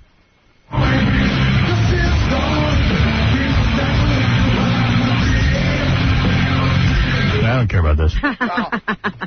My question is, though, who could see anything with those 225,000 people? They said that one of the reasons people were angry because the television tower was right in front of the stage. Right. So the best view was on TV. That's what I told you. I sit home and I watch. I already knew that. Here, this concert goer tries to explain why or how the small fires got bigger. Number one. Fire bad. The tower started shaking, and then all of a sudden, the cheering got louder and louder, and just next thing you know, it tipped right down, and it tipped right on the fires. Yeah, like, people were being cool, man. Everybody likes, like Tummel, you know? Everybody likes, yeah, man, I saw the whole thing, man. The tower went down first, man. It's all the same guy. Everybody was shaking the tower, man. Yeah, everybody's talking the same way. Yeah. I saw it, man. And here's natural sound of some more of the music. Number two. Yeah. Take my hand off to Never, Neverland. So there you have it. Right. Oh, is that, did they get the Jewel yodeling?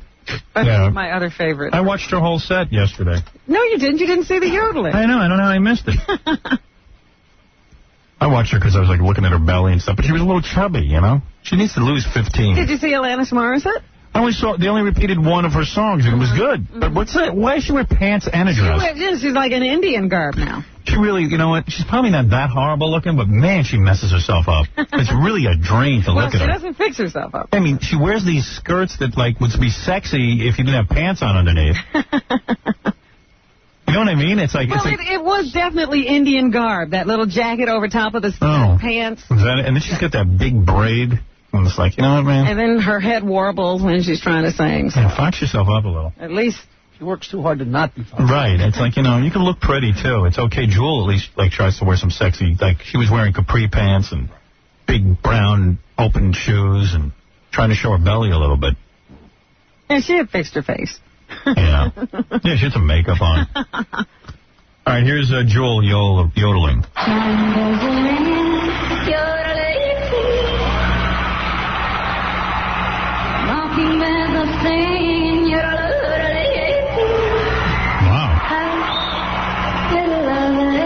she could perform fellatio and do that at the same time. I would feel good. It's like Gene Autry with a vagina.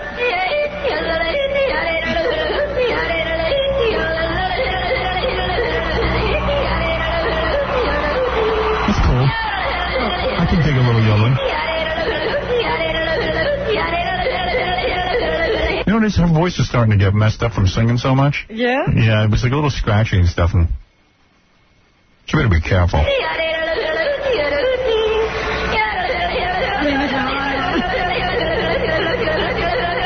Why do I think of fellatio when I hear this?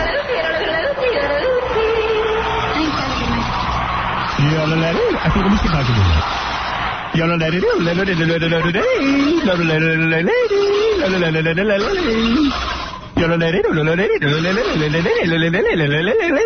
ready to start a fire. Shut up.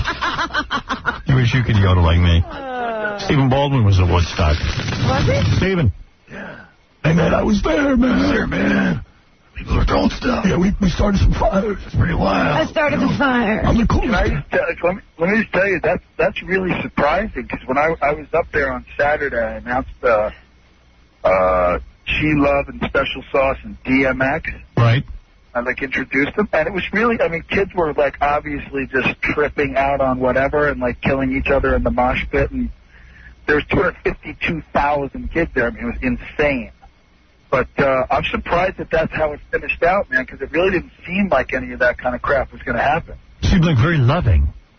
No, not loving, but it seemed like it was pretty cool considering the number of kids that were there. Were you backstage?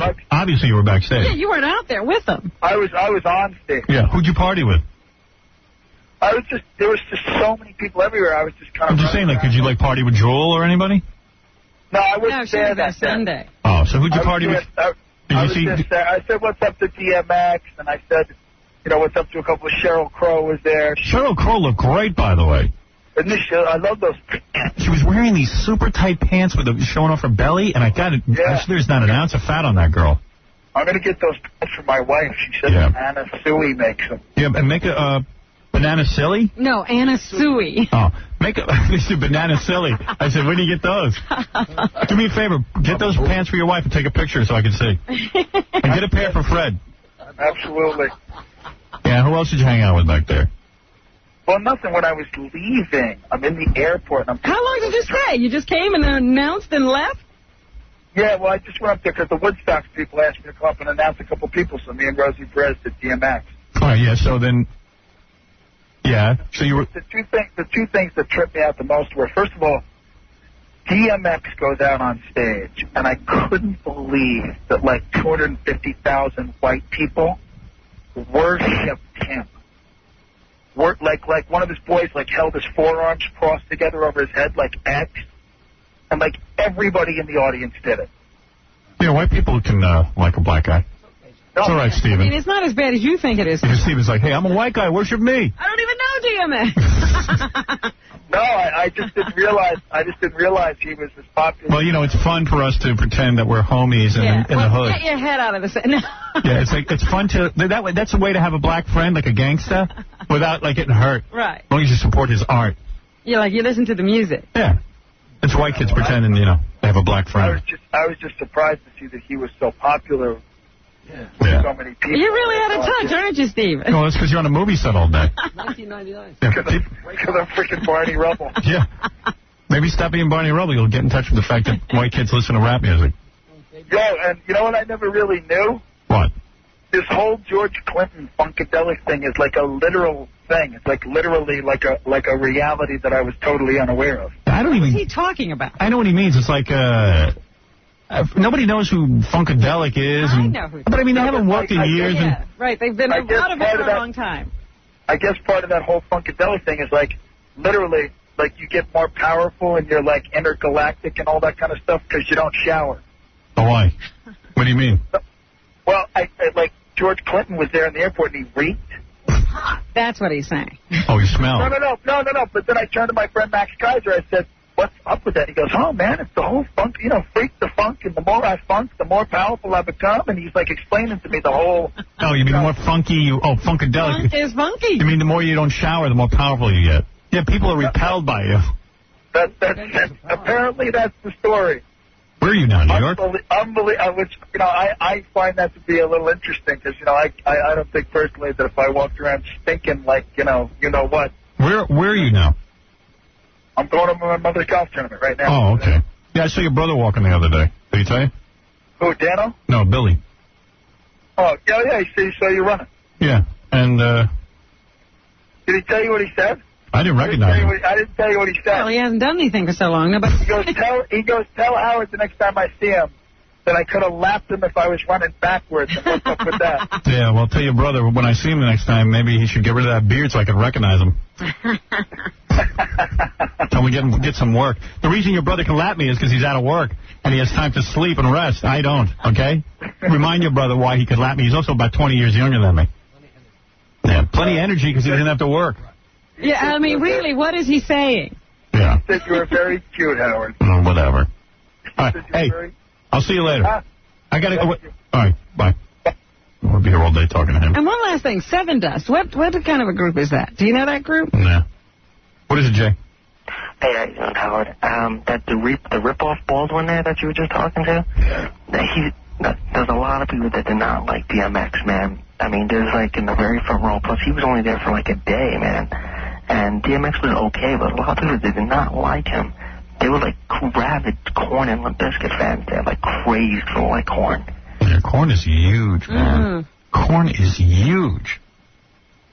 But, like they've got devoted followers. I mean, people are like nuts. What is it, Brian? Hey, Howard. Yeah. This is Brian, King of All Phone Guys. Remember I came in with Kathy Lee's panties? Whatever.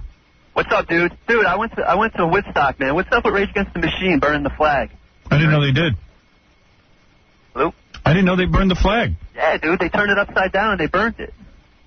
What's up with that? I don't know what that is. I don't really get offended by people burning the flag, but I'll tell you the truth. They got it pretty good in this country. I want to be burning any flag. Well, I often think people don't know how good it is. They should go live overseas. Yeah. I would never burn a flag because I love this country too much. Where else are you going to go? Yeah, most of the world really sucks, man. We're so lucky to be living here. I mean, God bless America. Right. I'm with you. Just imagine another country where all these guys are making a living making music. I'll give you a story. Robin lived in India for 10 seconds. How quick did you come back to this country? I was so happy to get out. You ain't burning no flag, yeah? Dude, I've never seen so many naked boobies and pot smoke in my whole life. Yeah, huh? Yeah, it was like softcore porn, to tell you the truth. It was like softcore porn. What is it, Craig? Yo. Hello. Yeah. Yeah, hey, man, what did you think about all the crowd and the sweaty bodies and all the fluids changing?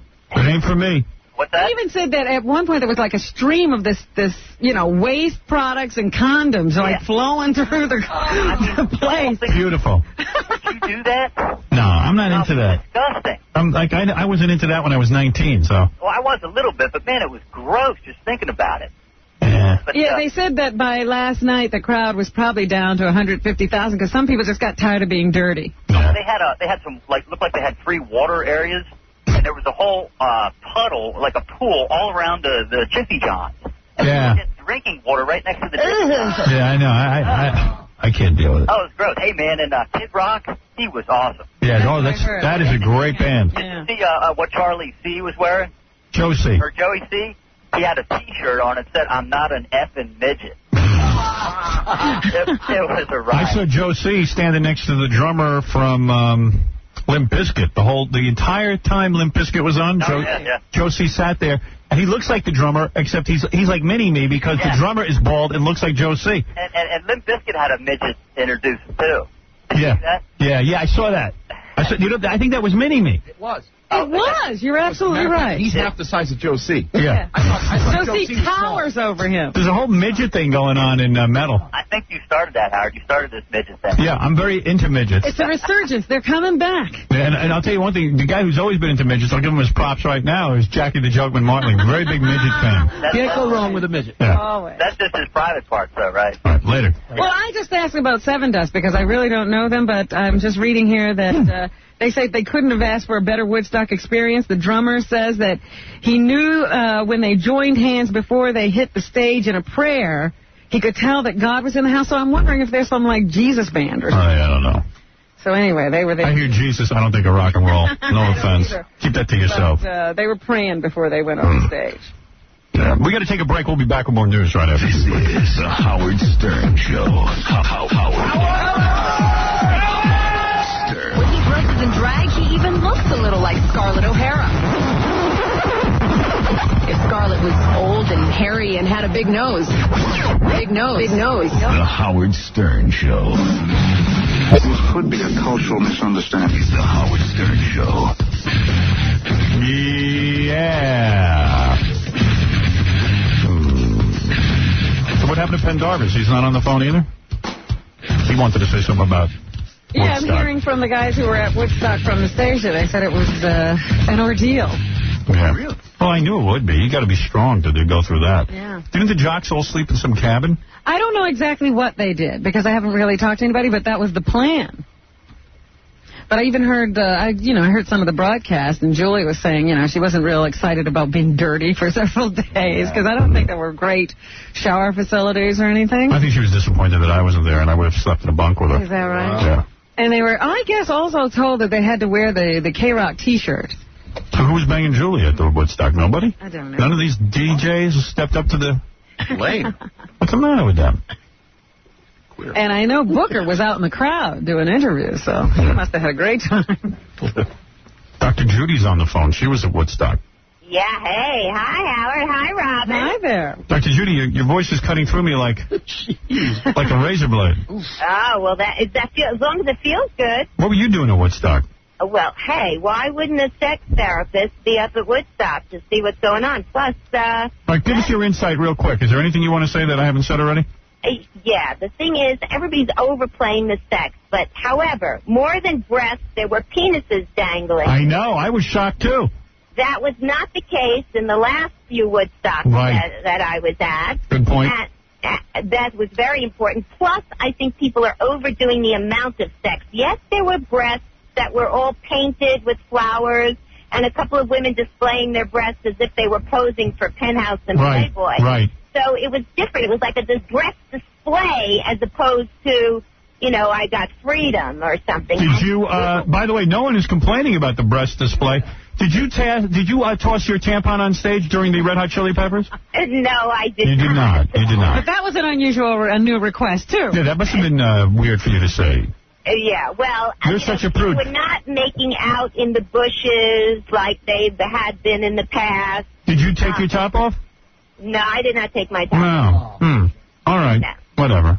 So, and I even heard there were condoms flowing in the sewage, so it was quite... Yeah, there were, but, there was not as much sex as everybody is What about talking you? about. Did you have sex? While I was there, no. You did not That's go? why she's saying there's not as much. She didn't get it. Somebody told me you were in DMX's trailer. Imagine Dr. Judy with DMX. You're wild. And by the way, Limp Bizkit, who I happen to love those guys, the lead singer had asked if masturbating 5 times a day was too much. Yeah. He doesn't need to. He's with Carmen Electra. Yeah, right. Well, what kind of doctor are you anyway? Question. He was asking everybody to, all the girls to get up on guys' shoulders. What kind of doctor are you anyway? What do you mean? I got a Ph.D. in clinical psych. You're a psychologist or a psychotherapist?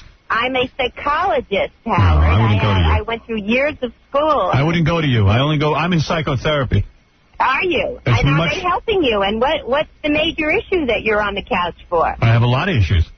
Yeah, I remember when I analyzed your doodles on What did you say? CD-ROM package. What did you say about me? I forget. Well, you were drawing a lot of breasts and a lot of genitalia with hair. You were drawing pubic hair. And what does that mean?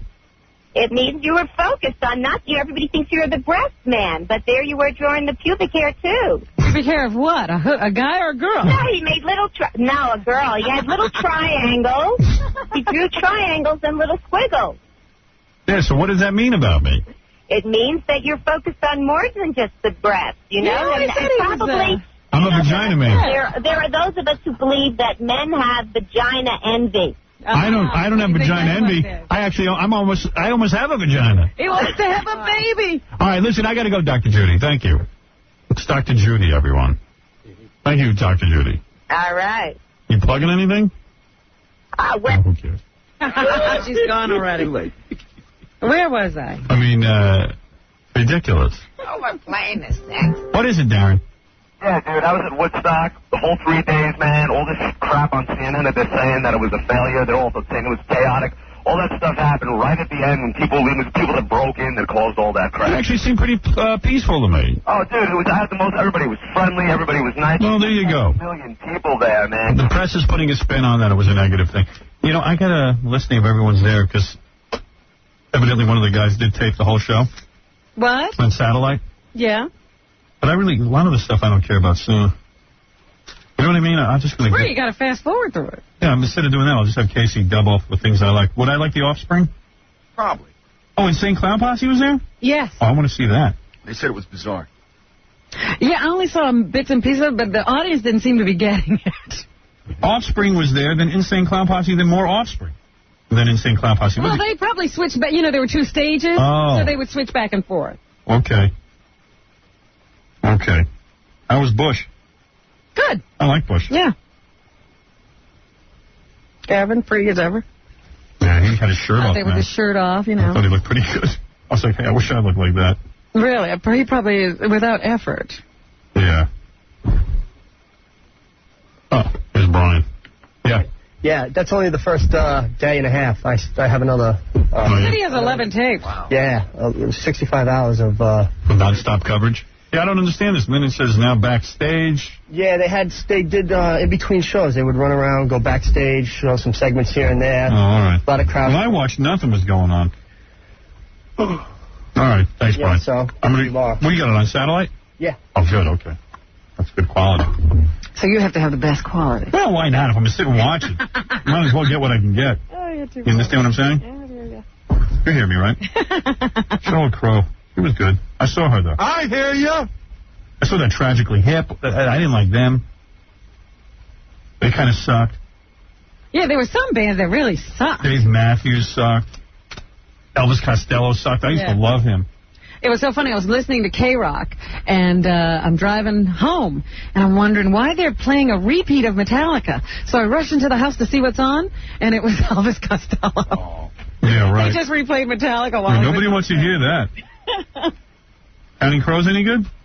Yeah. Good. I want to check them out, because I know Adam. Yeah. What about Alanis Morissette? She was good? She was good. Yeah, I'd like to see that. Yeah. But I just don't like the way she looks. I don't like that. You know, you have to close your eyes and pretend it's a record. Yeah. I want to fall in love with her, and she's making it too hard. You know what I'm saying? Yeah? I hear you. Thank you.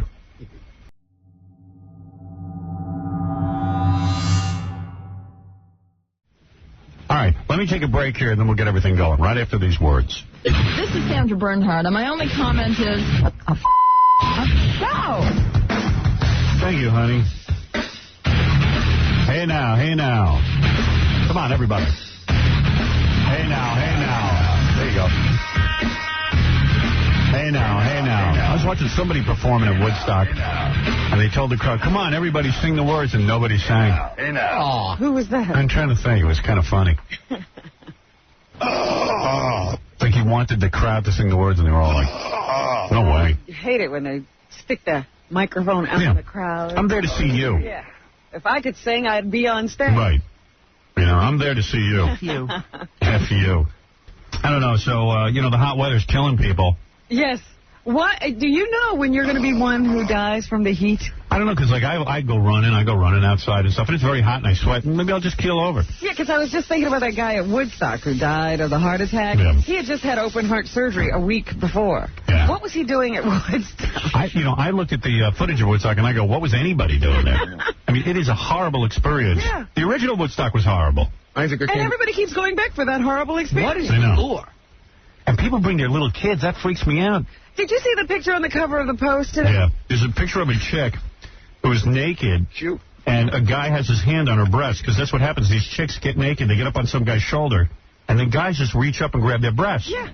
So it turns out some of the state troopers were posing with the naked chicks, because these state troopers are just young guys. You know, they're having fun. Right. So the chicks are naked, and they're there, and they pose in pictures. So now there's going to be a big investigation why people pose naked with girls. Do you think that's a big deal that they did that? No. Well, I don't either. Me neither. It seems to be a problem with the higher-ups. Yeah. Hey, you know who's here? I know everybody hates him and everything. I'll put him on for 2 minutes. Melrose Larry Green was there.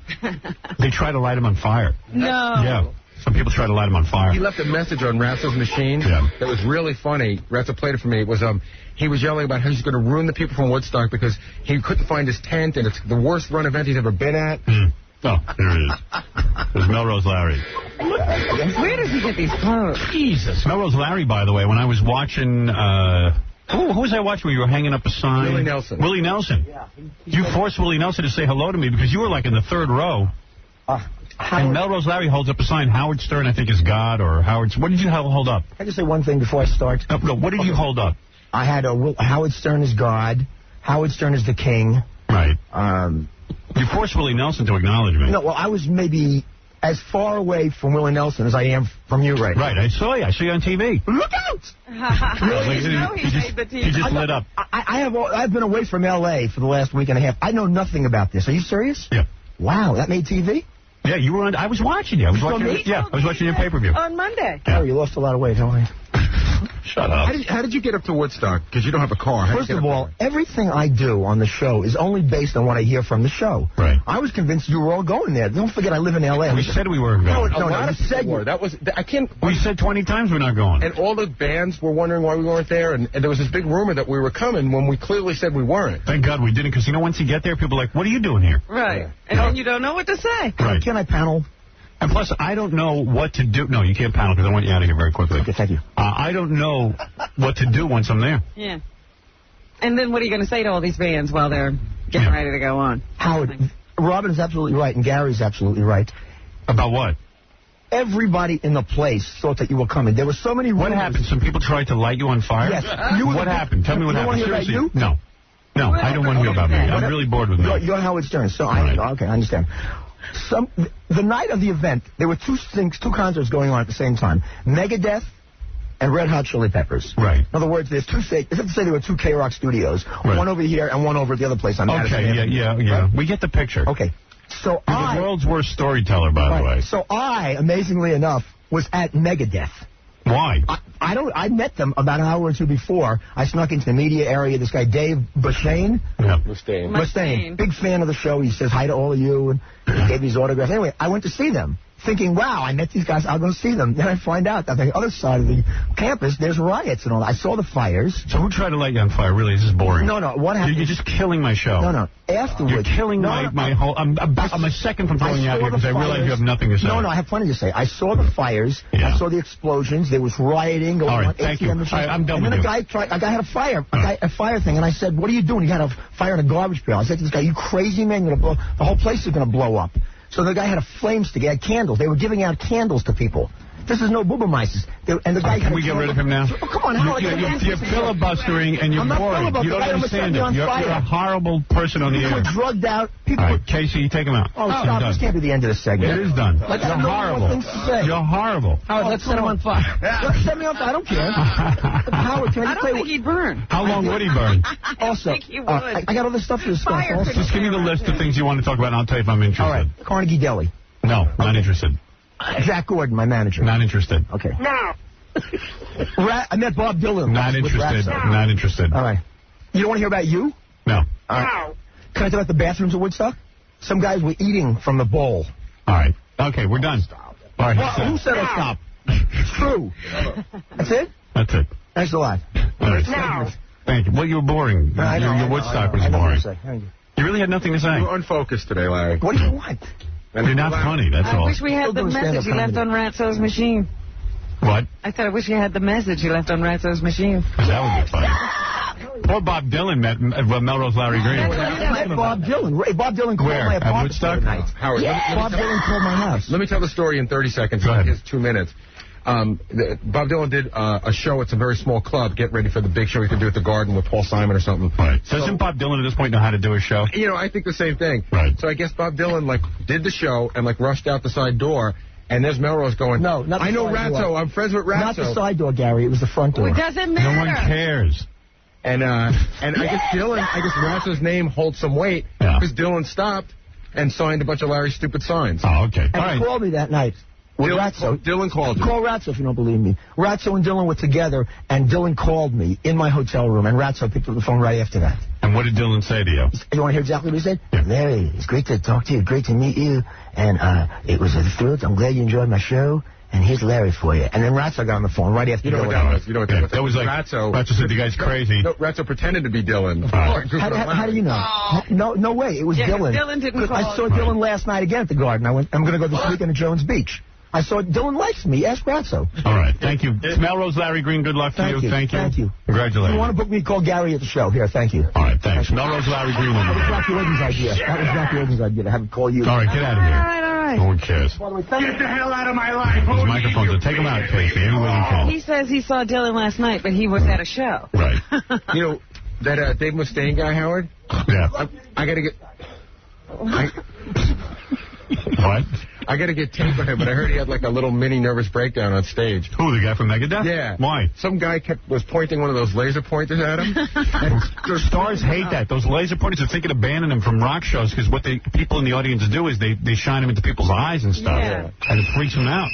So I guess he kept complaining about it. So finally... And the more you complain, the more they do it. Yeah. And other people pull theirs out and they go, oh, this gets to him. Yeah. So I guess he stops the show and he goes, oh, so you saved up all your allowance so you could buy a little pointer. He goes, I'll tell you what, if you stop pointing that thing at me, I'll tell everyone around you not to beat the crap out of you. And then the guy kept doing it. So funny. Oh, man. Kevin, hi, you're on the air. How are you today, sir? I'm okay. All right, cool. Hey, I'm calling you from Orlando. Got two things to tell you. I hear Walter Matthau. They say last night he's released from the hospital and expects to be doing fine. Can you do that? That's bad news for me. Released? Doesn't it freak you out that a guy his age can recover from anything? I know. And walk again? I thought for sure I'm going to win the death pool. Did you guys think you see him dead? Look, let me just say one thing. Joe DiMaggio went home too. Jesus, yeah, I say Walter Matthau is going to win me the death pool. There's so many people on that pool who are just hanging by a thread. I mean, it's hot. Thank you. Yeah, go ahead. Howard? Yeah, Sean. Good morning. I lost my voice up at Woodstock. It was great. You liked it? It was, yeah. The fires were the best part. Right. Yo, when the Red Hot Chili Peppers got on stage, they started to see, I don't know how everybody else saw it, because a lot of people watch pay-per-view and MTV, so there's a lot of rumors. But when the Red Hot Chili Peppers got on stage, they did a tribute to Jimi Hendrix. Right, let me stand next to your fire. Right, and they gave us these candles all day. And what happened was eventually these candles ended up getting thrown onto like piles of garbage. Right. Where fires just erupted everywhere. Fuel the fire. I think it was like Woodstock's fault that they gave us these candles. There you go. Somebody will figure it that way. But I'm saying, like yesterday, Robin, you mentioned that there was an investigation going on, right? Yeah. Do you know that there was like 7 kids killed up there? No. Listen to this. They were jumping on the tent, like this big circus tent where the Red Hot Chili Peppers were playing. They were jumping on it, and they ripped it to the ground. I'm talking like 50 feet high, big as, I don't know, like a circus, you know? And I'm so bored with how people tell stories. Die. Yeah. I don't know. I hang up because I lose interest. Am I the only one? No, you're right. Right. Did you hear that there's a woman legislator from New York? They're already passing a law that next time any event goes on in New York, the state troopers have to be involved from the beginning. Really? They're saying that the reason this whole thing was messed up was they just used town police. Right. Yeah, you know how many police that town has? 3. 76. You know why? Because it also gives a bad vibe, you know, I guess. 76 police and 250,000 people. Yeah, people need police because people are out of control.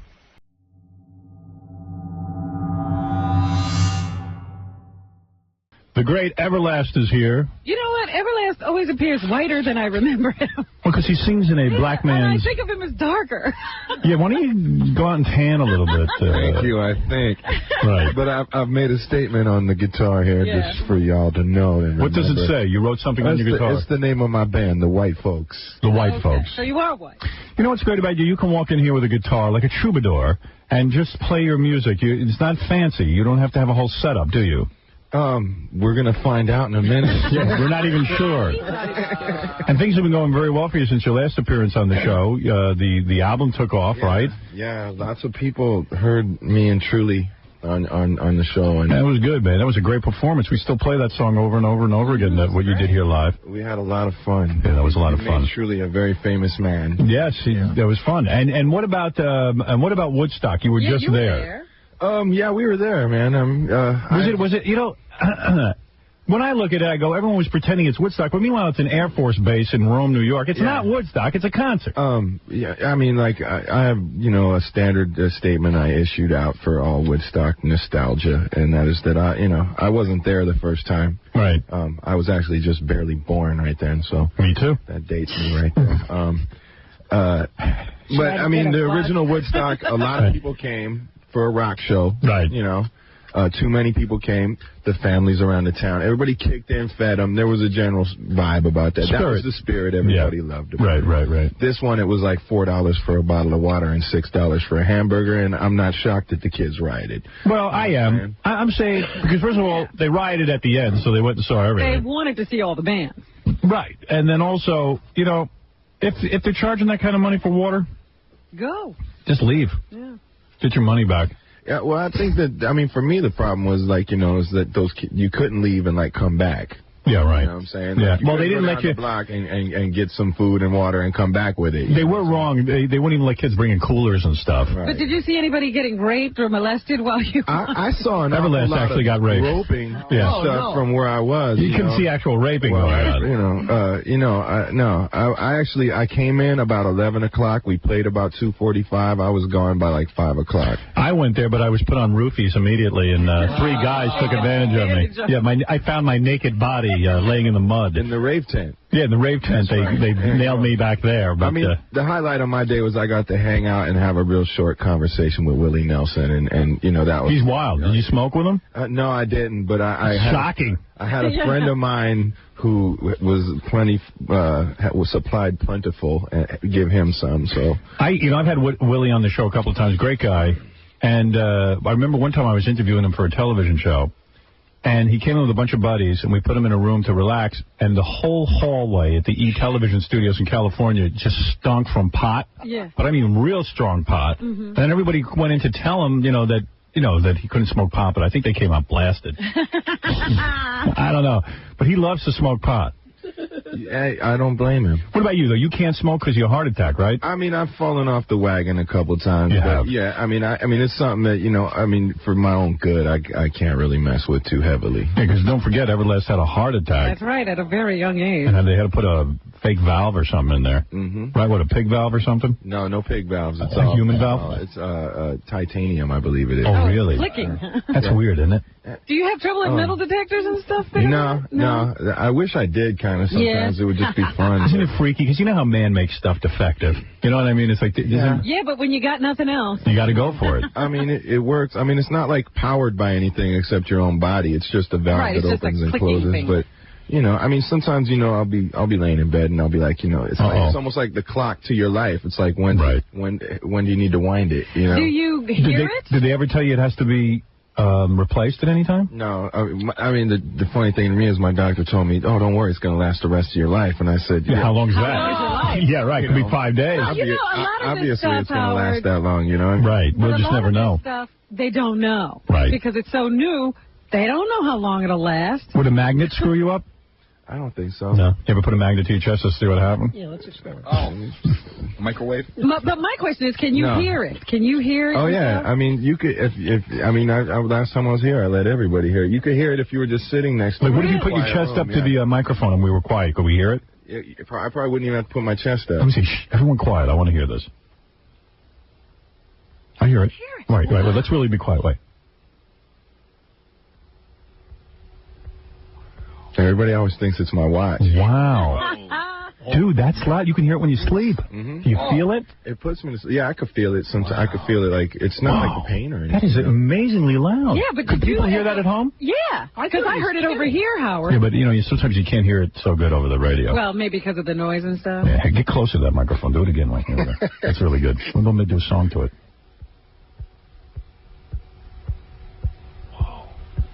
Whoa. That's amazing. Chick Sigda? It's a click track. Who Who knows? Yeah. But They dig everything. You know, when you have a hit record, they dig everything. But I'll bet, You know, right after he had it done, he probably had to listen to it all the time to make sure his heart was beating. I mean, right after I had it done, it was like for the first couple of days in the hospital, nobody really explained exactly what was done to me. And it was kind of like the telltale heart almost. You know, I thought I was going insane. I really did. I really thought I was going mad. And were you afraid to bang chicks? Like maybe your heart would give out and something to take you a while to get used to that it would work? I'm still afraid of that, man. Really? Are you afraid to, like, run around and stuff? And No, I mean, playing on the stage, and I'll run some basketball and I'll work out, not as much as I would like to, but no. They say that you can, or you just won't? Yeah, do everything. No, I can do, you know, I mean, like, I had to be careful for the first 6 months for it to really set and heal right. And now I'm not restricted from any activity. Really? So you could do whatever you want? Yeah. You could go run a marathon? I don't know if I'd finish, but I'm saying if you wanted to, you could do it. Wow. And when you had your heart attack, were you legally dead for like a couple of minutes? That's what I read. I know I died. I don't know about legally. Yeah, I mean, you legally died. they put you in a box. What happened when you died? Did you see anything? Can you give us any report of the beyond? It's hard for me, man, because I mean, I remember like conversations and stuff like with, like, not people, but like not like a light or anything. I can remember like a dog or something. Very like vividly begging for my life. For what, you know, I can say it's a very personal thing, man. But I'd like to hear this seriously because I would like evidence. I just remember, like, you know, having a very serious conversation with some unknown being, an entity about that which I'm pretty sure, because I believe in God, that it was God. But really, or do you believe more now? How do you know it wasn't that? I was just like, you know, I'm not done yet. You know? How do you know it wasn't Willie Nelson you were talking to? Hey, you know, if he might be one of God's liaisons, we don't know. You know. So you feel in your heart that somehow when you died, you had to go present your case before the man. I can't say that, like, well, but I know that I begged for my life somehow, somewhere. How did you plead? Yeah. How did you plead for your life? You know, hey, I'm not done. You know, this is too real, almost. Really? You know, even you're laughing when you tell me this. Well, it's, you know, I mean, I'm glad I can laugh about it, you know, man, but it's like, you know. So you believe in an afterlife? Yes. Because of this experience? No. Always did? Because I didn't see anything. I can't sit here and tell you I saw an outline even of a blackness as far as I remember. Like, I don't remember. Maybe God's black. Maybe you were going to a bad place. Oh. Could God be black, Rob? That's impossible. Come on, that can't be. He thought of it, so... Oh. I'm just saying, you know, maybe it's not even a place or a person. Maybe it's just another dimension or existence. I think here's what it is. You weren't dead. You were still alive. And you had a dream. Yeah, and you were talking to the doctors. And you were talking to doctors, begging them to do something. Now, I mean, actually, according to the doctors, I was the most salty-mouthed, like, patient they had ever had. Like, cursing everybody. And, really? And I don't remember any of it. Something at the time? No, I wasn't. No. I mean, I had been in pain for, like, all night, like 5-6 hours before, like, something actually really clicked that something was really You were a cigarette smoker and stuff, and it probably exasperated your condition. I mean, I probably was stoned. I mean, I was smoking weed that much at that time, where every day, you know, as much as I could get my hands on. Right. But it was a normal state. Yeah, it wasn't even a state of being high. You know, I mean, it was a state of, like, you know, like you might look at your coffee. That's how I would look at a joint. When did you become a Muslim? Before this or after? Before. Now, yeah. God is Allah? Wow. Yeah. I mean, Allah is God. God is Allah. Impossible. Hey.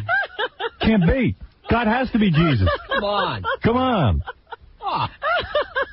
It's gotta be. I can't tell you what or who God is. I just know that there is one. You just know there's something going on. There's only all one. of a sudden you decided you had to practice something?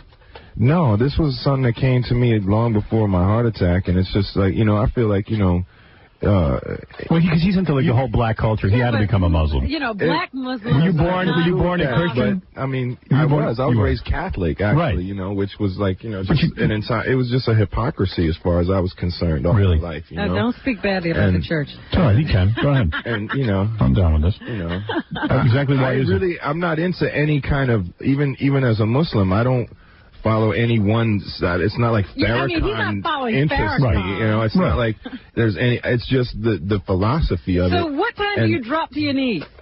5 times a day, and it depends. I mean, you know, on where I am and when it's appropriate. You got your little rug with you? Not here right now. Really? Because I love those people who do it in the airport. I carry a toter over me. Yeah, that's cool. Do you ever like get down on your knees at the airport? No. That's cool. I choose my places, like... Robin's dropped to her knees a few times. But never at the airport? Not at the airport. In the men's room. Oh, get out of here. That's history. So, what about the tattoos, though? Muslim religion refused. I haven't had any since I became a Muslim. Is that right? I mean, being Muslim for me is my personal relationship with God. Cool. It isn't something I go out and tell people they gotta be. I don't claim to be the perfect Quran? person. I read the Bible and the Quran, and Is that good for getting laid? Or does that turn chicks off? Well, I mean, it's hard to If it helps you get laid, I say it's good. Muslims aren't supposed to have extramarital sex and stuff like that. You're not supposed to You know what it is? You pick and choose what you like about the religion. That's the way you do it. What you do is you get through life the best you can. Right. So you fall off the wagon a few times. Big deal. When it comes to women, you're allowed to. We're all sinners. I don't condone any sins, but I don't say that I've never committed them or don't commit them now. What is it, Baba Buhai? He takes this very seriously because the last time he was here, we asked him to cut some IDs. Yeah. And I think one of the IDs we said, could you cut a Christmas ID? Right. And he says, nothing personal, but I don't recognize Christmas.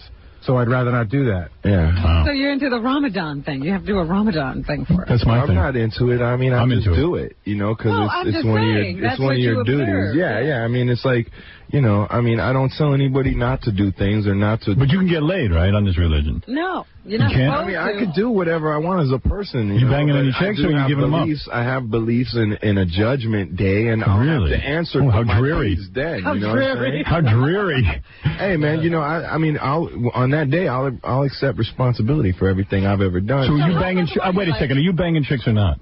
I'm seeing somebody. Oh, you are? Yeah. Is she into the religion? She's not religious. How many supermodels are into that religion? She's not. Really? I prefer not to really discuss it because she's not in any kind of... White chick? She's a Filipino. Nice. Oh, but she's not wearing like a veil or anything and No. covering her I bet face. she's hot. Oh, yeah. Is she hot? Where'd you meet her? At a concert? Bro, where did you meet her? At a concert? Give me some details. He's now like, Casey, I haven't seen her. Yeah, let me live through you. What did you do? You met her at a concert? No, it's Casey's mom, actually. Really? Nice. Hey, I'm going to get you. I don't even know who Casey is. All right, that's all right. You're like that rock star. Better that you don't. So, no, I'm serious. Did she know who you were? Like, did she know you? Oh, yeah. I mean, yeah, but, And she was real hot? I find her attractive. Yeah, huh? You should have brought her with you. Muslim schmuzzle. Let's get down to the chicks. You know what I'm saying, bro? Hey, does she go on tour? Oh, yeah, all them rock girlfriends go on tour. No. What good is going on tour, though, bringing a chick with you? You know what? I'd have a girlfriend, leave her at home, and go on tour. That's why you go on tour. I'm ready to go home, though. I mean, I've been on the road since before I came last time. Yeah. Beautiful. Yeah. You're making tons of dough. I can't complain, man. It's been a great year. Well, you deserve it, man. You work hard. You really do. When you were up on stage at Woodstock, I heard that some people were throwing bottles and stuff, not because they hated you, just because they throw bottles. Well, no, it was going on the whole like weekend, but and it didn't bother me. Throwing these little plastic water bottles and like toilet rolls, which was funny. I think it's cool. You see them streaming across. But I had seen an actual glass bottle come over and hit somebody in the head, and I just found it a little disgusting. So you told the crowd, look, no more. I basically said, act like your mother's raised you. You know what I'm saying? Well, that's a bad thing to say. That's what they were doing. Hey, that's what they were doing is right. Yeah, I found that out. I mean, but no, I think for the most part, most of the people were actually happy I said something. Right. No, that's scary stuff. I I remember years ago I went to my first Led Zeppelin concert when they were really happening, and what's his name was alive, the drummer. So I remember guys were throwing M80 firecrackers down on people's heads. So things haven't changed. Yeah, and I wore an army helmet and fatigues. I mean, literally to go there. Me and my friend, we just left. We were scared. Same thing at the Tubes concert. The Tubes, wow. Yeah, I went to the Tubes with Jay Giles. Oh. They were throwing M80s. Well, God, that must have been New York. I never saw anybody. Yeah. You'd have little that was in firecrackers, Boston. not M80s. That was Boston. Wow. I think the craziest thing I ever saw at a show was back when I was in House of Pain. We did a show in Boston, and there was just some guy in the audience who was randomly slashing people with a razor blade. Wow. There you go. I'm telling you.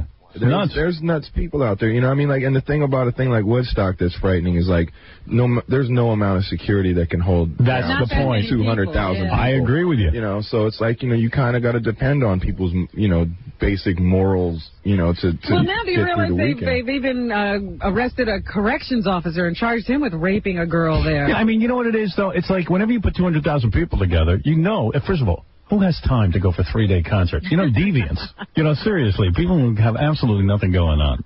I mean, on TV, I'm watching it, which is fine from the comfort of my home. Yeah, that's the only place. You see some dude walking around with his penis, you know, and like painted like an elephant, and you're like, what the hell is wrong with this guy? This is ridiculous. Yeah, it was definitely. If I had to imagine what Sodom or Gomorrah would have been like, it definitely would have been in this realm. What working guy has time to go for 3 days up to Woodstock? Nobody. Whacked out. Yeah, go ahead. You're on the air. Hey, Howard. What is it? I happen to be working in the artist compound. I did a piece at all the band signed. How you doing, Everlast? Hey, how you doing, man? Hey, let me tell you, this guy kicked ass at the concert, boy. Oh, he's a terrific artist. Hey, the bottle throwing thing started with Kid Rock. Yeah. Who gave a shout out to you too, Howard. Yeah, no, it was very nice. And let me tell you, what a show Everlast put on. And the party was at his house after the show. Everybody was hanging out. Is that right? What do you mean? I don't know. I wasn't there, so I mean, I hope it was fine. You didn't have a party there. Everybody was hanging out at his trailer. He was like the coolest dude there. Oh, he let all you in? So what happened in the trailer? I think he's talking about there was like an artist. The artist had it real cushy there. Right. You know? I mean, well, why not? We had air conditioned this and that. Beautiful. You know, free food and water and all that. So it was cool. And, you know, I mean, everybody was very just nice there, man. I mean, they treated us like, you know, like. Don't they have to pay you guys a lot of money to show up at one of these things? Yeah, you know, I mean, but, you know. I'm saying, I don't know how they made money there. Well, they already sold it to Fox. They're going to, you know, they've sold the hell out of it. Yeah, Howard, they make it up on the pay-per-view, and then the videotapes and the album. What do you get for an appearance like that? 50 G's? A little bit more. A little more? Yeah. Wow. Good for you. Yeah, 50, 60, 70 G's? You know, I mean... Does an Alanis Morissette get more than you? Probably. She, you know, I don't know. But, I mean, like, I also... In the spirit of Woodstock, we did some things with the money that, you know... Why? Because there's things that I think that are cool. I just don't understand that. You know, I don't understand. I've had a pretty good year. No, you've had a good year. All right, so you spread a little of the money around. Come on, Howard. We all know, you know, you got your, you know, thing going on. I know I'm very generous. Very generous. Oh, yeah, he has his causes. We can't take as much I do have causes. You know, without, you know... You have to give back. Or there's repercussions in a way. Absolutely. You know yeah, you're way too... You are a religious... problem, man. You got to quit smoking, brother. You're still smoking? No. Smoking what? Cigarettes. Oh, I ain't smoked in years, man. Oh, no? No. All right, man. That was later. You know, that would have been hypocritical. I'll admit to the other thing once in a while. Once in a blue moon, you have to smoke a little weed. I mean, like, as stupid as it is. And Now, usually, what causes that? Well, you know, it's like these things, you're a junkie for that stuff once you're there. But the thing is like... We all slip. We all slip. Even I do. I'll admit it. Now, it's very hard to enjoy it because of the heart thing. I'll just sit there and be paranoid. My God, I'm going to die. You know, right, but you have to do it. You know what it is? You see everybody else doing it. You get into a party experience. You say, why can't I just take 1 or 2 hits? It's like, you know, it's also kind of a way of psychologically, you know, kind of defying death, like in a small way. You're kind of like saying, well, I'm still going to hold on to a piece of, you know, this life. I see. It's you know, it's psychological stuff in your head that you do to yourself. Believe me, when I smoke, I hear my heart. I don't even have one of them valves. So you've agreed to do a song today, which is very nice of you. We're going to do, by the way, let me mention this first. Everlast this Saturday in Boston, Tuesday, August 10th, at Roseland in New York. Go see a great show. I expect to see you there this time. Yeah, I would like to go see it. When are you doing this? Tuesday. It's a Tuesday, though. What's wrong with a Tuesday? We work, man. We can't stay up that late. We live in that kind of lifestyle. I'll go on early for you. We're not living La Vida Loca. Okay, so we're going to do a little bit of ends, right? Sure. And what is this about? Yeah, we had a discussion. First of all, it's going to be different because it's going to be in a different key. But good. I don't want it to sound exactly like whatever you want me to do here. Right. Why are you doing it in a different key? I don't understand. Well, there's a thing called the capo that was missing from which would hold it down in a different key. But I'm just going to go ahead and do it in my. And let's refresh our memory here, Rob. We had an argument about ends. Right. Well, ends is slang in the ghetto for money. But I said that. I thought the ends justifies the means. Well, I mean, so many people ask me about it that when you listen to the song, it actually could mean anything that you would compromise yourself for, I guess. But mostly money. All right, money. You see, that's what I said. No, you didn't. For once, I'm right. You said, what is the ends? The ends are money. You didn't say that. All right. Go back to the... Do you bang mostly white chicks or black chicks? Filipino is where he's going. Oh, he's going now with that, but in the past, maybe that's a compromise. Because you're into the whole black culture, right? Even though you're a white guy. Man, I'm as white as they come, man. Well, I don't know about that. Who knows what you are? Hey, okay. Here's a black woman that wants you. What is it, April? Hi. You want to bang Everlast? I didn't say that. I think he's tried broads from every culture. I know you can't say that, but I can. Well, I just wanted to know, since he is into the black cultural thing, you know, has he dated a black woman before, and would he be interested now? First of all, this whole into the black culture thing, you know, the music I play, okay, I guess, you know, rock and roll in general, any form of American music. There's roots in black music, you know. I've always been, you know, adamantly, hey, I'm Peckerwood, white boy. But I actually, the longest relationship I ever had was with a black woman. No kidding. How is that? For 7 years. Was that good? Must have been 7 years. She was a good woman. Really? Yeah. Yes, we should. Was she very dark or light-skinned? Like Eddie Murphy's wife? Was she like Eddie Murphy's wife? Or was she like, let's say, Oprah, who was really... She's kind of like in the middle there. What's the big deal? It's important to me. How many kids did she have, or was she no kids? No kids. 9. Interesting. That's not good. No black women have children. I didn't say they did. See, y'all got to call in and speak up.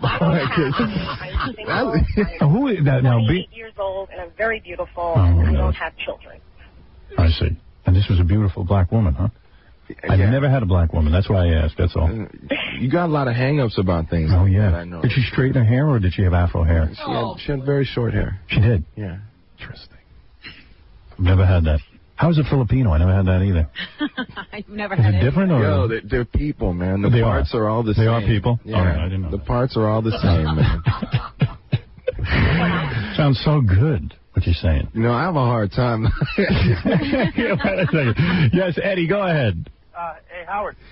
See, to me, I dated a woman that looked like Florida from Good Times. You didn't date anybody. Eddie, go ahead. Howard, I just want to say that I totally respect Everlast conversion to Muslim and everything. You like that? Yeah, the way his philosophy is awesome. He doesn't push it towards anybody. He doesn't, you know, make everybody think this. Right, it's his thing. That's all. It's awesome. I'm telling you right now, yo, I'm real proud. Assalamu alaikum, brother. Assalamualaikum assalam. You're wrong, man. Whatever. I got my own problem. I feel bad for thinking you're so funny sometimes. It's a very disturbing thing. Hi.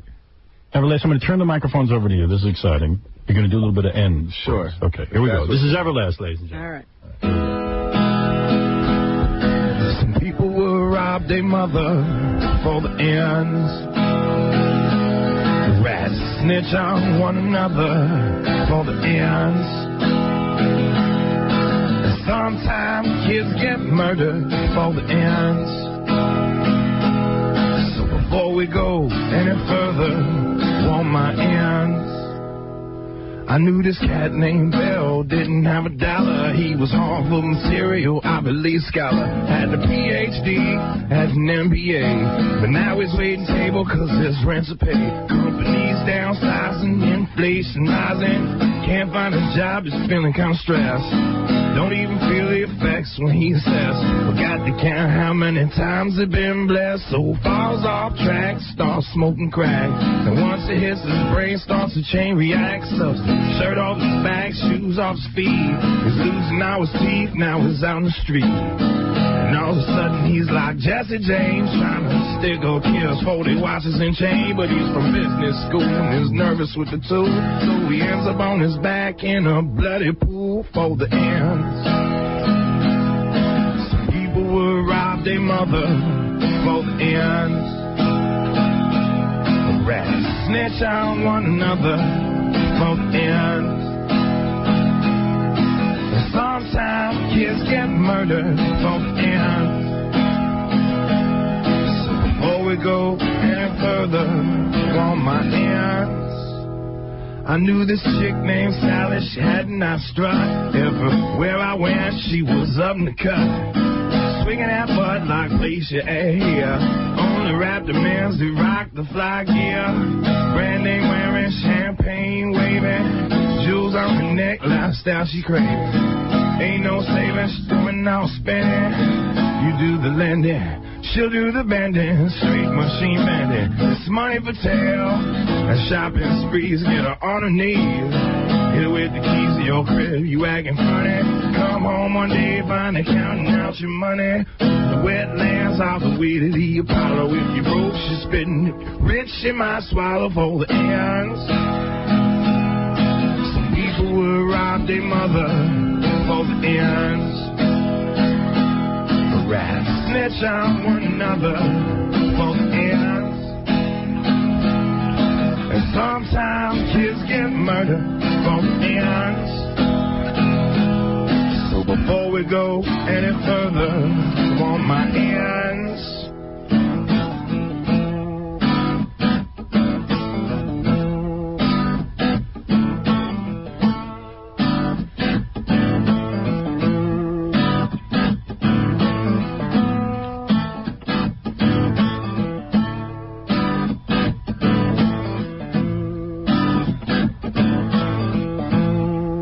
I knew these two homeboys made a lot of noise, making money on the block. Kids was on their job. They was covered in leather like Reverend Ryan and DMC. They was soaking guns and holding way, going upstairs, stacking matches and pushing fat whips. Lied to them clothes, but got no job. Then one disappeared and one got robbed for the ends.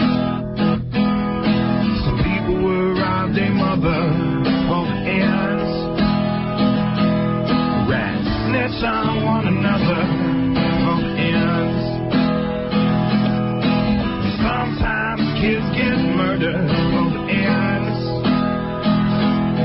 So before we go any further, I want my ends. I said I want my ends. Some people would rob their mother for the ends. Rats snitch on one another for the ends. Sometimes kids get murdered for the ends. That was very nice. Good job. Totally into that. Hey, you're good, man. Thank you, sir. Yeah, I got to start playing my guitar. And then what are you going to do? Jam it out, man. Come on. I just got to practice. That's my problem. Jam one out. Next time I come, you and me. Those chords, I could play that, A and D. I see what you're playing over there. Oh, that's an E? Oh. E, D, and C, I got that down. You didn't even get one of those. I didn't get one chord right. The ends, man. People do it. I'm on the 3 chords of rock and roll. Who wrote the song Jump for House of Pain? Who wrote that? You wrote that? Me and a guy named Muggs from Cypress Hill. Yeah, that's another good song you wrote. Damn. If I could write one of those songs, there'd be a lot of money coming my way. Yeah. Like you need you money. You sit back. Yeah, you need more money, huh? I need it for the ends. I really do. So when you meet a Willie Nelson at Woodstock, like, what's the move? Like, do you hang out in his trailer? All I wanted was a picture. I was like, let me get a little picture with Willie. And then next thing I know, I was being invited onto his bus, and, Like, what do you talk to him about? I mean, that's actually one of the few people I've ever met that had me a little, like, starstruck. Right, but what do you do? Like, do you have to just sit there with a bunch of guys that you don't know, and you have to act like you're hanging? Like, what do you say to Willie? He was super cool. I just told him, like how I grew up on his music. My pops was, like, a huge Willie Nelson fan. But what do you do? How long did you sit in the trailer for? Oh, not very long. I mean... Uncomfortable, right? Yeah, I mean, under different circumstances, probably would have been cool to hang out, like, I never know how to hang out with someone. Like, even if I was in your trailer, I wouldn't know what to do. I think, well, he probably wants me to leave. You know what I mean? Well, I mean, I usually approach it in the same way that I would like it approached with me. You know what I'm saying? As I got on, I said what I wanted to say, and then took my picture and kind of left, But maybe he wanted you to hang. You never know. Well, he could have asked, or, right. Next time, So have you ever struck that's one of the things where it's kind of like, it was the first time I'd ever met him, too, so maybe, Who else did you hang with at Woodstock? Anybody good? Just my people, just my band. And Carmen Electra? No. Limp Bizkit? Well, they were gone already, but my old DJ is in Limp Bizkit, like from House of Pain. Oh yeah, right. DJ in there. So I mean, they, they're getting a lot of bad things said just because things kind of got hectic while they were on, and you can't really blame them for that. I mean, I find a lot of people trying to make them a scapegoat, and I'm not doing that. No, I'm not. I'm a great guy. Yeah, I'm down with you. I want to hang out in your trailer, Woodstock. I want to hang out and party. Well, I was just wondering, has he ever, like, wound up being friends with somebody he's met that way? No. Look that way. Carlos Santana is actually... Oh, that's right. You got that album out with him. Me and him have actually become, you know, like, pretty good friends. And he's one of the sweetest guys you can ever meet, yeah. He's on a drag? Nah, dude, he's, like, the most gracious and humble. What do? You go over his house?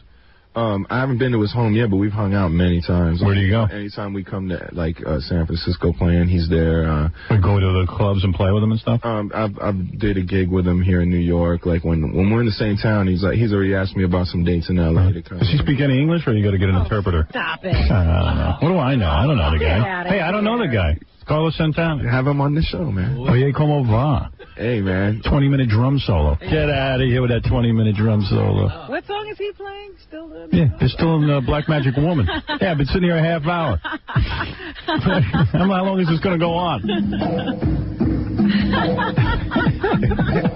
He's been around long enough. Yeah, he has. He's a good man. I like him. Anyway, listen, I like you. That's what counts. Everlast, this Saturday in Boston. Check him out. Tuesday, August 10th at Roseland in New York. And, of course... all over the country with the Roots. We're kicking off a date. Right. Some dates coming up this week. It's going to be off the hook. Macy Gray, the Roots, myself. It's going to be a really awesome night of music. Yeah, have a great night. Could play. Give you something to do. It's some real players. Like, you know, it's not just... you know, I got sick of touring with bands just because they have a hit song on the radio. These guys are all quality musicians. Fun to listen to. Yeah, and it's interesting music. It's like, you know, you like the blends that I'm doing. These guys are doing similar. This is what's going to be happening next. What the hell do I know?